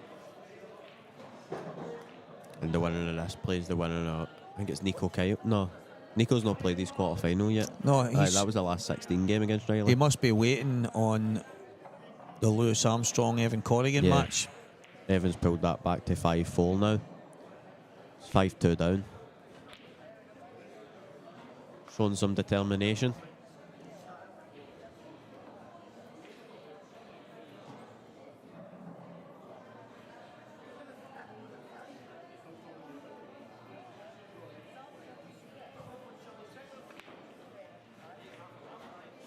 Yeah, just trying to get this draw. That's the Grand Masters.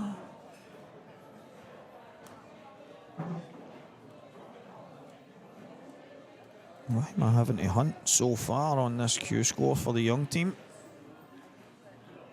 Can't find it. I'll have it on my queues. Should just come up on my account. It should, because it's the last ones that I've got it here. you played. Well, let me refresh it. The draws here. Yeah, so that's quarter-final matches that are on the go. Yeah. Also, it's Ryan and Nico that are playing. Yeah. So Ryan and Nico to get started. I take it that match is... Yeah, as it's going on the other stream right now. So, yep, so quarter-finals are all on the go. Just keep that up there. Well, the scores are up there, actually. Just keep updated for that. Q squad, you need to have a word with yourself. 4 pages I had to hunt on the lives there just to get the young team. 4 pages, that's not on.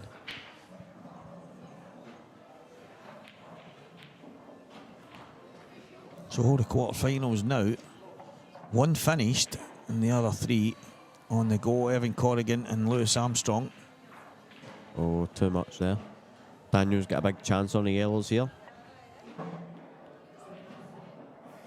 Yeah, fair play to wee Evan for 5-2 down. He just won't go away, the wee man. Yeah, he's still digging. He's a great player as well. He's class, isn't he? At the age he's at. He's only going to get better as well.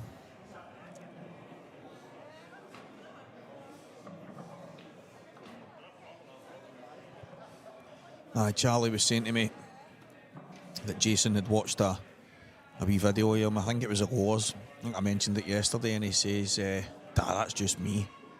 That's just me. I've heard a lot of things about Jason. I never obviously seen him when he was younger, but the things that I've heard about Jason is just Evan. It's just what he would do. Jason's seen things. I remember we were in the same team, Thursday Night League. Renzi had put some of the best teams that Scottish pool's ever seen together, and he couldn't win this Thursday League. Franklin's was arguably the best pool team, league pool team that Scotland had ever seen at this time. And Renzi tried everything to put teams together to win. So he came to the road to us, and again, the team he put together had Slacky, Ants, Colin Campbell, Billy Henderson, Jason. I mean, I was only really learning the game at the time. Tiger. The team was unreal. It was like one of these all-star teams, and still couldn't win it. Aye. The next year, So a lot of the players didn't come back the second year. And the next year, it was like myself, Paddy, my brother. We're all part of it. Although a lot of guys didn't play as many frames as others, they were all part of it. Certain weeks, we had to go there with 8-9 players. And the players that were in the team just won not even a millionth of some of the guys that we did every year before. But we won everything. We won absolutely everything. And I'm on a finish to win the league in the Roadhouse pub. And I've played a shot, I've come down the table, and I've just no hit it. I'm trying to go bottom cushion back up towards the middle. And I'm shaking my head, I'm raging, I'm gutted. I'm thinking to myself, I was on a finish to win the league. And Jason goes, come on, Stevie, what you doing? What you doing? It's still there. Aye. If he didn't, he's seen it right away. There's a gap between two balls for a longing in the top. Right. But if he doesn't see that, I'm just, my head's away. And I've just as I glance, and I'm like, he just seen it instantly. He just had a visual. It was as if he had a computer in his brain that just saw, if there was a problem, he saw a solution. Yeah. He was just so good at it, Jason, and we ended up winning the league that night. But it was mad because the Roadhouse pub used to have all the darts stuff at the time as well, and it was full of darts players. And the darts guy said, you know what, I've never seen anything like this. We thought we were allowed playing darts. And Mark Gohully, oh, what a chance here. Mark Gohully said, I'm out of here. And my brother said, how? He said, because the roof's going to come off this place when he pots his black. And it was incredible. But I just remember that moment for Jason. There's loads and loads of them. We played a lot of doubles together in the team and stuff like that. Yeah. But see, for somebody so young, he had a vision that you just don't see.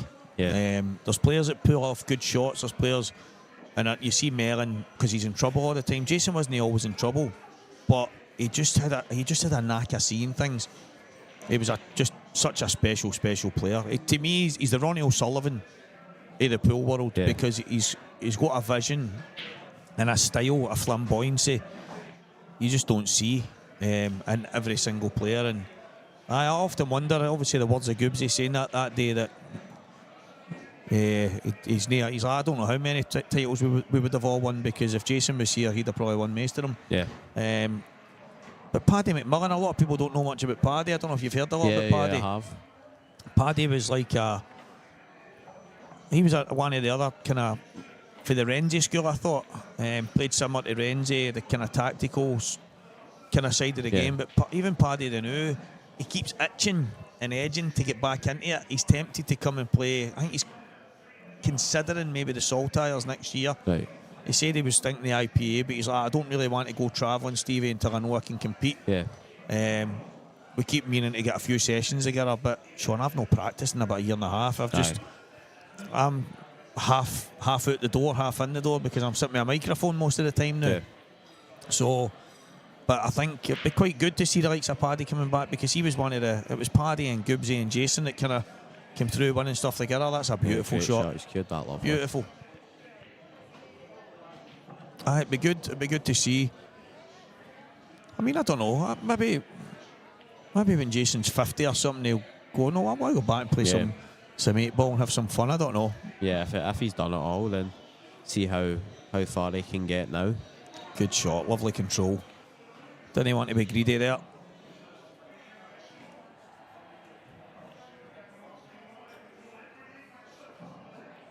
Five each now, Evan Corrigan and Lewis Armstrong. I says to Evan, I says, you just need to be careful not to think you've got all the time in the world. And he's like, oh, I know, but there's a guy called Louis Armstrong. He's a singer and he sings a song. We've got all, now whatever it is, something like the time in the world. But Evan's looking at me as if, I don't know what you're talking about. Aye. Lovely finish, William. Absolutely beautiful shot. Up the rail, up the cushion. That's how Renzi got me saying rail, man. See when I see him. So the American stuff. Aye, mate, he says the bank and the rail and I'm like, enough. It's a double. And even see every now and again I'll throw an 8-ball, but as soon as I say it 2 seconds later I say the black. Aye. I just can't help it. It's like, and somebody going, but it's no fully black, and I go, well, it's a zebra, it's a St Mirren strip, it's a Newcastle strip, it's, we need to come up with a better name. I'm not having it. The vice versa. Mind they squeeze. Vice versa, do you remember them?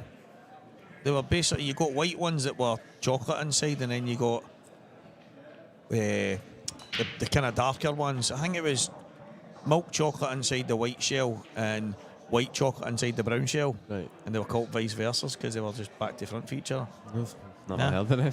Oh well. The blacks are vice versa.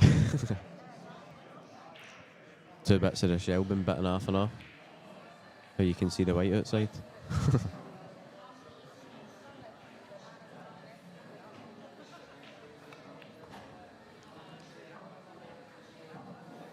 You hear that noise? Not nice. Aye. I don't know if you can hear it at home. Obviously, you can't really tell us unless you send us a message, but is that away? That's away, innit? I have just turned my mic off and back on. It's went away. Don't know what it was. I don't know. It was a weird noise there. It was a bit here. It was like a Wee bit of fuzzy noise, interference, wasn't it? aye.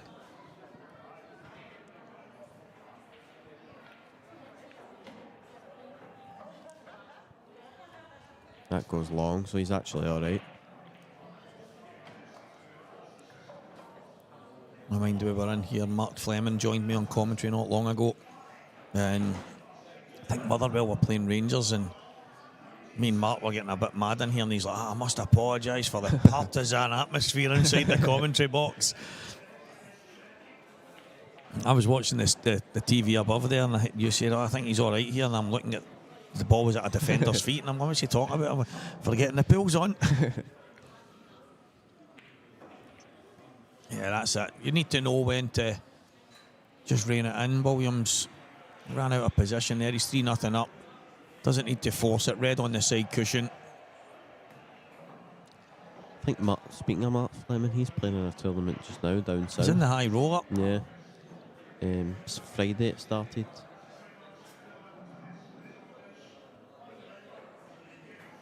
I know he had a cracking win against, was it Ricky Jones on the Friday? His semi-finals just starting. Who's he playing? Rob Wilson. Rob's a cracking player. A bigger game. Good player and a good friend as well over the last while. Me and Rob have became quite good mates. Yeah. He won the first Pro Tour event on the IPA, so that'll be some match. 2 IPA pros going at it. I think it's something like, is it 18 grand or something to the winning of that tournament? Ryan won it last year, Ryan Fleming. Yeah, 2.5 grand entry. Oh, what a shot. That's a great shot. Oh, that turned away towards the Yeah, it end did there, that slightly. was flying. It did slightly. He's hard done by there. Oh, he's over talking to Davy McLaren. Walks by every time he missed the ball, and you always see him with the hand gestures if it's turning out and all that. I'm surprised he's not came in here. Did you see that? I see turning off? that turn off. Aye, I just tried to play it with a wee bit of left hand side. Aye, been let off a hook a bit here.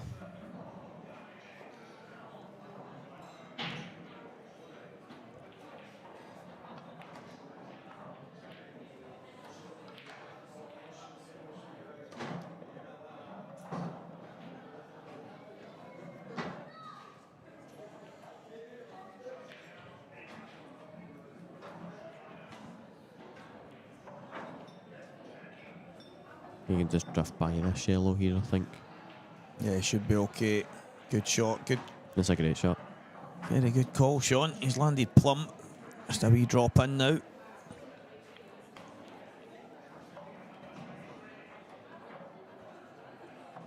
Oh, referee. That wasn't William calling for a referee, by the way. That was me talking about the football.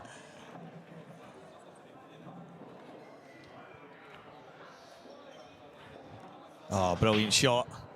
Brilliant shot.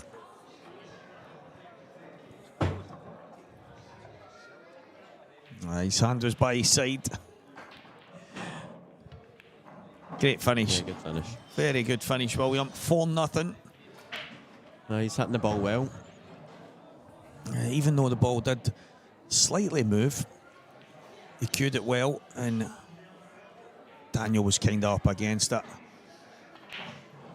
It was as if he was trying to drift the red in the top left and then drop on the red to the side, but I don't think it went in the bottom. I think the red was too over the bag, so I don't know what Daniel was thinking, but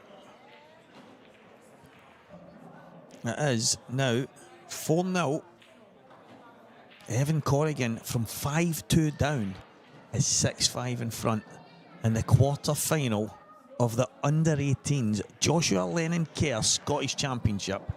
We're in McGoldricks Pool and Sports Bar, live in Scottish Q Sports streaming. And the wee man is only one away from a place in the semi-final. Yeah, that's class. His home venue as well. 11-year-old getting to the semi-final, possibly.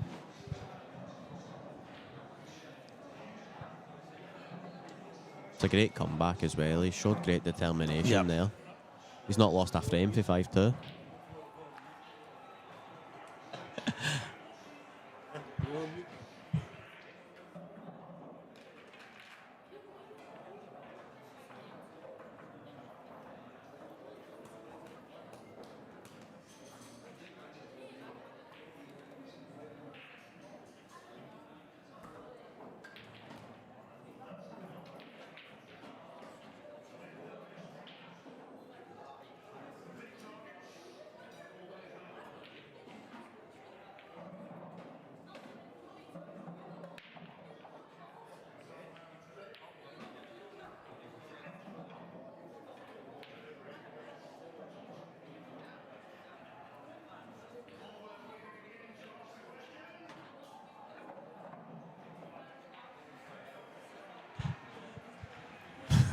Brilliant. No, he's 6-5 up with Evan. We're just getting a wee update for Dave McLaren on how Evan's day has gone so far. Slow by you. Yeah, one of his early opponents was apparently walking around the table a few times, and the wee man was telling him, you need to get him on a stopwatch. Ah, brilliant. Ryan's taking a 1-0 lead over Nico Kyle as well. He's got a chance on the Reds as well. Oh, he's missed that wide.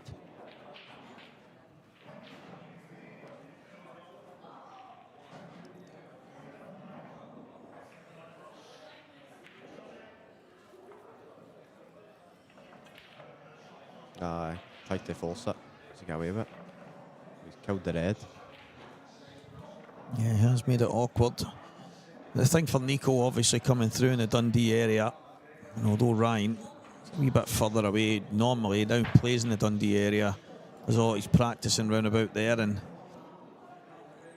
Nico will likely look up to Ryan, but at some point in time, it's a great shot there. Yeah, at some point in time, you need to go and beat them.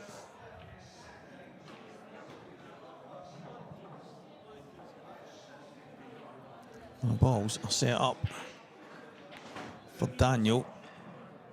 They look slightly tilted. He's doing it on purpose. William, shout on Davey. But the thing is, it's actually to this. If it was the opposite side he was breaking, it wouldn't look as bad. As well. Yeah, it wouldn't look as bad. But the fact that he's hitting that side and that's the side it was tilted to, yeah. Well, look at these. Look at them. Yeah, that's. He wouldn't have meant it. No, it's just one of the. I think it's subconsciously you don't realise what you're doing because even if it's just slightly on the line and you're still through the line, but you're just slightly to the side that you're hitting, it's just one of the things. But it was definitely tilted there. Yeah. It just looks worse when that's the side you're playing into, and it makes it look like you've meant to do it when obviously you know him well enough to know that he wouldn't be doing that on purpose. He's given himself some chance here on these Reds. He's got a great chance. He's got one wee tricky ball down the cushion. And he could leave it to last. Yeah. So he's doing as little travel as possible. Don't want to have to do too much with it. He's trying to get in it. Yeah, there was no need. Yeah. He's okay here. Just had to take the one in the top left, one in the middle right, then just mind his work down the bottom and then just drop on it for last. But he obviously felt he had an angle to run off the top cushion, and he's tried to play a plain ball and ended up playing with side. Yeah, loads of left-hand side, making it go to two cushions and out.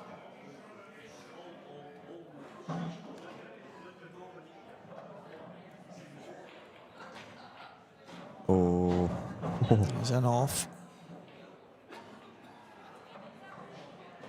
Yeah, it's going from bad to worse for Daniel Riley against William Wallace Jr.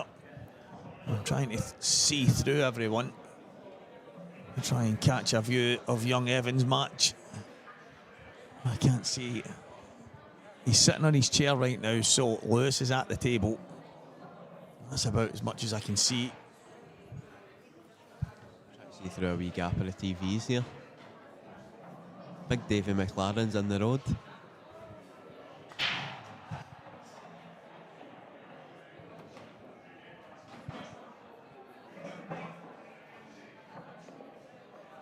So this is a pretty straightforward finish for William. I think Lewis has missed over there.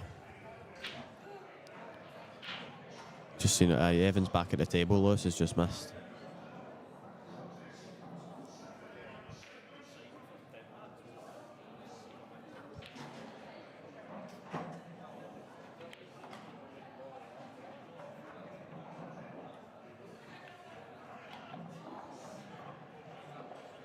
Quite a poor shot from William there. I don't know why he's pulled the cue ball back.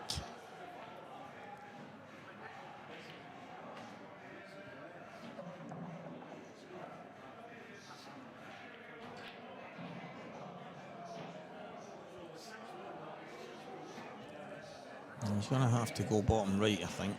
Yeah. Looks like he's screwing this, but I would be running off the cushion. Cue's that mad, he's cueing the bottom, and then runs. So it's something I've not noticed before, but it's as if he's lining up at the bottom of the cue ball and then raises it at the last second. Yeah. Yeah, he's pretty perfect here. Yeah, that's ideal. Just a little stun up. Yeah, that'll do it. 2 balls away if you're going 5-0 up in the quarter-final.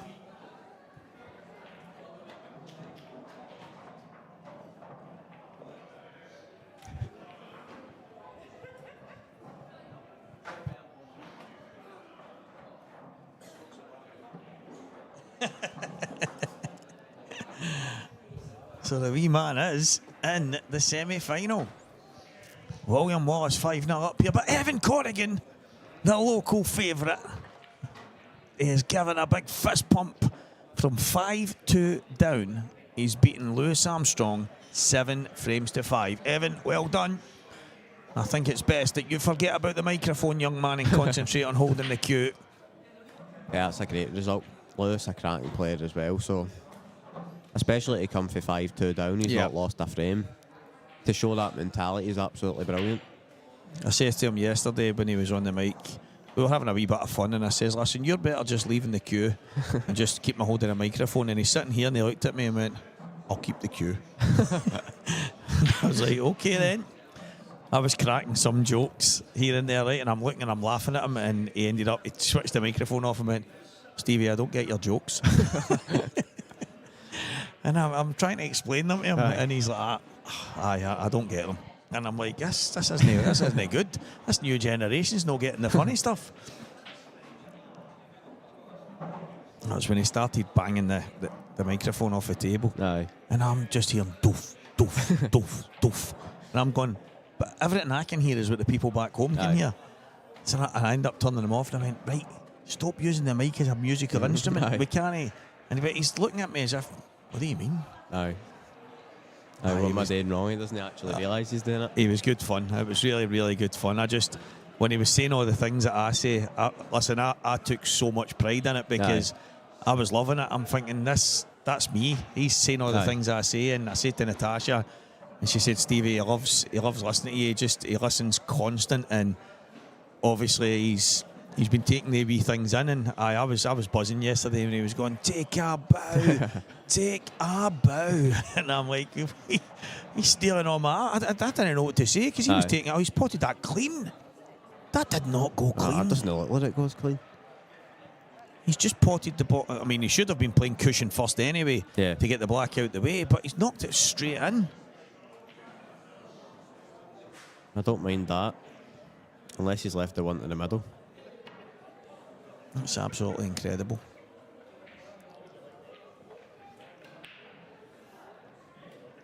I don't know how many people are tuning in because Craig's not got that bit on the screen for us. Wonder if I can just get it on my phone. See, if, see if we've got some viewers.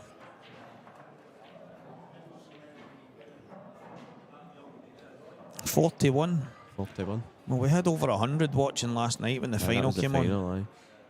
So hopefully we can get to that. We'll get it.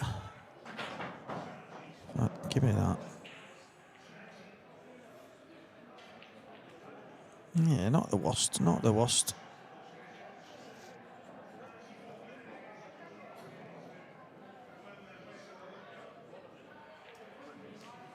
I'm trying to... Is it you're looking for? There we go.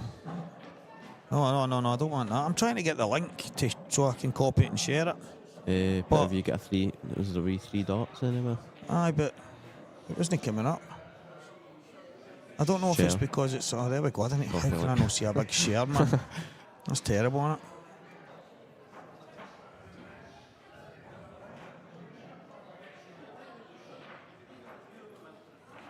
There we go. Semi-final. Whoops. Semi-final coming soon.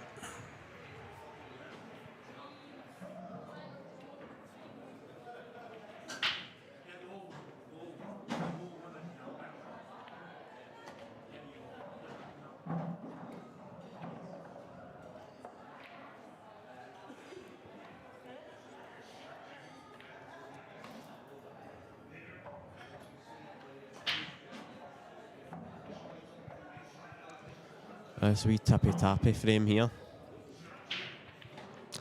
Looks like... Well, you could say yellow's a slight favourite, but the Reds have got a few balls to work with, so...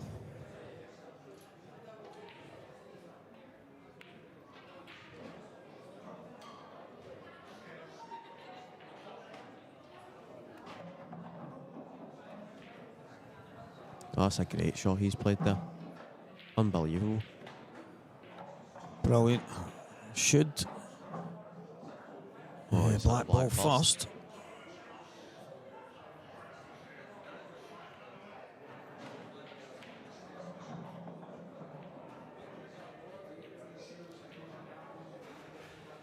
And you'll get a wee chance here now.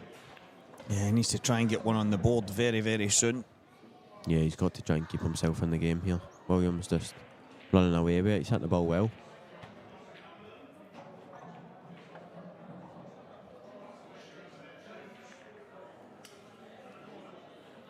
I mean, he could be really aggressive and slam the yellow in and try and screw into them, but he's going to try and do it off the cushion here, but it looks at. Oh, he's missed them. Yeah, I like screwing into them. Just coming slowly to the left-hand side. Yeah, because you've got to catch the right angle there, don't you?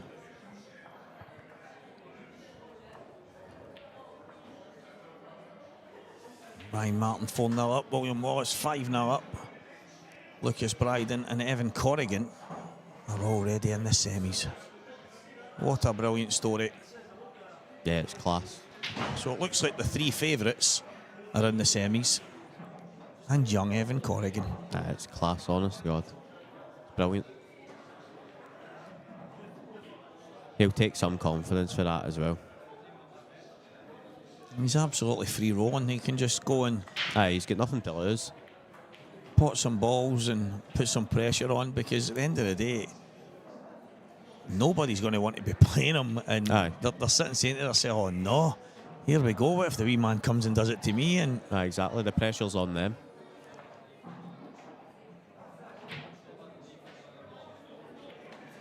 Now that's not going to plan for William, because the black is in all sorts of trouble now.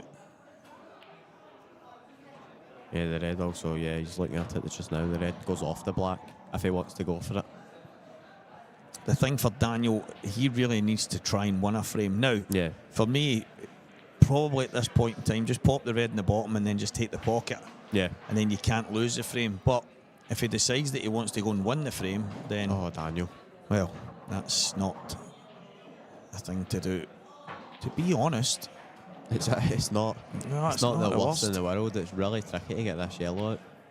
I mean, for me, maybe the shot for William is to play the same shot, pop the red onto the black, and screw down the table. Because that was never. Well, the black still goes, so he's actually okay. If the black still goes, that's bang on. Yeah, I think it does drop in. That's not a bad shot he's played. I'll be honest, I've never seen that. Yeah.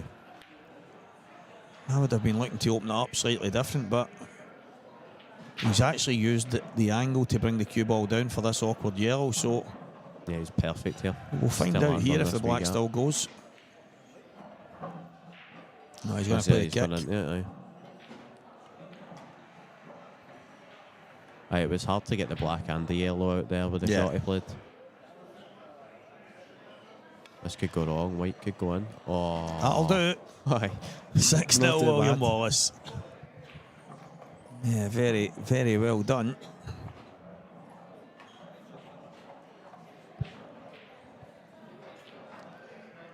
Daniel's got everything to do here. Yeah, it's a long road back. You're playing against one of the on-form young players in the country. And when you were saying earlier, he's not been playing a whole lot of pool, and Yeah. so he's not coming into this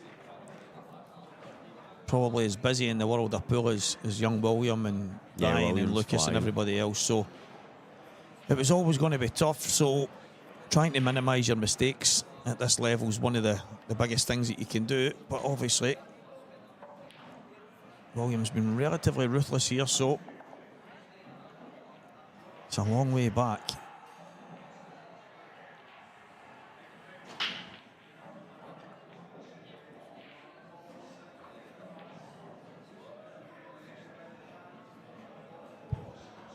Check his rack this time. If he does the same again, we're going to have a word with him. I think we can Nice, let him man. off. He's 6-0 down. Oh, they're he's worse. done it again. They are really, really tilted.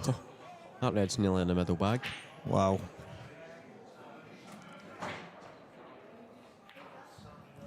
Yeah, you only need to look at the line where they're really, really badly tilted. So, and he's going to hit that red full in the face. Yeah. He's done it again. That was going towards the middle. Yeah. So all you need to do is just hit it. Been dry. The pool gods are out to get him. Yeah, what a chance this is to go over the line in one visit. He's got a great chance on the reds here, I think. He's Yeah, getting yellows. I would go yellows, I think. But I'd have potted that. Aye.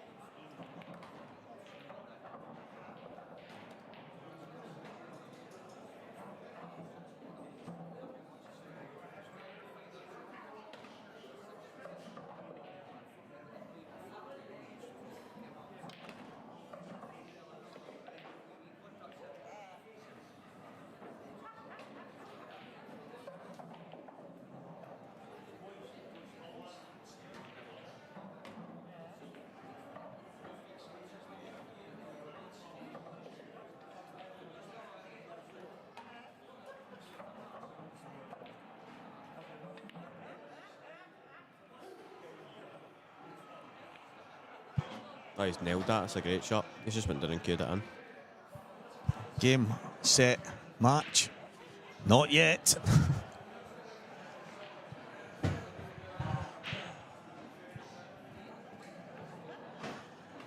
Yeah, everybody, underdog,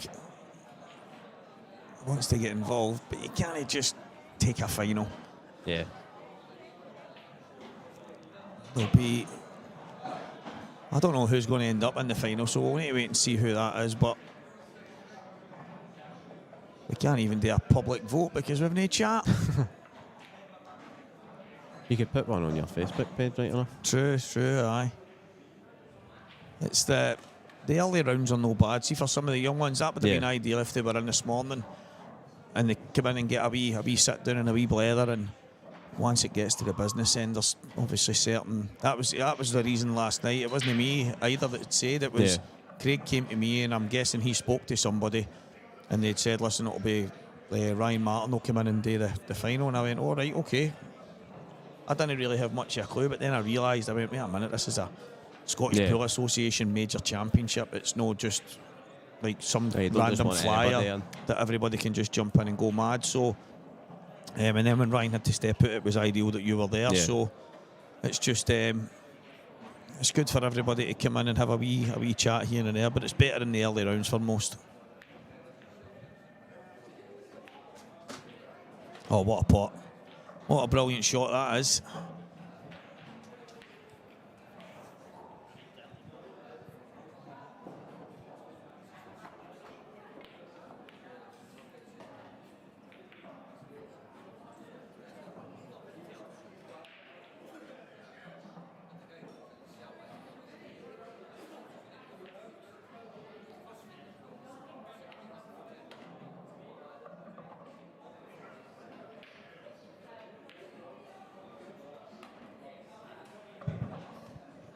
Class.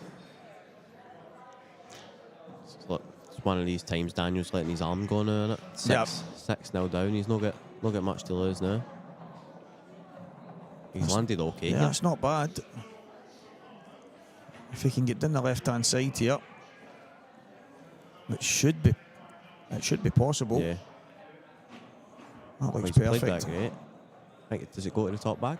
It does, but he's also got the option to pop it in the middle, and then I would take it to the top. Yeah.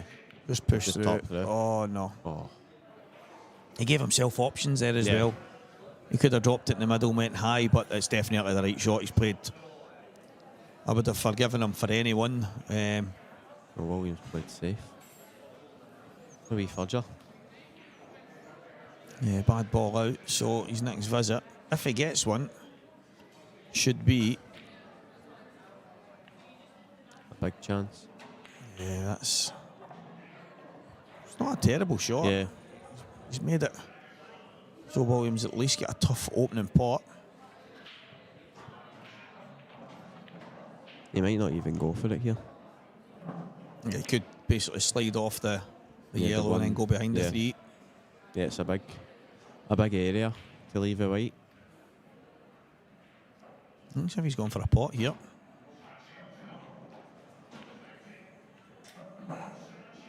I think I probably would have went for the pot there as well, to be honest with you, because he had the margin. Like, he's 6-1 up. He can go for pots. Do you know what I mean? I think for me, that's the thing. He's as well going and trying to win the match, yeah, rather than playing not to lose it. Yeah, because he's 6-1 up, so he's not going to lose it. What a shot that is. The chances of losing it are very, very slim. So you might as well go out and try and win it. Yeah, and exactly. The sooner the better. This is a really, really tough pot. Yeah, it's a great plant there, to be fair. Not quite. Massive chance for William. He just played it into the cushion, and it was always coming away. Nico Kyle's pulled one back against Ryan Martin. And Ryan's got a black here to go 5-1 up.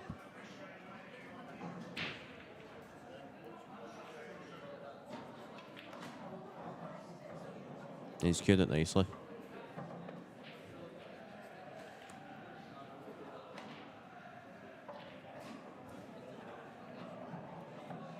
Yeah, this should be game, set, match. As William Wallace Jr. stares down these last 4 yellows. Unfortunately for Daniel Riley, it's not been his day. Quarter final. Not a bad return for someone that's not really been lifting a queue. And that's a loose shot from William because he wanted to be so much further over. Yeah, so he didn't have to do much with it. Yeah, Make exactly. a wee cannon here now, I think. Yeah, he's mega awkward now. Yeah, this Needs to be careful Yeah, I because don't know if I'd be taking the cut on here, to be honest. I think I'd be playing the double and screwing it in. I think because he needs to screw off the bottom cushion and back Yeah. up. Running the angles is naturally taking him to the left-hand side. So screwing the double in. Here we go. That's a great shot. Get another one to play here. Yeah, massive black, and it's to win the match and book his place in the semi-final.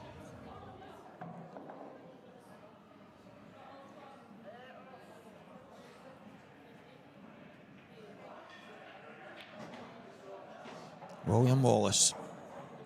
Yeah, he's cued it lovely. He's done it. Great shot. And he's got there in the end. 7 frames to 1 against Daniel Riley. William was just ruthless there, Sean. Yeah, he was superb. He was taking all his chances. Commiserations to Daniel, but William was playing brilliant. And I'm sure he's hoping that he continues that on for the rest of the tournament. But because of the upset. Well, Lucas Bryden and young Evan Corrigan already in the semi-final, now joined by William Wallace, and it's looking very likely that it's going to be Ryan Martin that makes up that final 4, and it's probably likely that these semi-finals might start round about the same time. Yeah, they'll probably wait till this game's finished. Yeah, there's Ryan and Nico. They could obviously get one on right now, but that is probably for the best if they do get them all on at the same time, but we'll see. We will. In fact, we'll go and check that. I'm going to go for a wee break and then we'll be back in a few moments. No worries.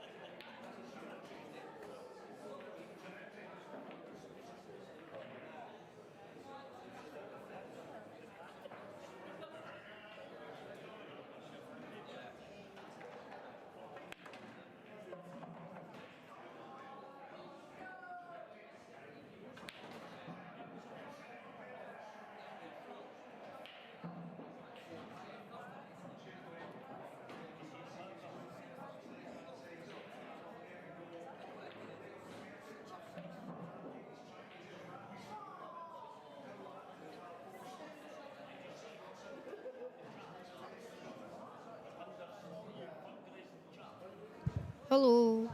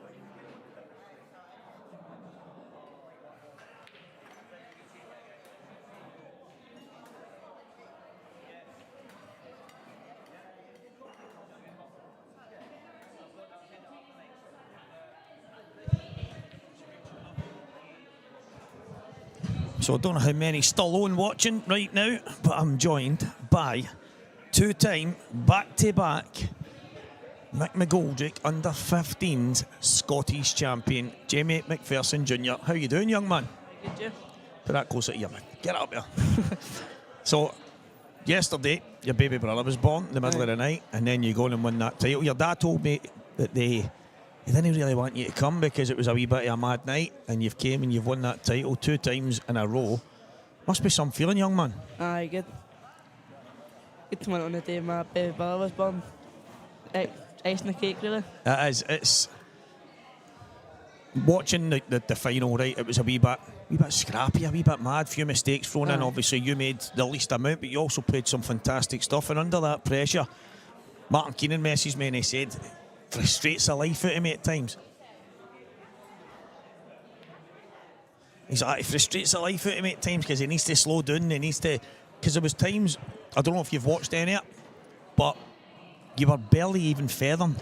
Hand on the table and hitting, hand on the table and hitting. And I'm in here going, and I'm throwing my arms in the air and I'm getting frustrated just watching it because I've seen you for too long. I've seen you for you're a wee boy. You've got so much ability. You go and win 2 Scottish championships. That tells everybody everything they need to know. But there's always so much room for improvement. And next up for you is to dominate that division. Right. Talk to me. You wanted in here. I know. Don't know what to say. You don't know what to, look, guys, if you're listening right now, he wanted to come in here. He wanted to come in, and it's not as easy as people think. No, listen, you won last year. You were, what, 12-year-old when you won the first one? Aye. And then 13-year-old. So you've still got a few years to go in under 15s. Next year. Next year's your last year. How come? 14 November. Is that how it works? Ah, right. I thought you could still play when you were 15. No, so once you turn 15, you need to go to under 18s.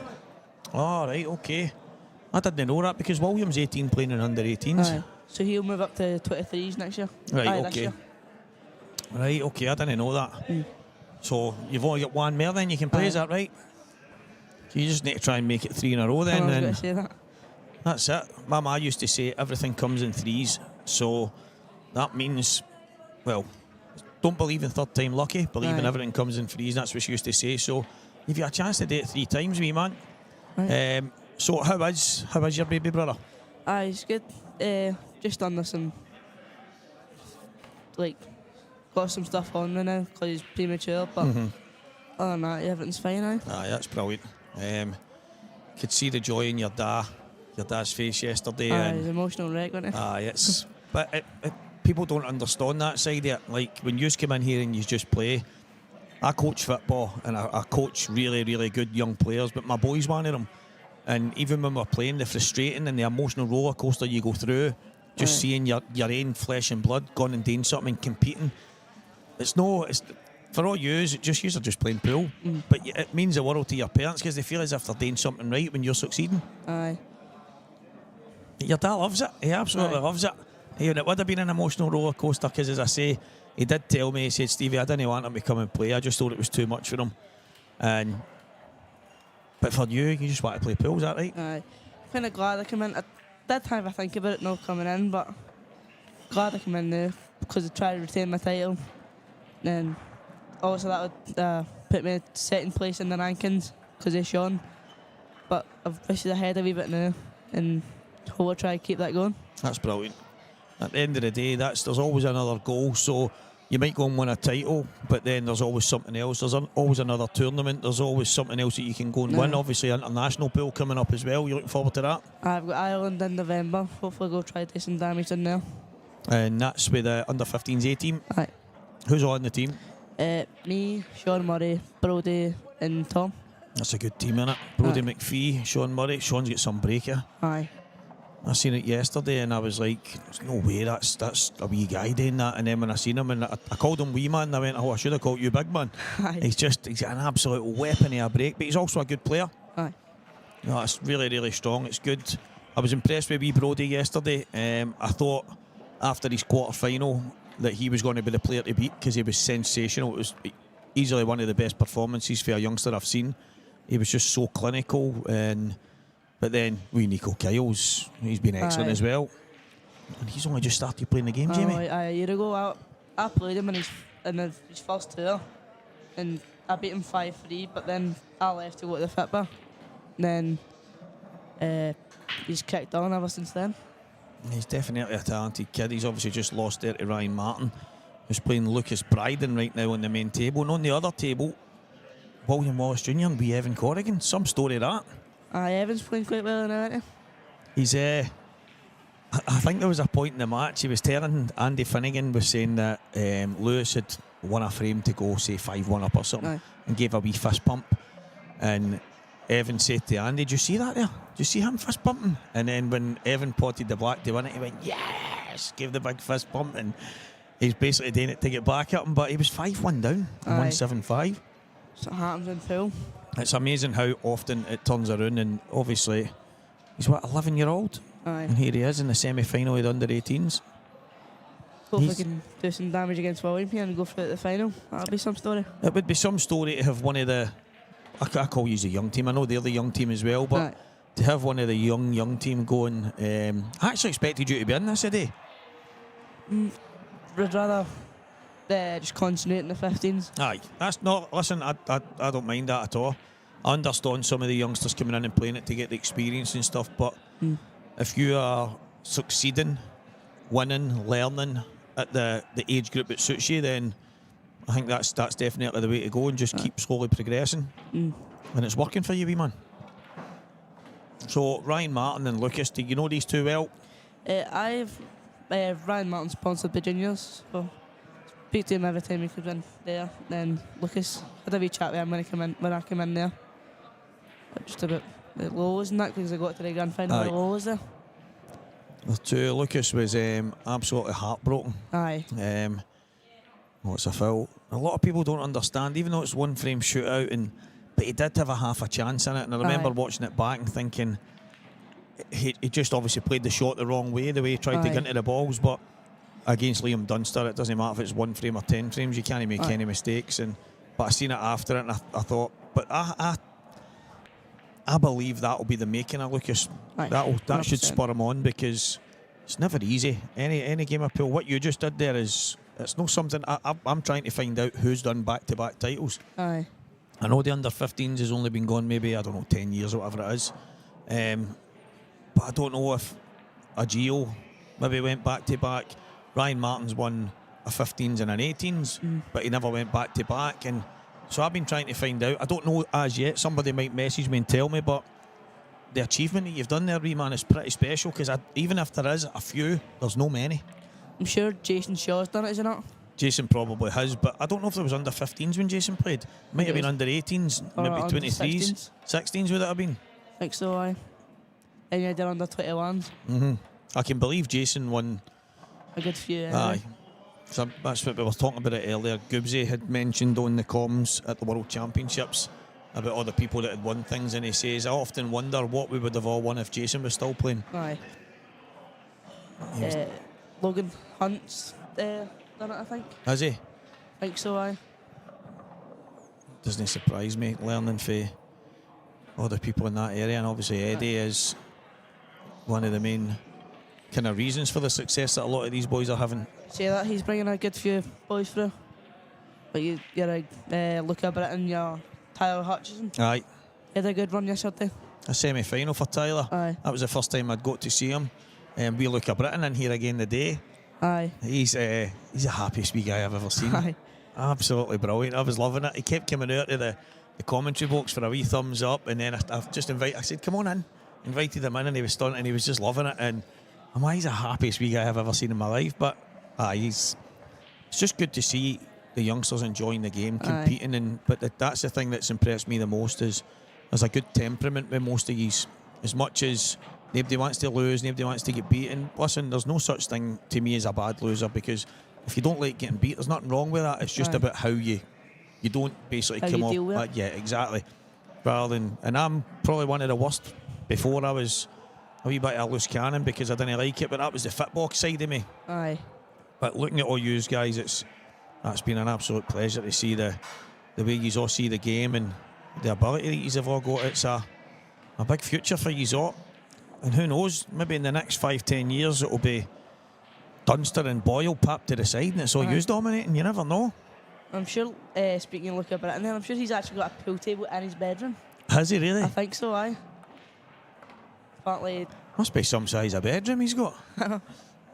they've enough space. It might be a 6x3, I'm not sure. Maybe his parents have knocked a wad in or something to get him the space, but that's good. Aye. Even if it is a 6x3, that's perfect. As long as it's a slate bed and he's getting the same kind of Reactions? yeah, exactly. Then that'll do him the world of good. Aye. No, he's a good wee kid. Good to have him in here earlier.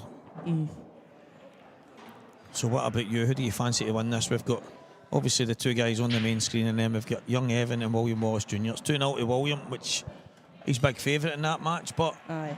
I said that it would be Lucas, Ryan or William to win it. Three of them on the semi-final. So I think it all depends on their breaks and how the balls plan out. Because if they come out good, then you expect them to finish them. well, there was actually a couple yesterday. Brody McPhee changed his break in his semi-final match against Nico, but he was actually breaking really good, but he wasn't getting a good chance. But the balls were all scattering a wee bit like this, but they were slightly awkward. Aye. And then he started going off the back cushion, and I remember thinking to myself that the balls were actually opening quite well. He just needed to get a chance, and it might have been a wee bit different, but he changed his break. And you're young, you're only really new in the game, and 2 Scottish titles to your name, which is amazing. How many times does it go through your mind when your break's not worked once or twice, I need to change it? Every single time. That's one thing that absolutely killed me yesterday with my break. I think I had about 2 breaks throughout the whole day that I got a ball. That's the frustrating part, because I see the best players in the world change it slightly, but I also see other ones that stick to it. You won't see Boyle changing too much, if at all, because he expects to get a good contact. How they come out, that's just your luck. They'll never come out the same twice, but it's when you see people change over and over and over, then I suppose the sign of insanity is if you keep doing the same thing and expecting a different result. But I noticed it yesterday, and I noticed it even the day young Riley, but Sean was telling me he sometimes goes off the back, and he done it today, but then he went back to the front, then he went off the back, then he went, so he was kind of changing it back and forth. But I think if at your age, it's about probably trying to find something, get the timing of it right, and just continue to work at it. Aye. And then the joy will come. But oh, what a goal. I haven't seen that. Everybody watching on goal on a pool table. Maeda. He needs to go across the table twice here. Lovely shot. Plum. Oh, that's went Oh. too far. That's unlucky. Spoke to us in there. That is unlucky. He's played that well. 3 cushions, side cushion, top cushion, side cushion. Nice. Here we go. He's going to get around the world here.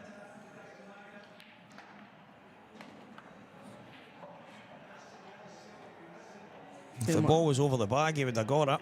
Right. Yeah, that's tough. 3-0 to William now. Yeah, it's a tough one. Wee Williams really kicked on the last while. Aye. That run at the IPA is probably...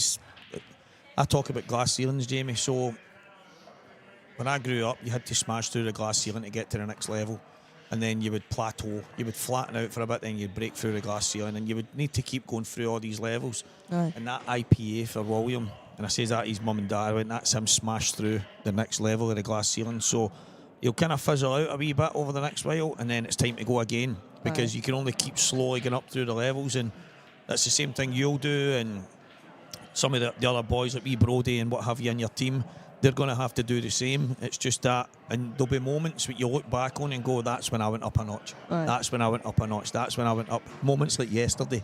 Aye. Regardless, you could have played the worst pool of your life yesterday and won that, and you'd still go up a notch. Aye. Because winning breeds winning, and it's massive. And it was to win it 2 times, and then back to back, and on the day your wee baby brother. That's a good story. See when the wee man's 4 or 5, and you can say to him, You gave me a wee bit of luck. What are you talking about? You'll be looking at you as if you're daft. You say, look, wait, I'll show you this. This all happened on the day you were born. It's a brilliant story, man. Brilliant. Well, Ryan should be 2-0 up here. Aye. Landed a wee bit straight on it. So this one, then the one over the middle next. In the middle again. Yeah. And then the 2 balls to the bottom right. I don't know if that one, the top, closest to the middle, goes on the bottom right. I think it just about passes, but if it doesn't, you might need to just drop on it and play it in. He's overhit that. He's alright. He's alright. He's probably played that like that deliberately, to be honest. Aye. You can leave that one at the top to last now.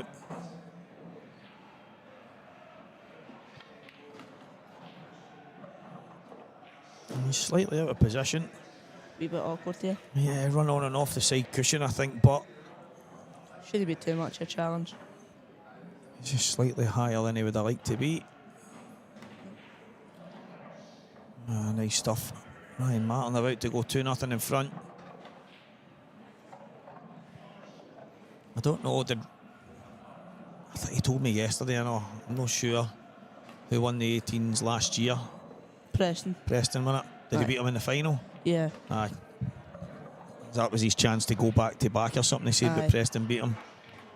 But that'll be no bad going if you win 2 out of 3 and you've only lost to Preston, who's obviously went really up Right. in the last while. So but he's going to have to beat Lucas here. He's going to have to beat William. Unless young Evan can come back out of nowhere.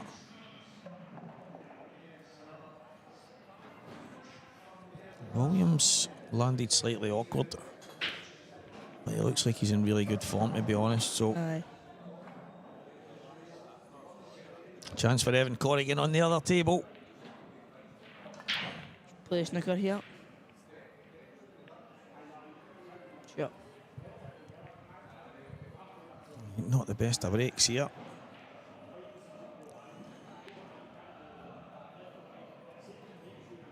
Your son at the game today?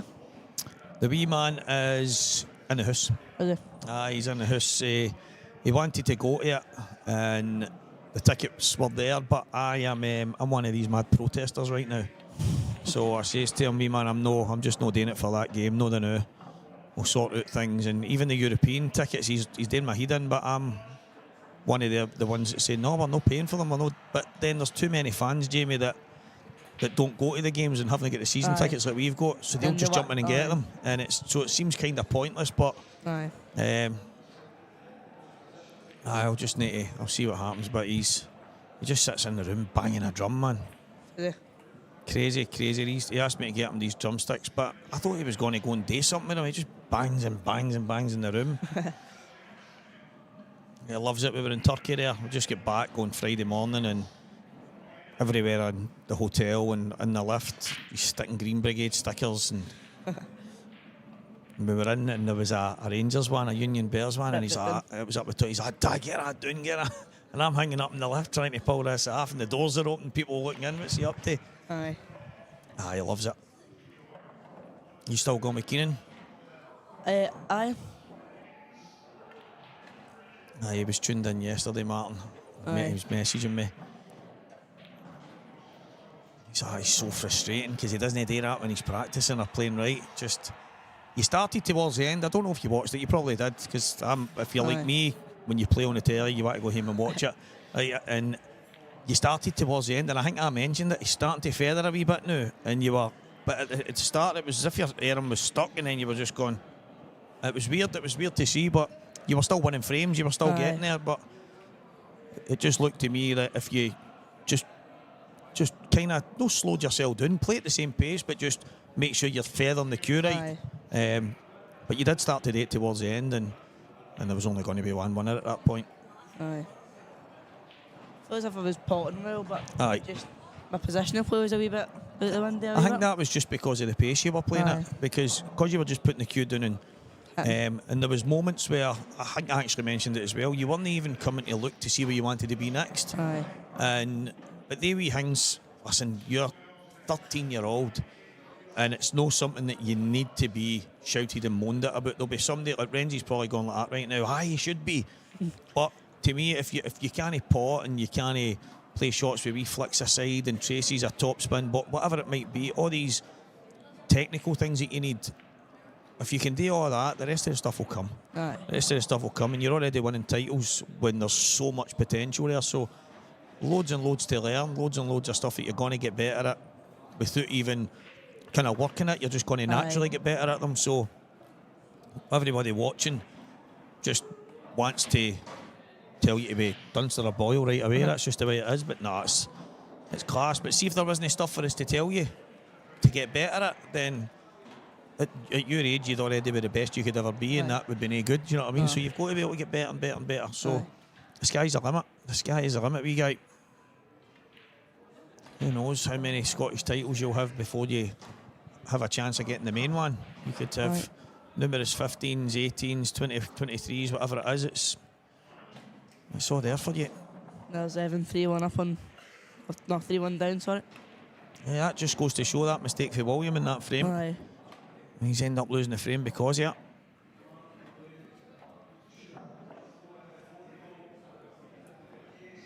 Well, Ryan had to take his medicine there, but I don't know, is he on the one on the inside? The way he's looking, he must be, but... Bit awkward. Yeah, because if he just drops it in, he's going up towards the red. That's exactly where he's ended up, and it's where he didn't want to be. I think he was always going there, so... No place he didn't want to be there. I think he had to jack up and try and dig in, so he came to the kind of left-hand side and allowed himself to get his hand on the table, but if he pots it, he should be... He'll be going bottom cushion. He might even be close to an off. I think he's going towards the two knuckles. He'd be unlucky not to be on the black, because it's going to be some pot if he gets it, but...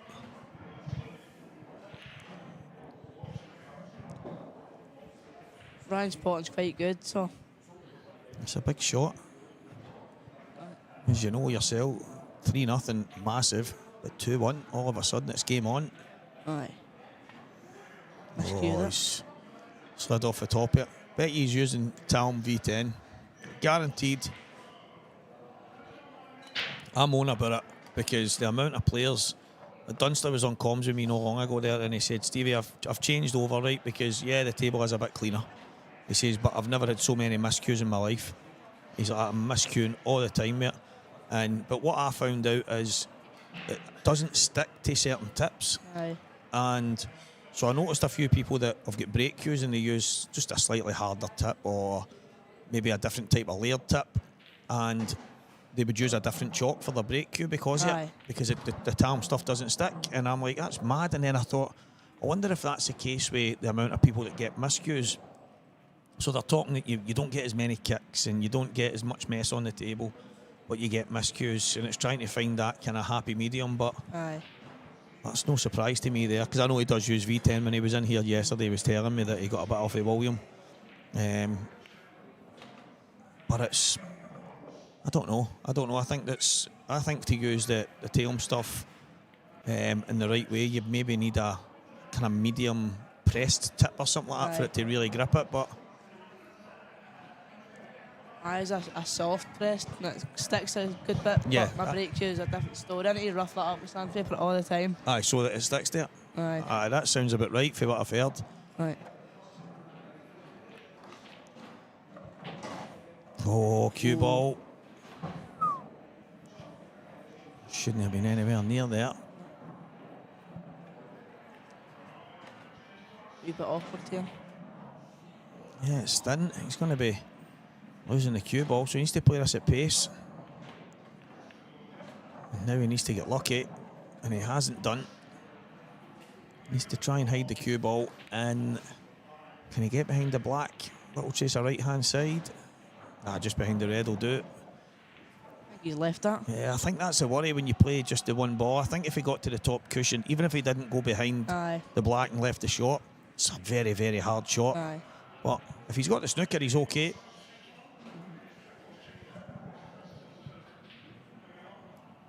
It must be a snooker, or Ryan would have Yeah, maybe can see it, but just not enough here. So he's looking at maybe playing the cross double here. I'd just be playing to come off the bottom cushion, try hit it up towards the top bag, try cover the bag. Big ask, but not much you can do there. No, that's it. So he is looking at the cross double. I guess that fair enough.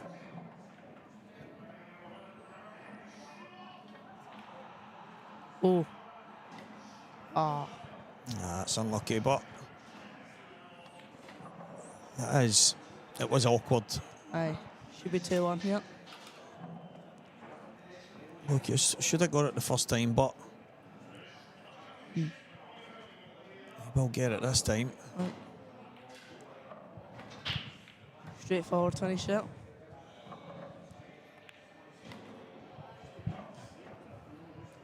Yeah, 2-1. William Wallace on a finish on the other table.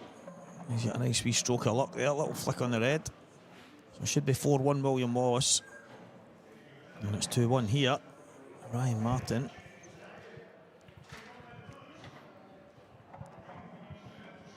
I think Lucas deserves a win because I don't think he's always got to the semis or the final. I don't think he's won much this year.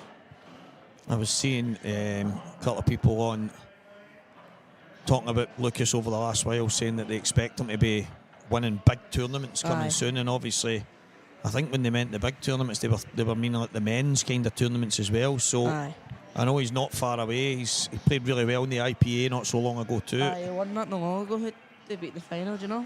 I'm trying to remember. It was in here, wasn't it? Was it in here? Players, I thought it was. It was in the Players' Lounge. He's been doing really well. I can't remember who he beat in that one, but got to the final in my place. That's right. Saturday, was it? Aye.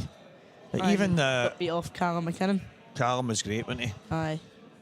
But even that's when it was. That's when I seen it was Maxie was commenting saying Lucas is going to be in the winner's circle with some of the big names very, very soon. But he's even the IPA Grand Prix with all the top players. He beat Anton. Anton was well gone. Anton beat me the round before, and to be fair, I missed.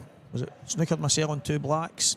Stupid trying to get too close to them. Aye. And it ended up costing me. I should have won the match probably 7-3, 7-2, and made a couple of really silly errors. But Anton he's one of the only players of a few players. Fernie can do it and a few other guys when they've got a drink in them. But Lucas ended up beating Anton and managed to get himself back on the Sunday as well. So similar to William, good run.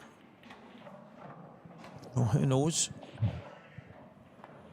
He's only 2-1 down here, so long way to go. But he is such a talent, Lucas. Young Ryan's obviously won numerous titles at youth level as well. So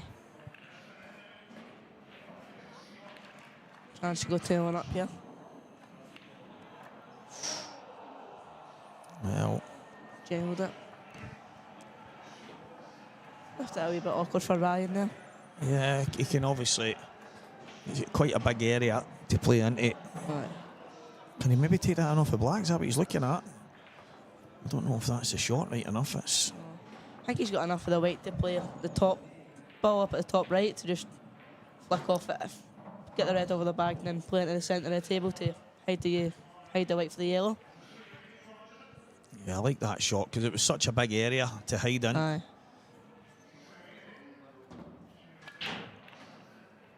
So a difficult one to get out of. No? Excuse me. Well, they're all wide open now. Right. You'd be a tough betting man here if you were going to bet against Ryan taking these. Aye. It's 4-1 to William Wallace Jr., but I can see young Evan at the table. Oh, I think he's landed stuck to a ball. And if he landed in the gap there, I would have fancied him to take the finish.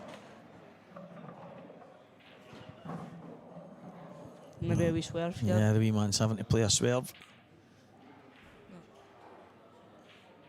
So Ryan Martin, one of the things that we'd normally call a tap-in, but this is a semi-final of the Joshua Lennon Kerr Under-18 Scottish Championship. Live in Scottish Q Sports streaming.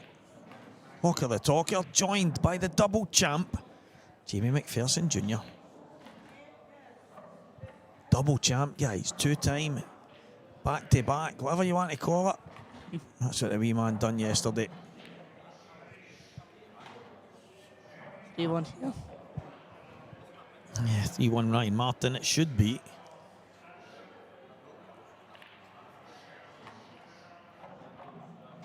I must have Black pretty similar to that in the final. First frame yesterday. That was the first few frames yesterday. There was, I'm sitting here and I'm saying, I can't even remember if I was saying it out loud, but I'm going, right, it's just early nerves. It's a final. It's no matter how much you've played all the way through, you either go one of both ways. You either become too relaxed because that's you in the final, Aye. or you become even more nervous. There's never an in-between, unless you're probably Dunster. But it just seemed to me that some of the stuff, the mistakes, and I expect mistakes when you're young. I expect mistakes when you're at the top of the game. The top pros will make them. But it was some of the things I was thinking to myself, right, this will calm down. These two have been playing all day. There's going to be... But it just started off that way. You've obviously missed that black. There was a few other opportunities. There was some slack, kind of... calling them kind of safety shots, but there was just some shots. I think I called them nothing shots because it was like, I'm not really sure what to do, so I'll just slide off that, and then your opponent's got a shot, and it was a couple of back and forths. But as I say, at the age that you're playing at, the fact that Nico's really new to the game as well, I expect loads and loads of mistakes, but it's the potential, the intelligence and stuff that I look at, and I think that's the football coach in me. So I'm looking to see wee things that you know that you're going to improve on naturally, and then things that you can work on, and it's amazing. It's amazing to see. It's good for Scottish pool. Ryan's got a chance to go 4-1 up. He's took these nice. He would have liked to be a wee touch closer just to make sure he avoided the red, but I think he might need to just slide off it. Take his medicine. If he can somehow just kind of catch it with a wee trace, like a half banana. Yeah, he's managed to just get it straight out, so that's not bad. They can just drop this down, then bottom left, bottom right, bottom left, middle left, and then the 8 ball to the right middle. He would love to be dead straight on the one between all the reds. Oh. Well, that's in. Perfect. Absolutely perfect. Just push this in and then run one cushion. Oh, he's went a bit far. I think he should be okay, though. He should be able to just check it slightly. The cushions have got a wee pink in them, so Aye. needs to really drag this bag weight. Perfect. He's actually held it too much. Top bag now. But that's because he's overhit that last shot, Jamie, because if I he's... was going to say that. You can just pull it in, come into that red and land on the bottom. Exactly. Perfect. So he's made this harder than it had to be, but he's at the table with a shot in the black. How many times have you sat in your chair and said, I just want a shot? Aye. So here we go. Sometimes it's better not to be greedy, just make sure you get yourself a shot, and that's what Ryan's done here. Aye.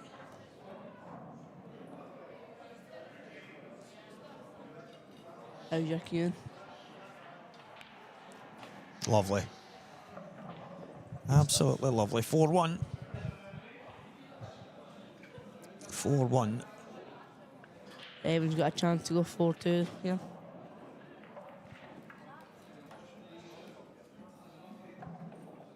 Yeah, William will have to be careful in that one because Evan will just keep plugging away and he'll pick up any mistakes.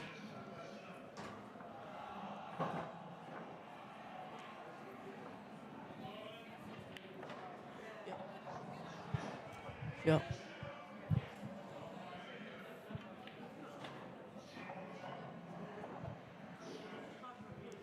So 4-2 in that one, 4-1 in this one. Both semi-finals, just floating along nicely.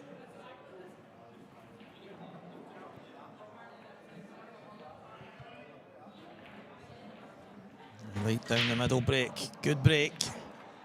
Yellow down, red down. Oh, that red coming across has made it awkward at the top. If that didn't come up there, that would have been quite a simple, straightforward chance on the yellows or reds, to be honest. Both of them were looking good. Oh, does it get off it? Red onto yellow, off the red and in. Surely not. Oh, he could just play the straight plant. So that shot right there is a shot that Mark Boyle would like to take out the game. He doesn't believe that we should be at the level that, especially in the pro ranks, he doesn't believe you should be allowed to play a yellow onto a red or a red onto a yellow, because at that level it should be easy enough, is what he said. And that situation there, Ryan's not played it too well, right enough. He's had to hide the cue ball. And the 8 ball's not looking great either, to be fair. Don't think it goes anywhere. Except the double in the right middle. If you land good on that. Not even go to the left middle if you land on the right side of it. He's just about shaved it. What's Lucas thinking here? Time to be aggressive. Needed a flick on that. But again, as you just pointed out there, if he's on the right-hand side, he'll have that red into the left middle. Got a chance to get on it here. I think he's got to take it though.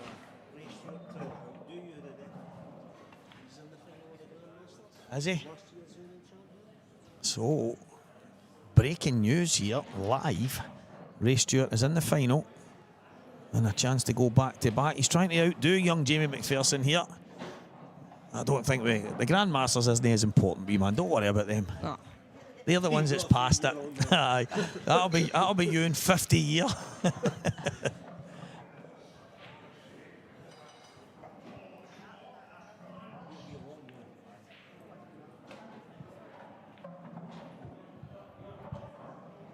$50 You need to be in your 60s, mate, to be in the Grandmasters. 50 and you know what? It seems as if it's miles away. It's actually no. Aye. It feels like 10 minutes ago I was 16, and here I'm a 45-year-old, and it just goes like that, Jamie, honestly. Aye. So keep doing what you're doing, wee man. Enjoy every last moment of it. That red doesn't go, surely. Got to play on the left side of it. Play it in the bottom right corner. He's played for it in the middle. And it's a total snooker. Oh no, he's on it. I think he's just on it. He is. And he can cushion the yellow and be perfect in the black. Big red. Missed it. 2 shots. And not only he's giving the frame away. Yeah, to be fair, Ryan would have taken those out, Aye. but Still not a good thing to do. yeah, I don't give anybody anything, to be honest. There's loads of times I'm dying to just Aye. scatter the balls, but yeah, if you want to win the frame against me, even if it's hanging over the pocket, I've actually seen my opponents look at me as if, can't you believe you're making me play this? And I'm like, just sit down and just look at them. Aye. On you go, mate, pot it. It's not on the rules.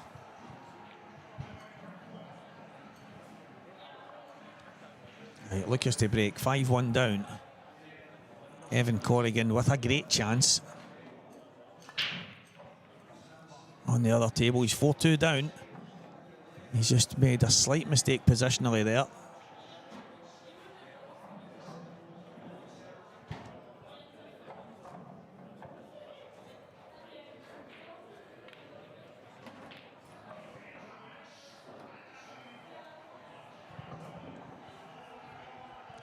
Good chance for Ryan here.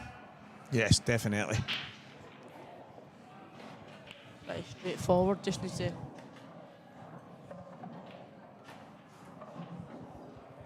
Anywhere but straight, but even if he is, he can just drop it and then take the yellow just below the black spot Yeah. on the line.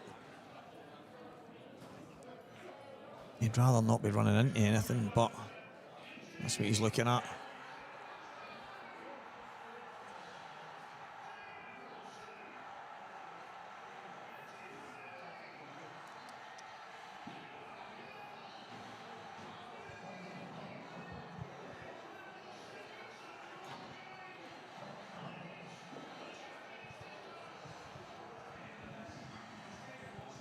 He has landed on that.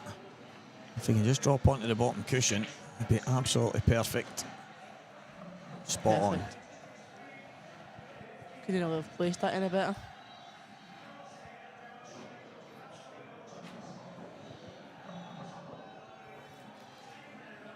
Just run through, play it in the top corner. Black in the same bag. No. He's taking both of them in the same bag, but that... I wonder if he can just run one cushion now and just take the black, black in the top left. He might be able to just screw across to the right-hand side, just a little delicate screw shot. Yeah, ideal. 6-1. It's going to be a big gap. And it's looking like Ryan Martin is going to book his place in this final. Lucas not really had a sniff, to be fair. The last frame, it was a bit of a mistake. Wasn't an easy red into the middle. However, he does need to climb a massive mountain now. Haven't got a chance to go 4-3 here.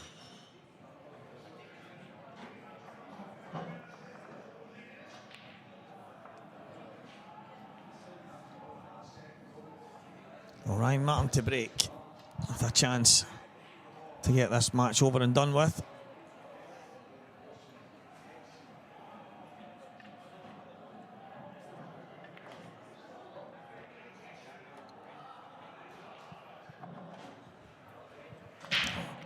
Young Evan with a tough yellow. If he gets it, he'll have a straightforward black for 4-3. So tight affair between Evan and William.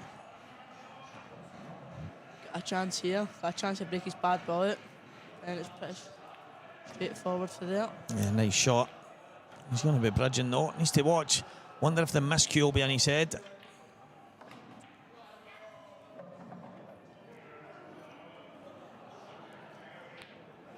Don't think it'll phase him. Yeah, good shot.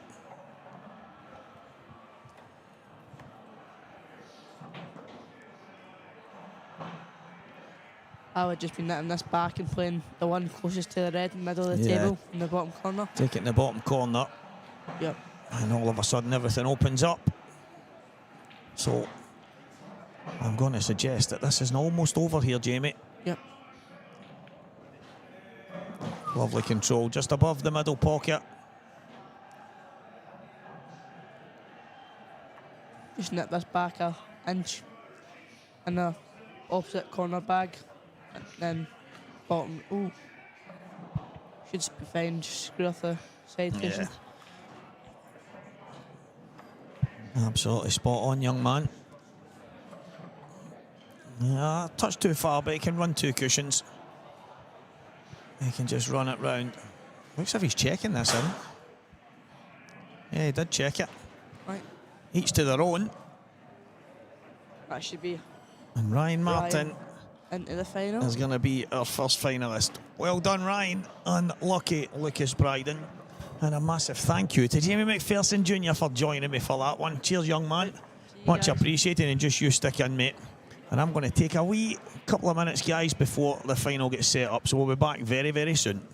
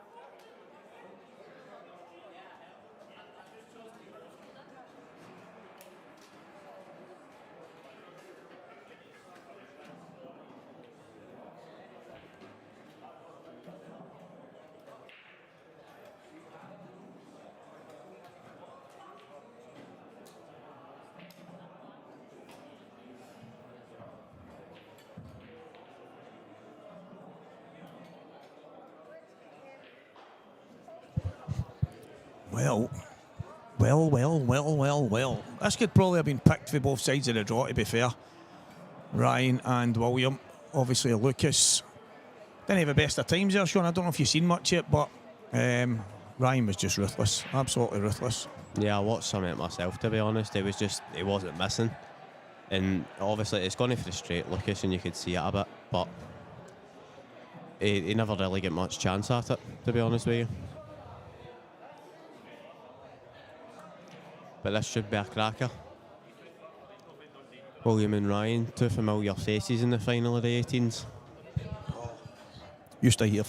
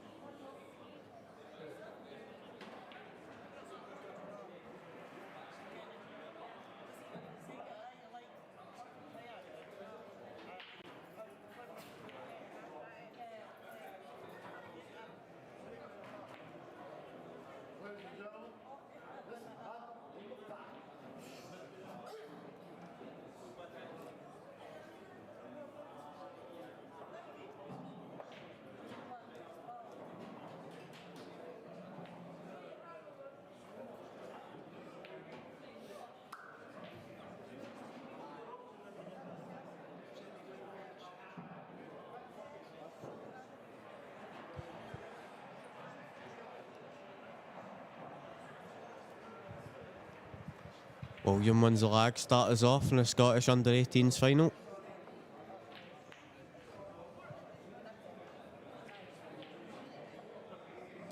Should be a cracker here.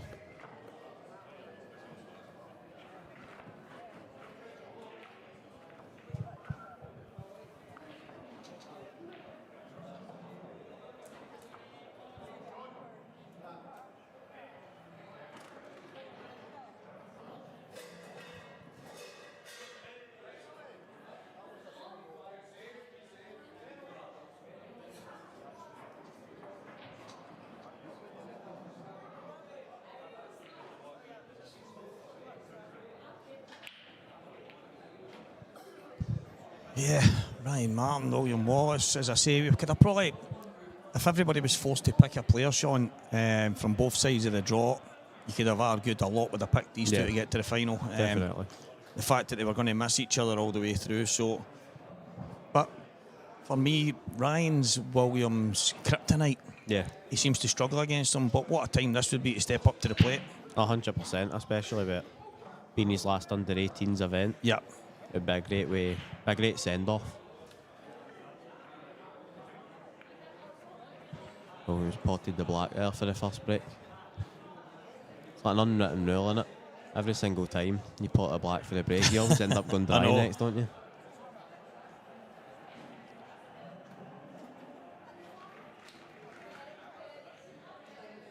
It's absolutely nuts how often that happens, and you don't get a choice in it. It's just the way it goes. Yeah. It's quite busy in here, isn't it? Quite a few watching the final. It's definitely good to see, but I have to say a few words about wee Evan Corrigan. Oh, it's frightening. What a run. Semi-final of the under-18s. What is he? 10, 11? 11. 11-year-old. 11 now. Absolutely exceptional. Aye, unbelievable run, honestly. And even there against William, he had William up against it a couple of times. William got off to a great start, but the wee man just kept plugging and plugging and plugging. Semi-final of the under-18s. 11-year-old, that's frightening. I wonder how many titles by the time he reaches 18 the wee man will have. I know. Aye, he could easily have one under his belt by now. He's 11-year-old.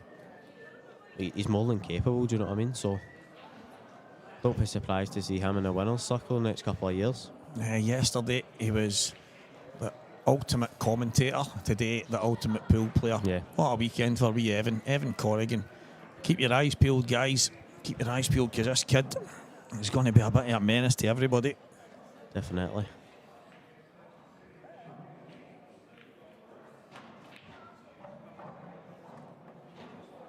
Good shot there to start it off. Open things up a bit. A good chance here in the yellows.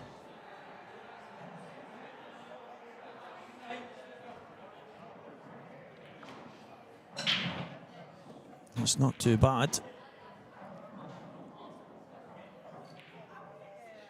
I think he can just punch out here, just landing a one in the middle. It's not got too much angle, but it should be okay. Well, he's forced it in, that's a good shot.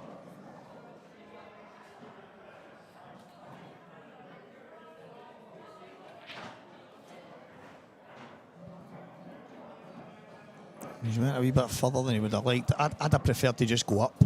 Yeah. Just go up and take that, and then come down, take these two, and just work your way back onto it. But Yeah, it's your only, that's your wee tricky ball in this frame, I think. The one down towards past the bout line. He's playing this long one, so test his cueing. He's played it great. He's played it absolutely brilliant.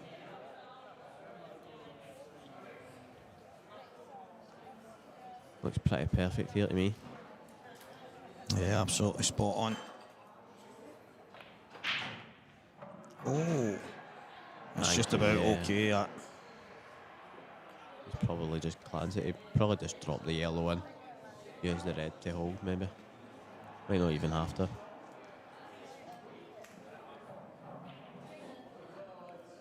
We're about to find out. That'll do. Yeah, good shot. That'll do. We've got 41 viewers. I'm a wee bit disappointed in that for a Sunday night. Yeah. A wee bit disappointed because we had over 100 last night for the under-15s. Aye. And I know there's other pool on the go right now, but there's none with commentary, there's none with... I don't know there's some football and that on, but we can be well tuned in. Yeah, definitely. Going to get a wee share on my Facebook just now. I've just shared it on the Walker the Talker, but I'm also going to share it on my main page.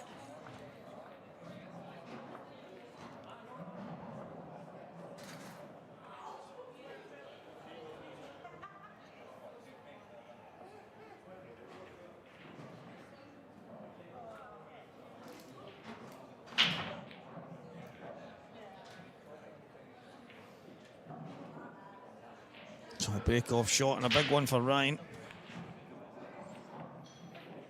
And he's got the last yellow moving. Yeah, these look pretty good. Get one wee tricky ball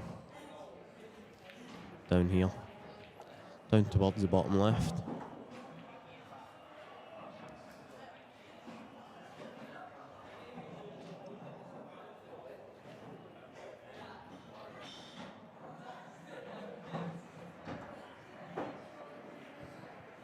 Yeah, is that one ball, but that's what he's looking at, that area, just dropping in there. Stuff we Yeah. mentioned earlier. It's still got a pocket. Yeah, exactly. Definitely awkward, but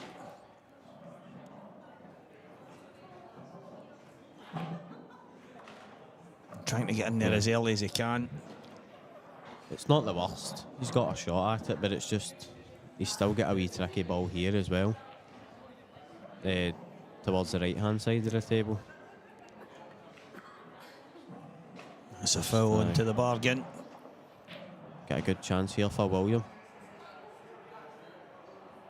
A great chance here for young William.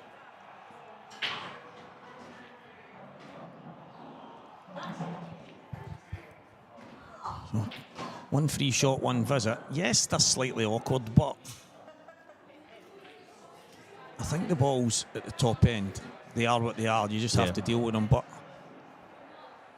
if he He's- pops the yellow onto the red, clears the two at the bottom, He's got a good chance. yeah, he can just go upstairs and kind of work his way through the...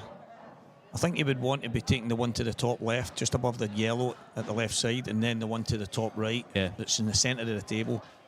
And then if he can land nice to just drop the ball in the middle. But there is work to be done. It's not straightforward. I don't know what players playing the flat. Bit pacey. Yeah. It's okay, he's got a bit to do with the white ball now, but See, I liked having the cue ball towards the top Yeah. right and just dropping that nice and easy and just bringing the cue Yeah. ball down towards it. But noticed that a wee bit today. There's just been trying to do a bit too much. He's going to get his mini butt.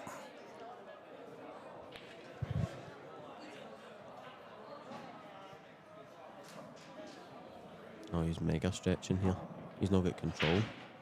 Cue ball in off. That's what always happens in that situation, because you get no control of where you're putting it. You're just potting the ball and hoping for the best. And it generally, most of the time, ends up finding a pocket. Yeah, Ryan's got a massive chance here. I'd fancy him to take out these yellows all day. Yeah, I'd give him these 10 out of 10. 100 out of 100, actually.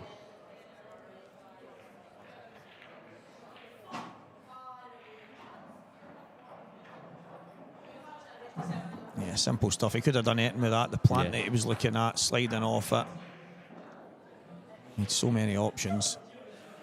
Yeah, he can go anywhere here. He just needs to pot the balls. And a 2 over the middle. Leave them to last. Yeah, basic black in the middle. You take this. The lowest one, just go slightly high. Drop it in. As I say, probably a million out of a million I would give Ryan in getting them.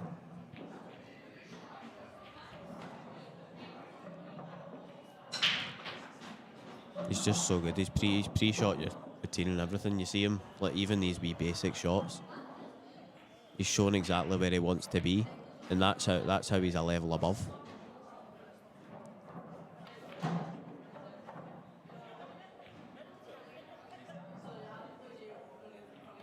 Yeah, brilliant stuff. But I can't help but feel like William was handed a gift there. Yeah, they should be 2-0 up here. He really should be. But the wee man will know that. He's just played that shot.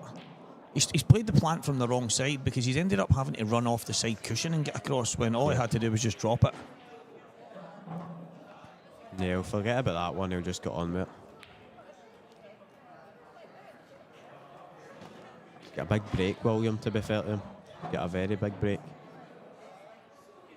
And it looks like it has been working for him today.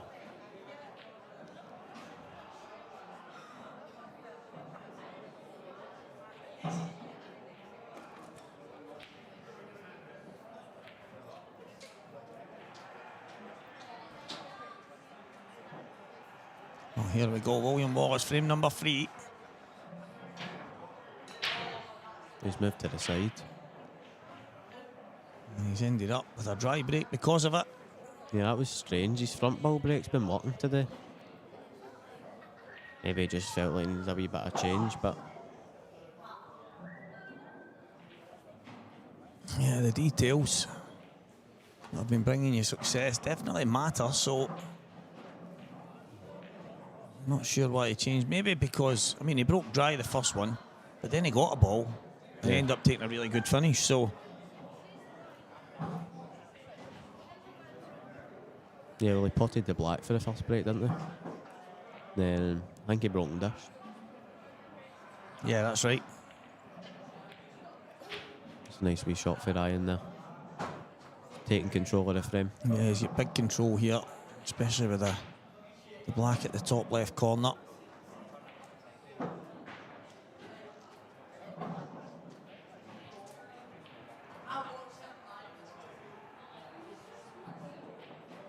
Yeah, good shot.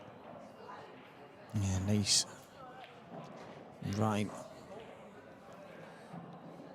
I don't even think he can see he's hanging yellow here. I think the knuckle's in the way. I think it might be a total. Yeah, I think it seemed to give Ryan a nod like it was a total, but must be. It looks to me as if he can get through, but Yeah, good shot. Oh, he's found the gap. Oh, he's got away with it. that'll do. He was always going to have a chance. Yeah. And that's actually a good shot he's played, because he's given himself a chance of hitting a large number of yellows. Yeah. Aye, he's gone through the path of him.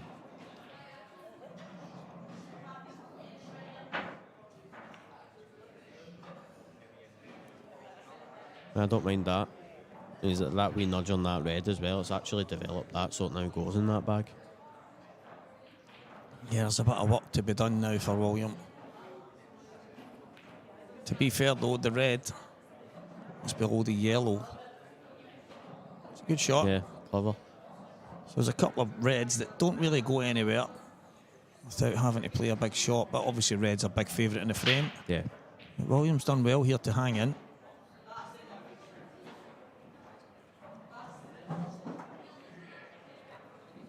It's a good effort for Ryan. I like the shot.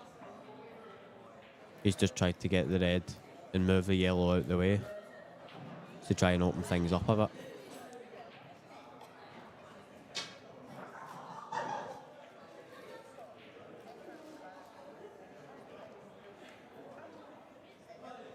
Not bad. And there's a couple of kick shots away for William having some kind of chance. If he gets to the left-hand side of the table, he can get the black into play. It's just getting that and the bottom right at the same time is pretty tough. The yellows aren't as bad as you would first think. Yeah, it's just a couple of wee problems. The black really, and then obviously these two down here. But as you say, it's a couple of kick shots. But here's away. the thing for me, I would be going thin cut on the one over the middle. I would have been towards it. Yeah, I'd have been thin cutting and running right into the black because that yellow Williams just played went inside the red at the bottom right. So there was actually a chance to go there. There was actually a chance to go, and he's been caught up in this safety battle. He's not even looked at the aggressive shot. William can't really win the frame unless he finds a bit of magic for somewhere, and the opportunity was there a moment ago. So he's kind of hanging in there now, hoping that Ryan goes and makes a mistake. Yeah. Ryan won't go until it's absolutely 100%, but the top end of the table now getting really clustered. And off. Oh.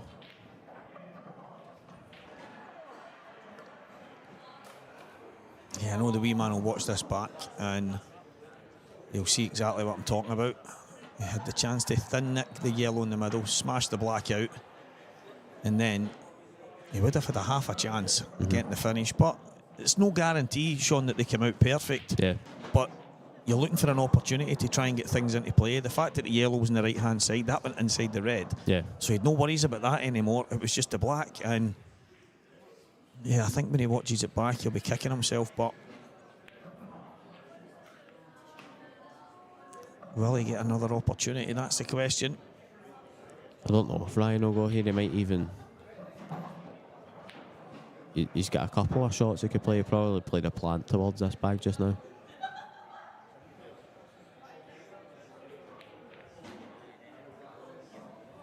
Yeah, I don't mind it. It's different now. While there was only one ball up there and you run into that 8 ball, there's a chance of clearing the pocket. Yeah, he's seen it right away this time. Yeah, but when there's 2 up there, it's really difficult. Yeah.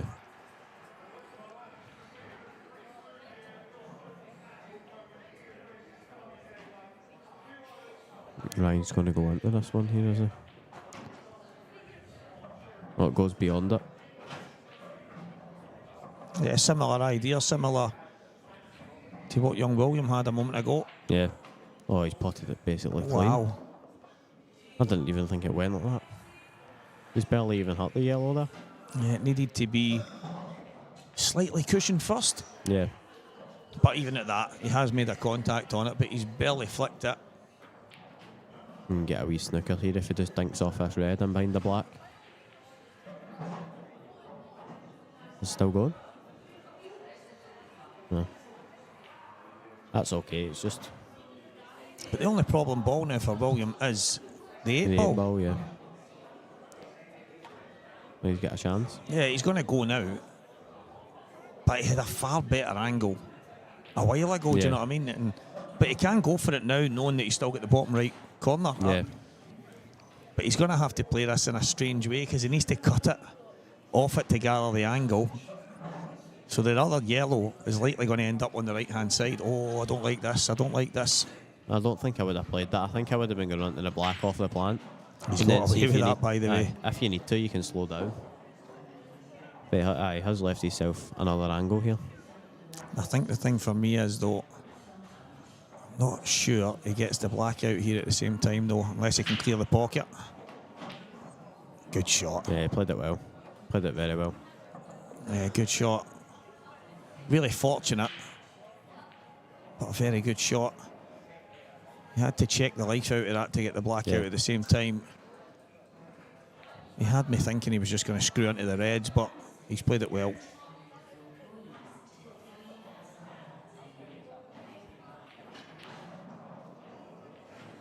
Massive shot though.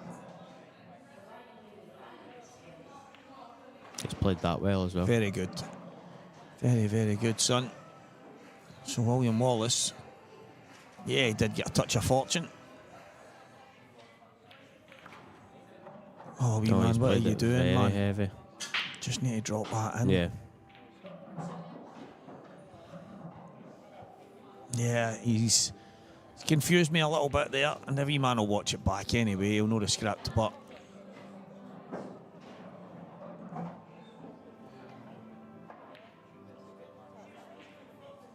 can he find it though? Not at that pace. No. So, a gift for Ryan here. Yes, it's another one there for William. He's had chances in every frame. Yeah, he'll be disappointed. He just needs to shake it off. Ryan won't make any mistakes here. Just bounce the black into play.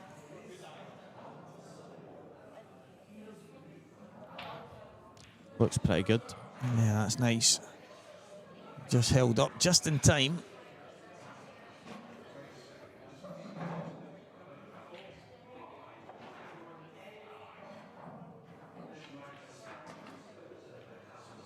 Yeah, it's just a couple of balls away for 2-1 up. And that right there is one of the reasons why your granddad doesn't like the apology. William apologised for getting fortunate and then he's lost the frame. Yeah. And it's not to say that there's anything wrong with it. If that's your thing and it doesn't affect you. But I used to notice the amount of times I would apologise and then lose a frame or lose a match, and it really started to annoy me because it made me think like I was maybe playing as if I was feeling guilty about getting a bit of fortune, when every single player has to be lucky at some point. I mean, you have to be lucky off the break that you get a chance. Yeah, you have to be lucky when you kick into balls. Every single player. So it's one of the things where, as I say, after matches now, I'll say to somebody, I just had a run of the balls there or whatever it is. But yeah, the wee man puts his hand up, apologises, and it ends up. He ends up 2-1 down. Yeah. At the end of the day, doesn't he?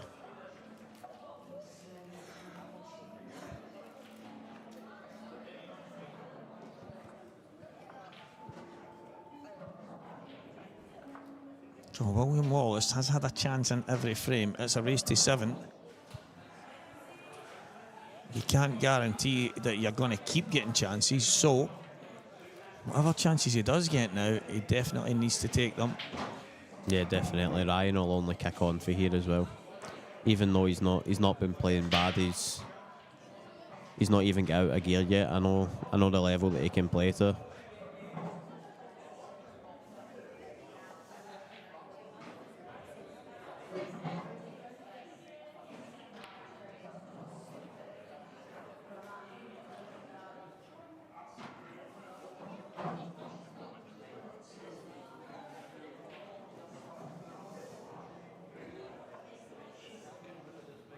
He's got a right good chance here as well.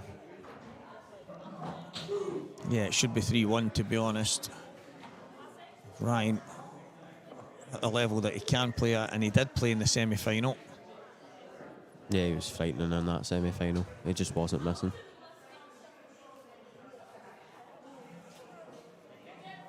Yeah, Lucas didn't waste any time getting out the building, but it was one of the games. He didn't really have much run of the ball. Yeah. Made a couple of mistakes, but Ryan was just exceptional. Great shot there again. Gives you an idea how good he's feeling, but is he on the top ball? I'm not convinced he is. He might have to play it with a wee trace. Yeah, you can tell by some of his facial expressions there. Yeah, Might just have to turn that a bit.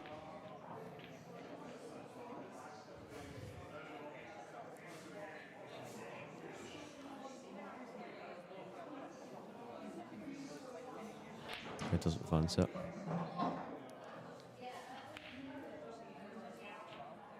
Where's it going to end up? Oh, it's hung. It's not the worst outcome, but it's also a chance that Williams shouldn't have had. Yeah, well, this is the thing. It's the alternative is it's 3-1. Yeah. So you can be unhappy that the Reds landed there, when really you should be ecstatic that you're back at the table. That was something that used to be bad with me. I used to be as if my opponent missed, I deserved the right to have a great chance. And it was funny. It was Elliot was watching me play Gizmo in an IM qualifier, which I won. I think it was 7-2 or something I won. And Elliot said to me after it, Stevie, what was the problem? And I says, what do you mean? And I said, oh no, he missed a few, mate, and he just kept leaving me nothing. And he went, and what gives you the right to be left on something when he misses? And I says, what do you mean? I says, but he was getting lucky where he was leaving it awkward. And I says, but the alternative, he's like, the alternative was you were beat. Yeah. He went, because he missed like his last ball for a black and left you awkward, and he missed a black and left you awkward. He said, but the difference there is you could have, probably should have lost the frames. Yeah. He's like, you're unhappy coming back to the table when you should be delighted that you're getting a shot. Exactly. And it stuck with me, stuck in my mind. So a lot of players have had a bad habit in the past for thinking when you get back to the table you deserve the right to just be given something easy, but it's definitely not the way it goes. You should just be happy to get a shot. Was it going to drop? Oh. Yeah, I think he did miss it, but Yeah, it did rock back on itself, but it just went round the lip because it caught it thick. and it's another frame where he's had a chance. They might not have been easy, but he didn't even get close to finishing it. So the wee man's going to need to just knuckle down and do what he does best. Just get back to potting balls. Everything else will take care of itself, but just went a wee bit tentative. But the shot in the last frame where he's hammered that plant 100 mile an hour and tried to go up and down. Yeah, just drop it in the other side of the bag. He's trying to power it in and come back down to the middle of the table, but there's no need. Just drop it and then just come back down by cutting it in at the top side. But try to be too perfect.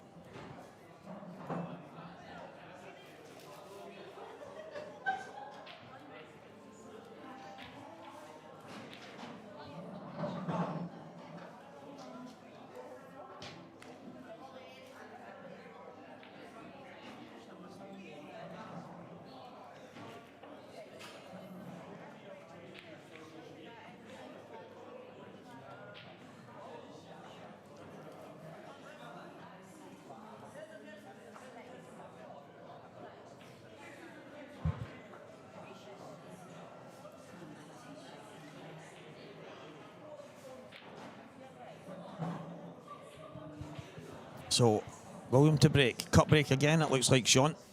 Yeah, he put a bit more into that there. His first cut break there, he looked as if he was a bit hesitant to actually hit the pack. Yeah, I like the cue ball there.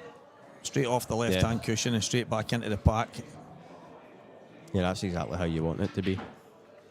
Now, I like both sets of balls here, but obviously the standout is the red at the top left. So that's awkward to get on. It's not got any obvious connectors. So for me, yellow balls every day of the week, and they all have obvious connectors to each other. So this is a huge chance and one that he has to take. Yeah, definitely. Don't do anything silly. One cushion, back across. Take both of them to the left-hand pockets. See, he's checked that there. Yeah, he just needs to play it plain ball. Just keep it simple. No need to check it. It was a natural angle. Yeah. Because even if he goes high, that's fine. Because you can just drop it in and be in that area. But now, he's having to play a shot. He's going to have to screw. Yeah, try to land on him in the same bag. Right, that's not too bad. Yeah, so it's okay. He's a bit off angle, but he's going to have to leave these two to his last two balls, I think, now. Into the top left bag.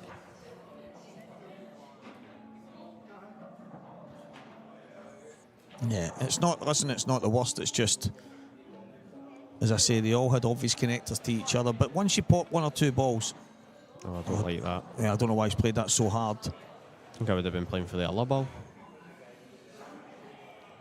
I think I'd be rolling through here for the other yellow in the middle. Yeah. That was just a drop in there, and then just a simple, delicate stun back for the yellow up the cushion that he's on just now. But just concentration here. Yeah, just pot the ball. That's a great Brilliant, shot. absolutely Good shot. brilliant. Now, don't worry, don't get greedy. Just pot it. Just pot the ball. Even leave if you're yourself a down shot. near the middle pocket on the left, you'll cut that in, no problem. So don't get greedy. Just pot the cue ball, pot the yellow and bring the cue ball down.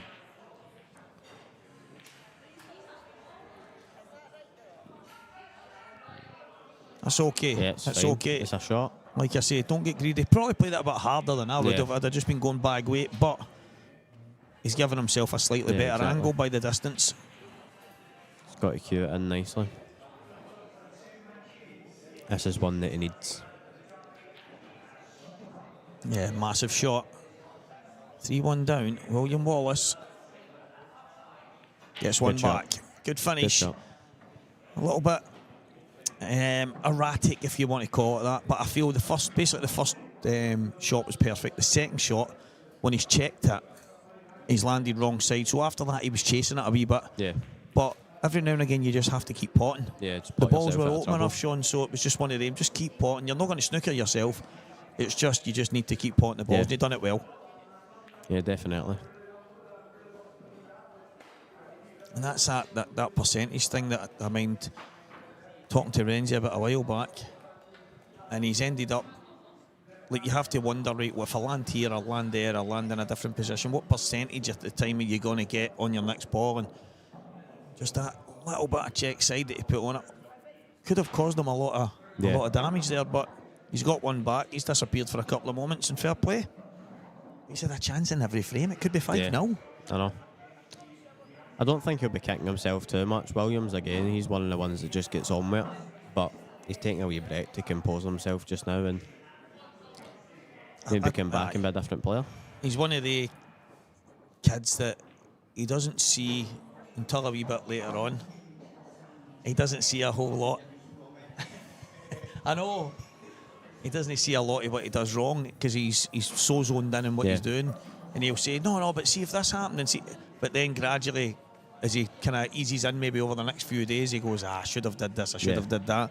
So at the time, he just sees it in his mind that he's not done anything wrong, it just didn't go right for him. That's a good mentality while you're playing, because then you won't beat yourself up too much.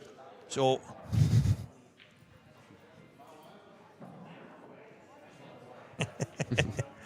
Wee Evan the Terrible.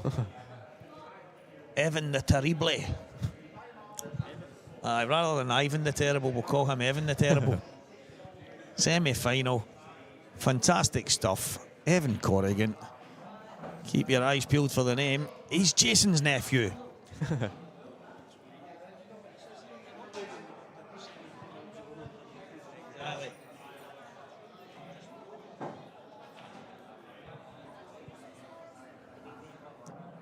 I don't know what Williams doing here. I think he's went to the toilet down in the arcade.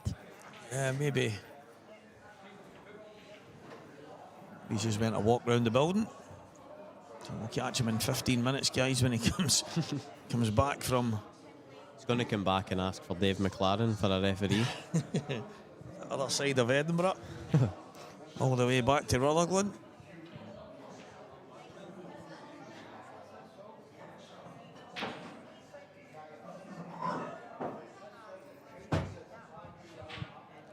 Not got a clue. Just comes in every so often, doesn't he? And then just says a couple of words. Aye, pops in, throws us some information, Dave. But he did say to me about young Ryan Martin, as his record is quite frightening in the youths and juniors. It's 2 years. I don't think he's lost a tour in 2 years. He says he's won something like 13 or 11 out of 13 or something, and one of them... Oh, that's what he was saying there. He said 12 out of 14 there. Right, so 12 out of 14, and one of them that... now, he won 12 out of 14 only because one of them he wasn't in, Yeah. and the other one was Preston beating him in the final of this last year. Yeah. So It's frightening. Yeah, pretty frightening. It's just the norm now.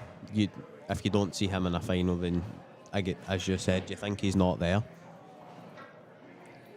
But that's the ghost that everybody's chasing, and that's what I mentioned yesterday when Ryan was in here. He was talking about Preston and Gio and guys like that, and he's like, when you're chasing these guys in any tournament, if you always feel that you're chasing, like when he was going and practicing with Mark Fleming and Ryan and Brian Cumming, whoever it is, I don't know all the guys he plays, but I know Mark and Ryan quite a lot.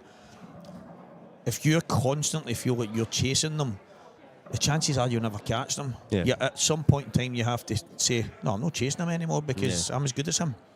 I'm not chasing him. Now we're competing. Now we're racing. Now there's no chasing it, and that's when things change. When you realise, I've got everything he's got. I just need to tune in between the ears now and then, let it go for there. And he looked at me yesterday as if it's quite a good way of looking at it, but it was something years and years ago. I remembered with some of the guys that if you're continuing to chase, if you feel like you're always chasing them, you can't catch them, you never will. Yeah, you really never will, because every tournament you come in, you're only thinking about getting close. You're never thinking about getting past them. So, but both of these kids are going to win many tournaments. 100%. It excites me to see who breaks into the top end first, because it's never who you think. Yeah. Look at the tennis.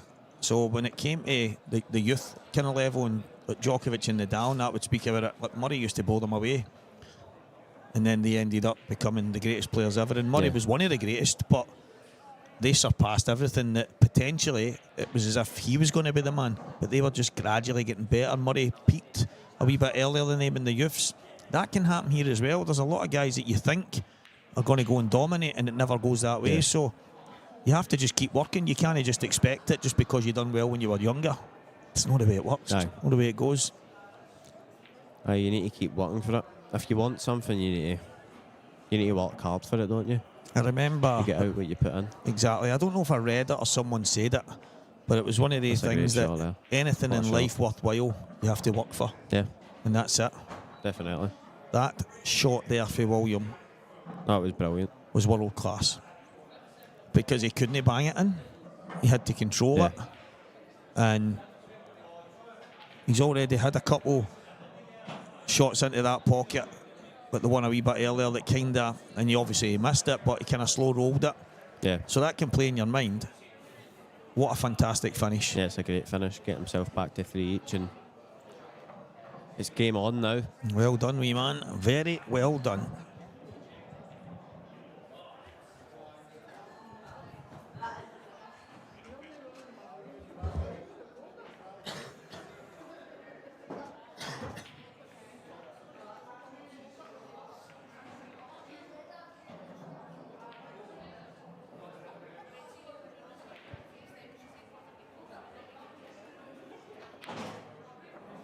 I think William will be out to get him here every single tour. I think bar one maybe this year, it's been William and Ryan in the final. I think it's either one or two, because William and Lucas was in the final of the one that Ryan wasn't there. But I think it has. I think it's been William and Ryan every other one. So the laws of averages, I know you probably learn about stuff like that in school, but the laws of averages tell you that at some point in time, William will beat him in a final. Now, it could take 10 years for it to happen, but the laws of averages say that every time they meet, every one that Ryan wins is another one closer to one he loses. Yeah. It's just the way it goes. So, could it be today? Who knows? I mean, let's be serious. It could be 6-0. Yeah, definitely. And it could be 6-0 with 3 big chances that he's had. So, I would be guilty of sitting in my seat thinking, I should be one away for winning this right now. I should be one away. What have I done? It's only 3 each. Rather than say, right, it's 3 each. Race to 4 here, let's get this done. I think that's where William's brain is really good. That he doesn't really think at this moment in time he's done anything wrong. He just believes it didn't go for him, and that's just the way it goes. He just gets on with it. That's the amazing thing. I think it's what makes him such a good player and such a good talent.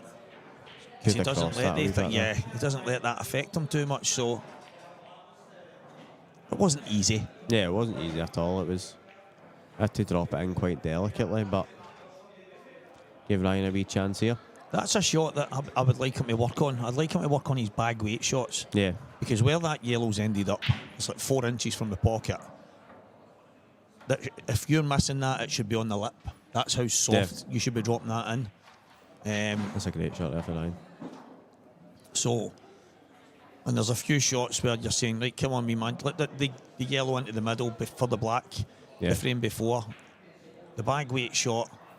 Definitely a shot he needs to work a wee bit at. So that's good because again, everybody needs to have something to work on. Yeah, exactly. Nobody's perfect. I think Ryan's just going to play about for a wee bit here. I think he's not left that one down here, has he?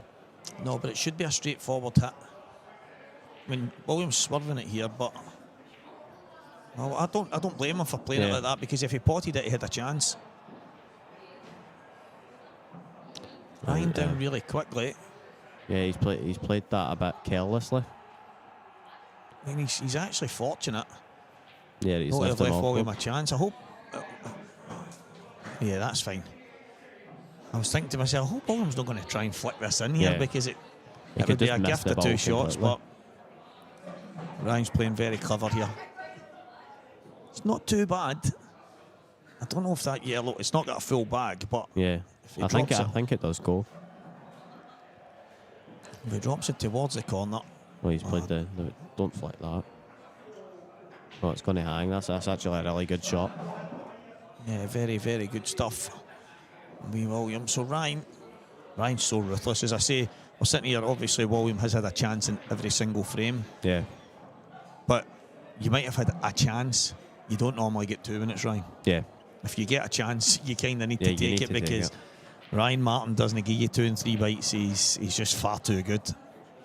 Yeah, you don't see him miss very often, and when he does miss, you need to treat it as a gift, and you need to take the chance, as you said.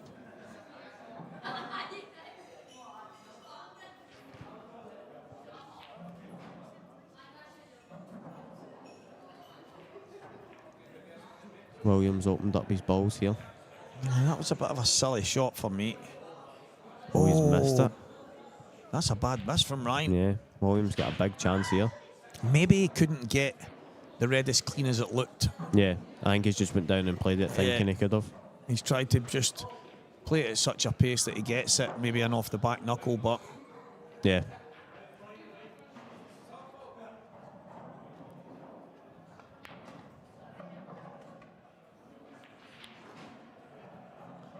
slightly strange shot there for William. I think I actually might see if he's playing it with. See if he's punching it. He needs to punch it into the far knuckle. I think I would have played it with topspin. Try and get the weight out a bit. He's got to try and force this here. Good shot. But now he's got the double. If he gets the double, I think he gets the frame. Yeah. This is like his black ball, I think.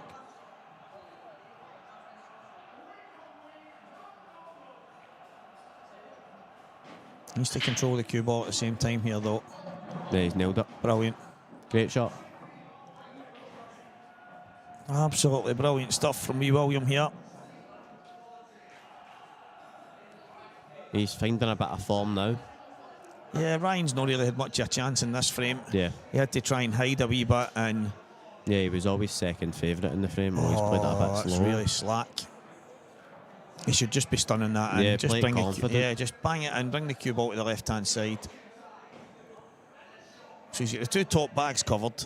Yeah, but Ryan's obviously going to think he's back at the table, luckily.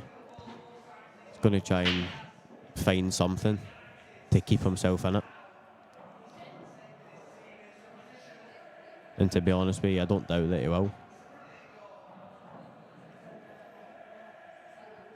Yeah, it's not easy though for Ryan.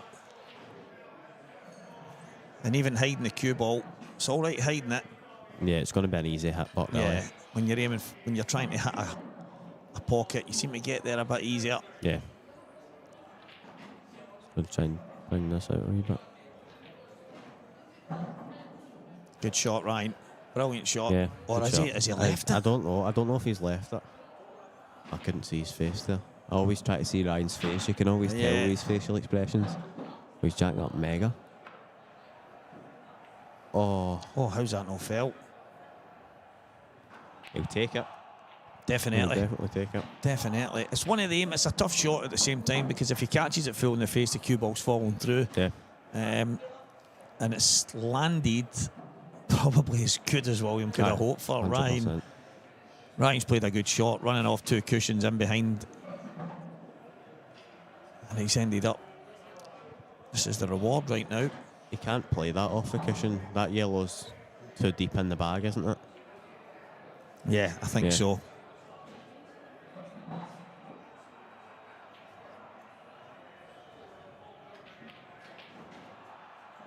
Maybe a shout for a turn 1 here.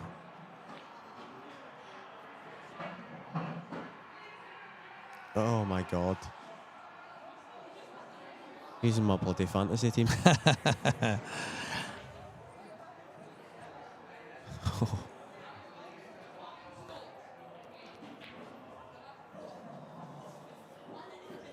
He's got to try and kill that. He's got to try and kill this yellow down here, I think. His options are really limited, I have to say, so... He's got to play this good. So he's trying to just snooker him on both balls. He's left it. Oh no, he's left it. Oh, he's left on the pot. That was quite slack for Ryan. Yeah, but for me as well, Williams went down really quick there because he's not really thought about what he was going to do. That's a brilliant shot. Aye, that's a great shot. He's getting into it a bit much. That was hard to control. Yeah. That was so hard to control, and he's actually ended up cueing it too good. Yeah, definitely. Because I was thinking he had to flick the cushion and then come between the 2 balls, but he's managed to kind of stun screw type shot out. But this is awkward cueing, bridging over the ball. It's a big shot. Nah, too wide. Not even close. So he's in a bit of trouble now. Yeah, Ryan will definitely make sure now. He's in a bit of trouble now. But again, even that there, you've got to bang that in. Yeah. There's no point in being tentative. And confidently. At that point, you have to just have a right go. I think Williams just got to try and hit this and smash it, to be honest. I didn't like the way William was playing it. I would have preferred him to be on the table. Just put your hand over the red onto the cloth and play the shot rather than having so big a gap between the bridge hand and the cue ball.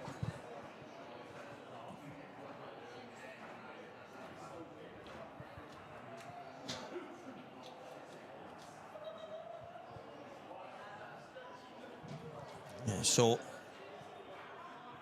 it is 1 free shot, 1 visit. Yeah, it's a massive chance for Ryan here. Where have they gone? Who's it you're looking for? Oh, I thought Ryan had disappeared. I actually thought he'd disappeared. I'm going, but where is he? Where did they go? I was looking through the gap in the TVs. I'm thinking, where's he went? He's at the table a minute ago. Big Davey's in the road again. Yeah, Big Dave McSee.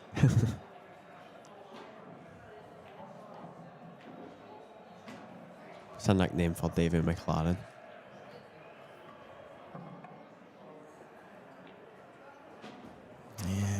Aye, what's a nickname for him?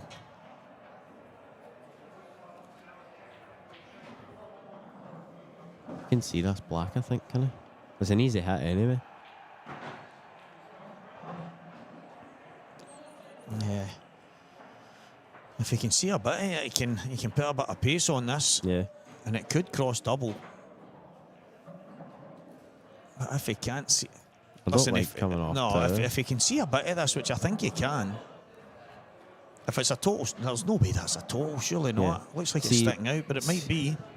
See, even if it is a total, I still don't like coming off two here. If it is... Well, he's caught the knuckle well there. That's a good shot. But he's come off two, but he could have come off one, where we bit aside, brung the black out, and left the white in the exact same position.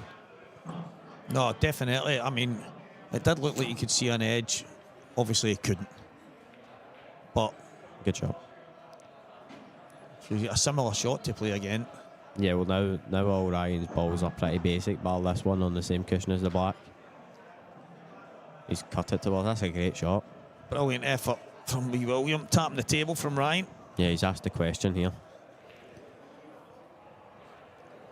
Think he's going to go towards this off his hanging ball? I think he should. And if he doesn't get it, then Yeah, it's a good shot. that's It's a great it. shot. That's the shot, because if you don't get it, then you've got a shot maybe doubling it. Yeah. So the worst case scenario is you've got a double to play, but he's played it well. He's actually a tiny bit fortunate that he's just flicked it in the way back, because it's knocked it into position. Was he not taking it now? All right, that's fine, because he can just come low for it. But it is a very good shot, and I like the fact that he did go for it rather than refuse and then wait, because if he doesn't get it, he's got a double. It's a cracking shot, and he's got a wee tiny bit of fortune the way that's flicked it in the way by. But Yeah, I think he deserved it, to be honest. 100% deserved it. He's played the frame well. I mean, Williams made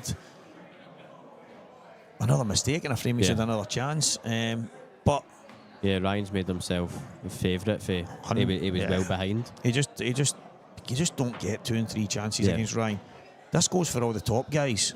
I mean, Ryan's in the top 16 in the country, and there's a reason for that. Do you know what I mean? You don't get 2 and 3 chances against him. It just doesn't happen. 4-3, Ryan Martin. He's taking a wee comfort break now, I think.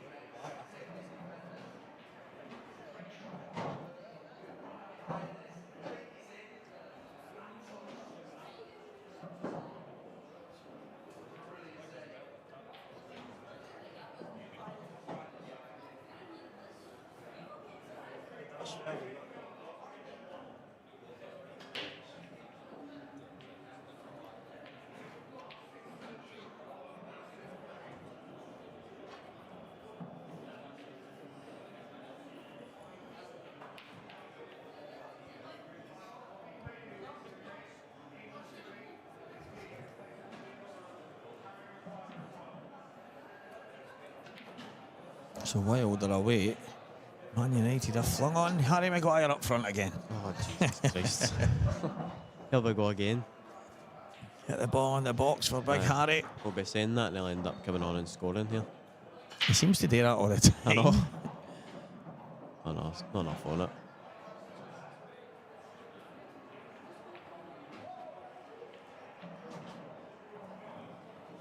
It's offside by a mile. That's basic stuff. Poor, really poor. Donnarumma. Looks strange in that kit. Can't believe Man United didn't sign him.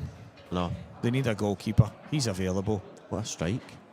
What a save. That's what you get. Yeah. He's caught that sweet as anything there. And every single person was saying, why would Pep sign him? Because Pep doesn't like goalkeepers. He likes football playing goalkeepers. Yeah. And Donnarumma's not one of them. He's just a goalkeeper. And all of a sudden, Pep changes his mind and goes and brings in arguably the best just basic goalkeeper in the world right now. Yeah, definitely. Ryan's back after his wee comfort break. 4-3 up, Scottish final.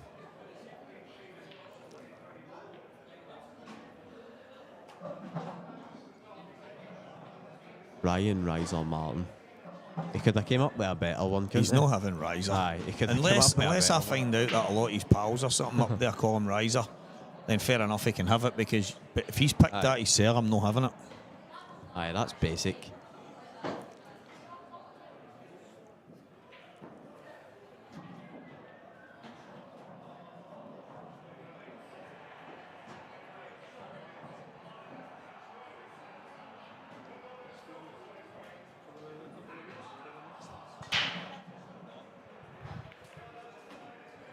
Good break. Is there a chance?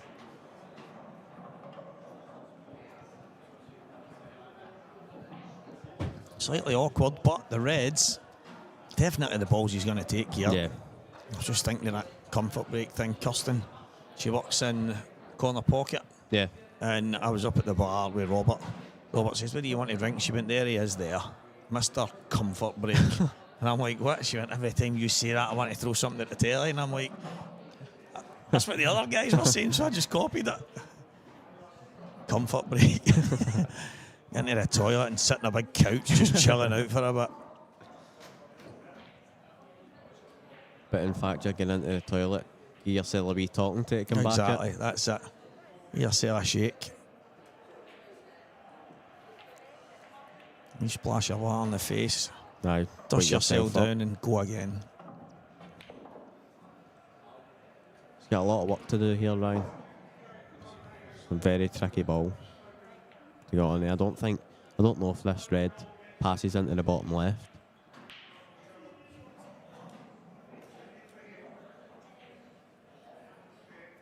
If it does, then that might be. Oh, he's went into it just now.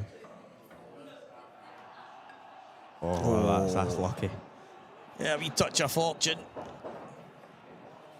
You need every now and again, especially if you're going to go and win a tournament. Yeah, exactly. That's one of the biggest things in pool, I think, is fortune. You need it. Oh, I couldn't afford it. Yeah. The fact is, I don't know why Williams tapping the table, because he's just been given a chance here. Yeah. Yeah, that's not a good shot for Ryan, Yeah, I agree. because he's left him on the bad ball right away. Yeah. So if Williams pops this in, he's got a chance to finish it. Yeah, he's got one good shot to play. Williams He's nailed tapped the it. table there, but he's actually gone, "Cheers, Ryan." Yeah. Yeah. Obviously, Ryan's trying to make sure he leaves it covering both sides. He's just not played it very well, because even if he couldn't pot it, he could have caught it enough to get Yeah, it to right hang over it. the bag. But I actually think Ryan's been saying to himself, "It's all right, I'll just cover that one," not realising that Yeah. where he was leaving the cue ball. And we've all done that. I've done it millions of times. It's just one of the moments when you walk away from the table, you go, "Oh, what have I just done?" Yeah. You think back to yourself and then realise that there was another obvious one. Oh, what's going on there? Well, he's let him back in. Yeah, I'm struggling to see what he was trying, because even where he's left the cue ball, it's not great.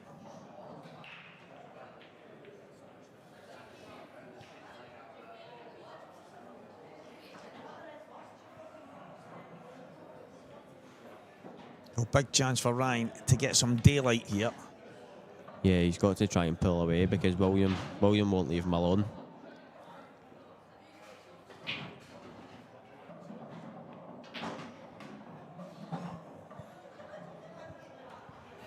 I did mention that Ryan has been Williams' kryptonite Yeah. for the last couple of years. Yeah, Look. definitely. It's always them two at the business end. Yeah. There comes a time when you have to kind of step up to the plate. He said his chances so far today, however, Yeah, he said chances in every frame. yep. But instead, I like that for Ryan. yeah, he's just went into them. He's not caring if he. I think he was always going to have a shot at the red, Yeah, to be honest. you need a wee bit of luck. If the cue ball goes a wee bit further, he's He's on. He's slightly awkward, but at the end of the day, you need fortune when you're playing that shot, and that's Yeah, a exactly. brilliant That's a great shot. shot. Absolutely brilliant. Oh, come on, Haaland. Yes. Extra points on a fantasy. And If there's Ryan goes the 5-3 daylight up. that we were speaking about. William Wallace Jr. 3, Ryan Martin 5. But the wee man can't have asked for better chances than he's had. Yeah, definitely. But Ryan's just ruthless. Absolutely ruthless. He's far too good. And right now, he's good value for his 5-3 lead.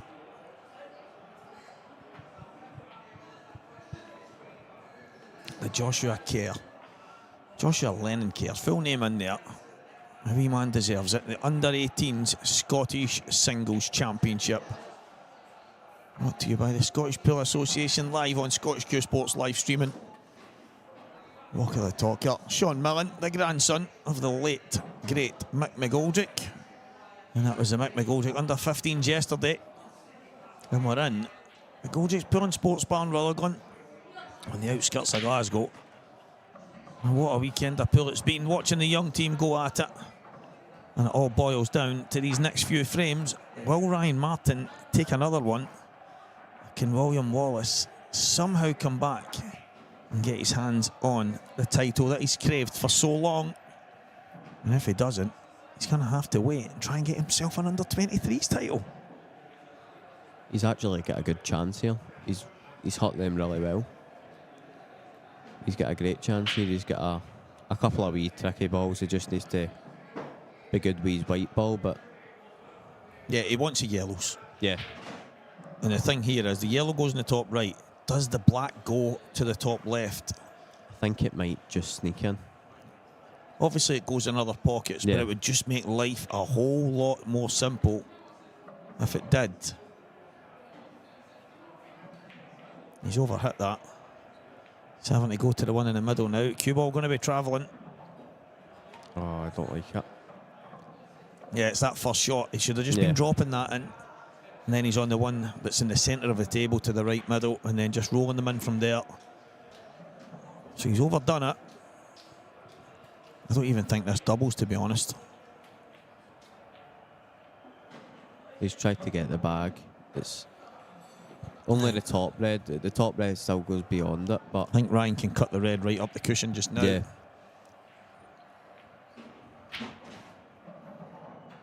Knocks us in. And he has done. They're all open now for Ryan. Yeah, and Ryan with the reds has got the perfect connectors for the 8 ball now.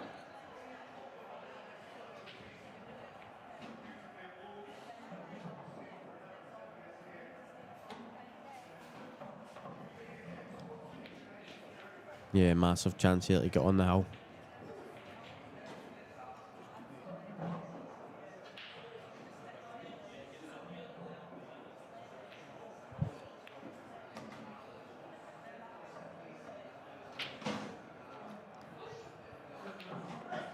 Yeah, we need to just pull the cue ball straight back now. Yeah, he's got a lot of room for error here, I think. That's pretty good. Yeah, just Quite about straight. perfect. He's just got to screw back again, I think. Yeah, you think he's just on the high side ever so slightly, so he can get to the right hand cushion. Yeah, pretty good.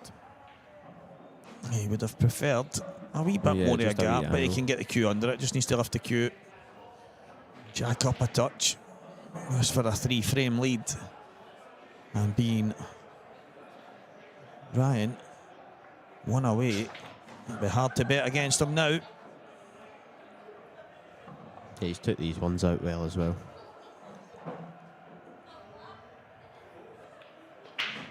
Good finish. William won't get a better chance than he's had today. Yeah, definitely. On another day, I think William's taking the chances, to be honest with you. I just think if it's against someone other than Ryan, he Yeah. gets them. Yeah.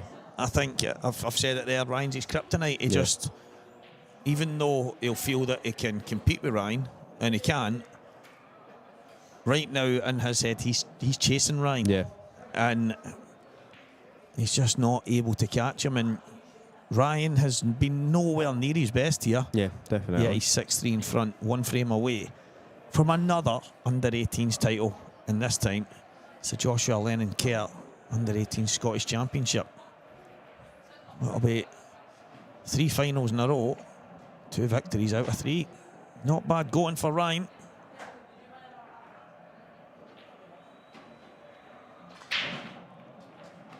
He's hit them great of the blacks away. Yeah, he's going to have to do it all over again.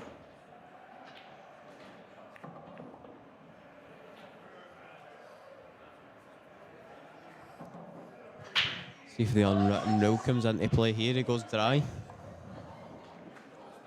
Happened to William earlier as well, and he ended up breaking condition after it.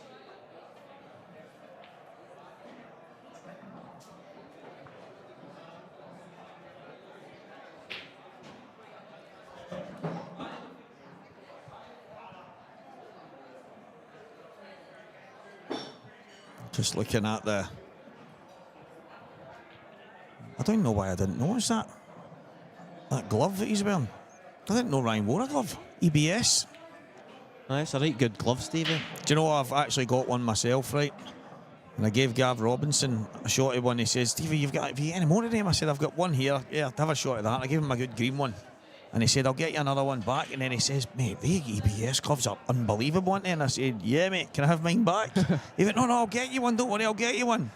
He's up here in the IPA not so long ago there. Still didn't get me one.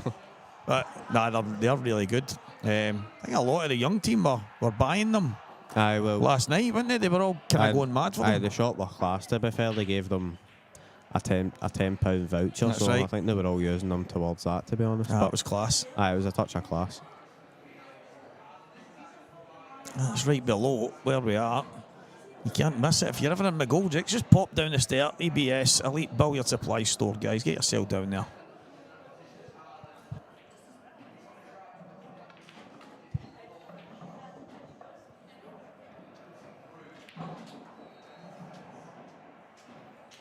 Yeah, I did notice quite a lot of people wear it. Do you know, there was actually a few of the kids yesterday saying that they don't usually wear gloves. That makes sense. I didn't realise that EBS gave them a £10 voucher each. Yeah. Then that's quite good. So they've all used it. No wonder they were all wearing the gloves yesterday.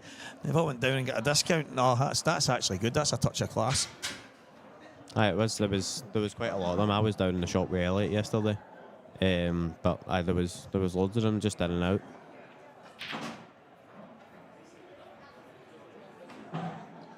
And some of them are just buying like wee tips and things that you can get for a tenner, so they were getting it for free. Do you know what I mean? Aye, as it is, class what they've done.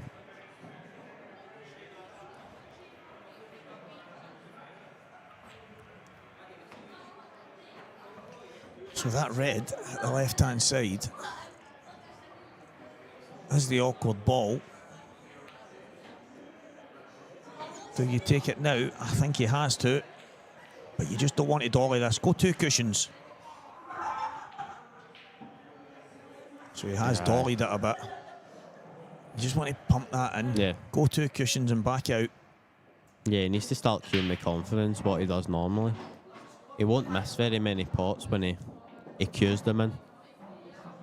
So one awkward ball for Ryan. And I think if he plays this right, he clears the bag for it. Yeah. Oh, he's right in the heart. He's tried to drop on it. He's actually tried to drop on it. That was some effort.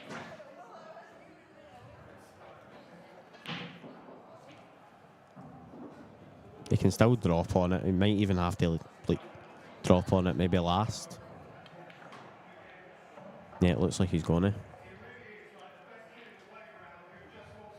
I think anywhere in behind it as well, you're going to have a shot after, aren't you? Exactly.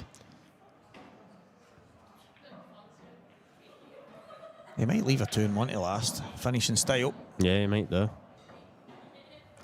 I think he has to now. Can he just about force it in and get a bit of an angle? He might be able to. Yeah, I think he can. That's telling you everything you need to know. He's got just enough. Play it in off the top side of the middle pocket. And Ryan Martin. Yeah, wants to leave himself a wee angle on this so he doesn't have to punch back out. That's good. That's perfectly fine. He's taking the top bag now. It's absolutely spot on. That's his black ball here. This is for the Scottish Championship.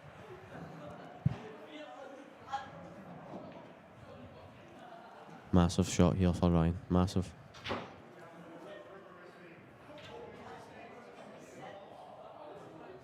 What a chance for another under-18s. Joshua Lennon Kerr Scottish Championship.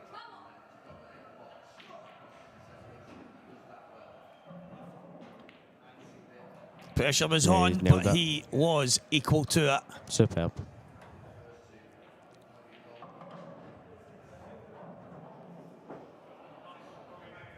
Ryan Martin is your under-18s Scottish champion. He's done it again, Sean. He's done it again. Wee William just...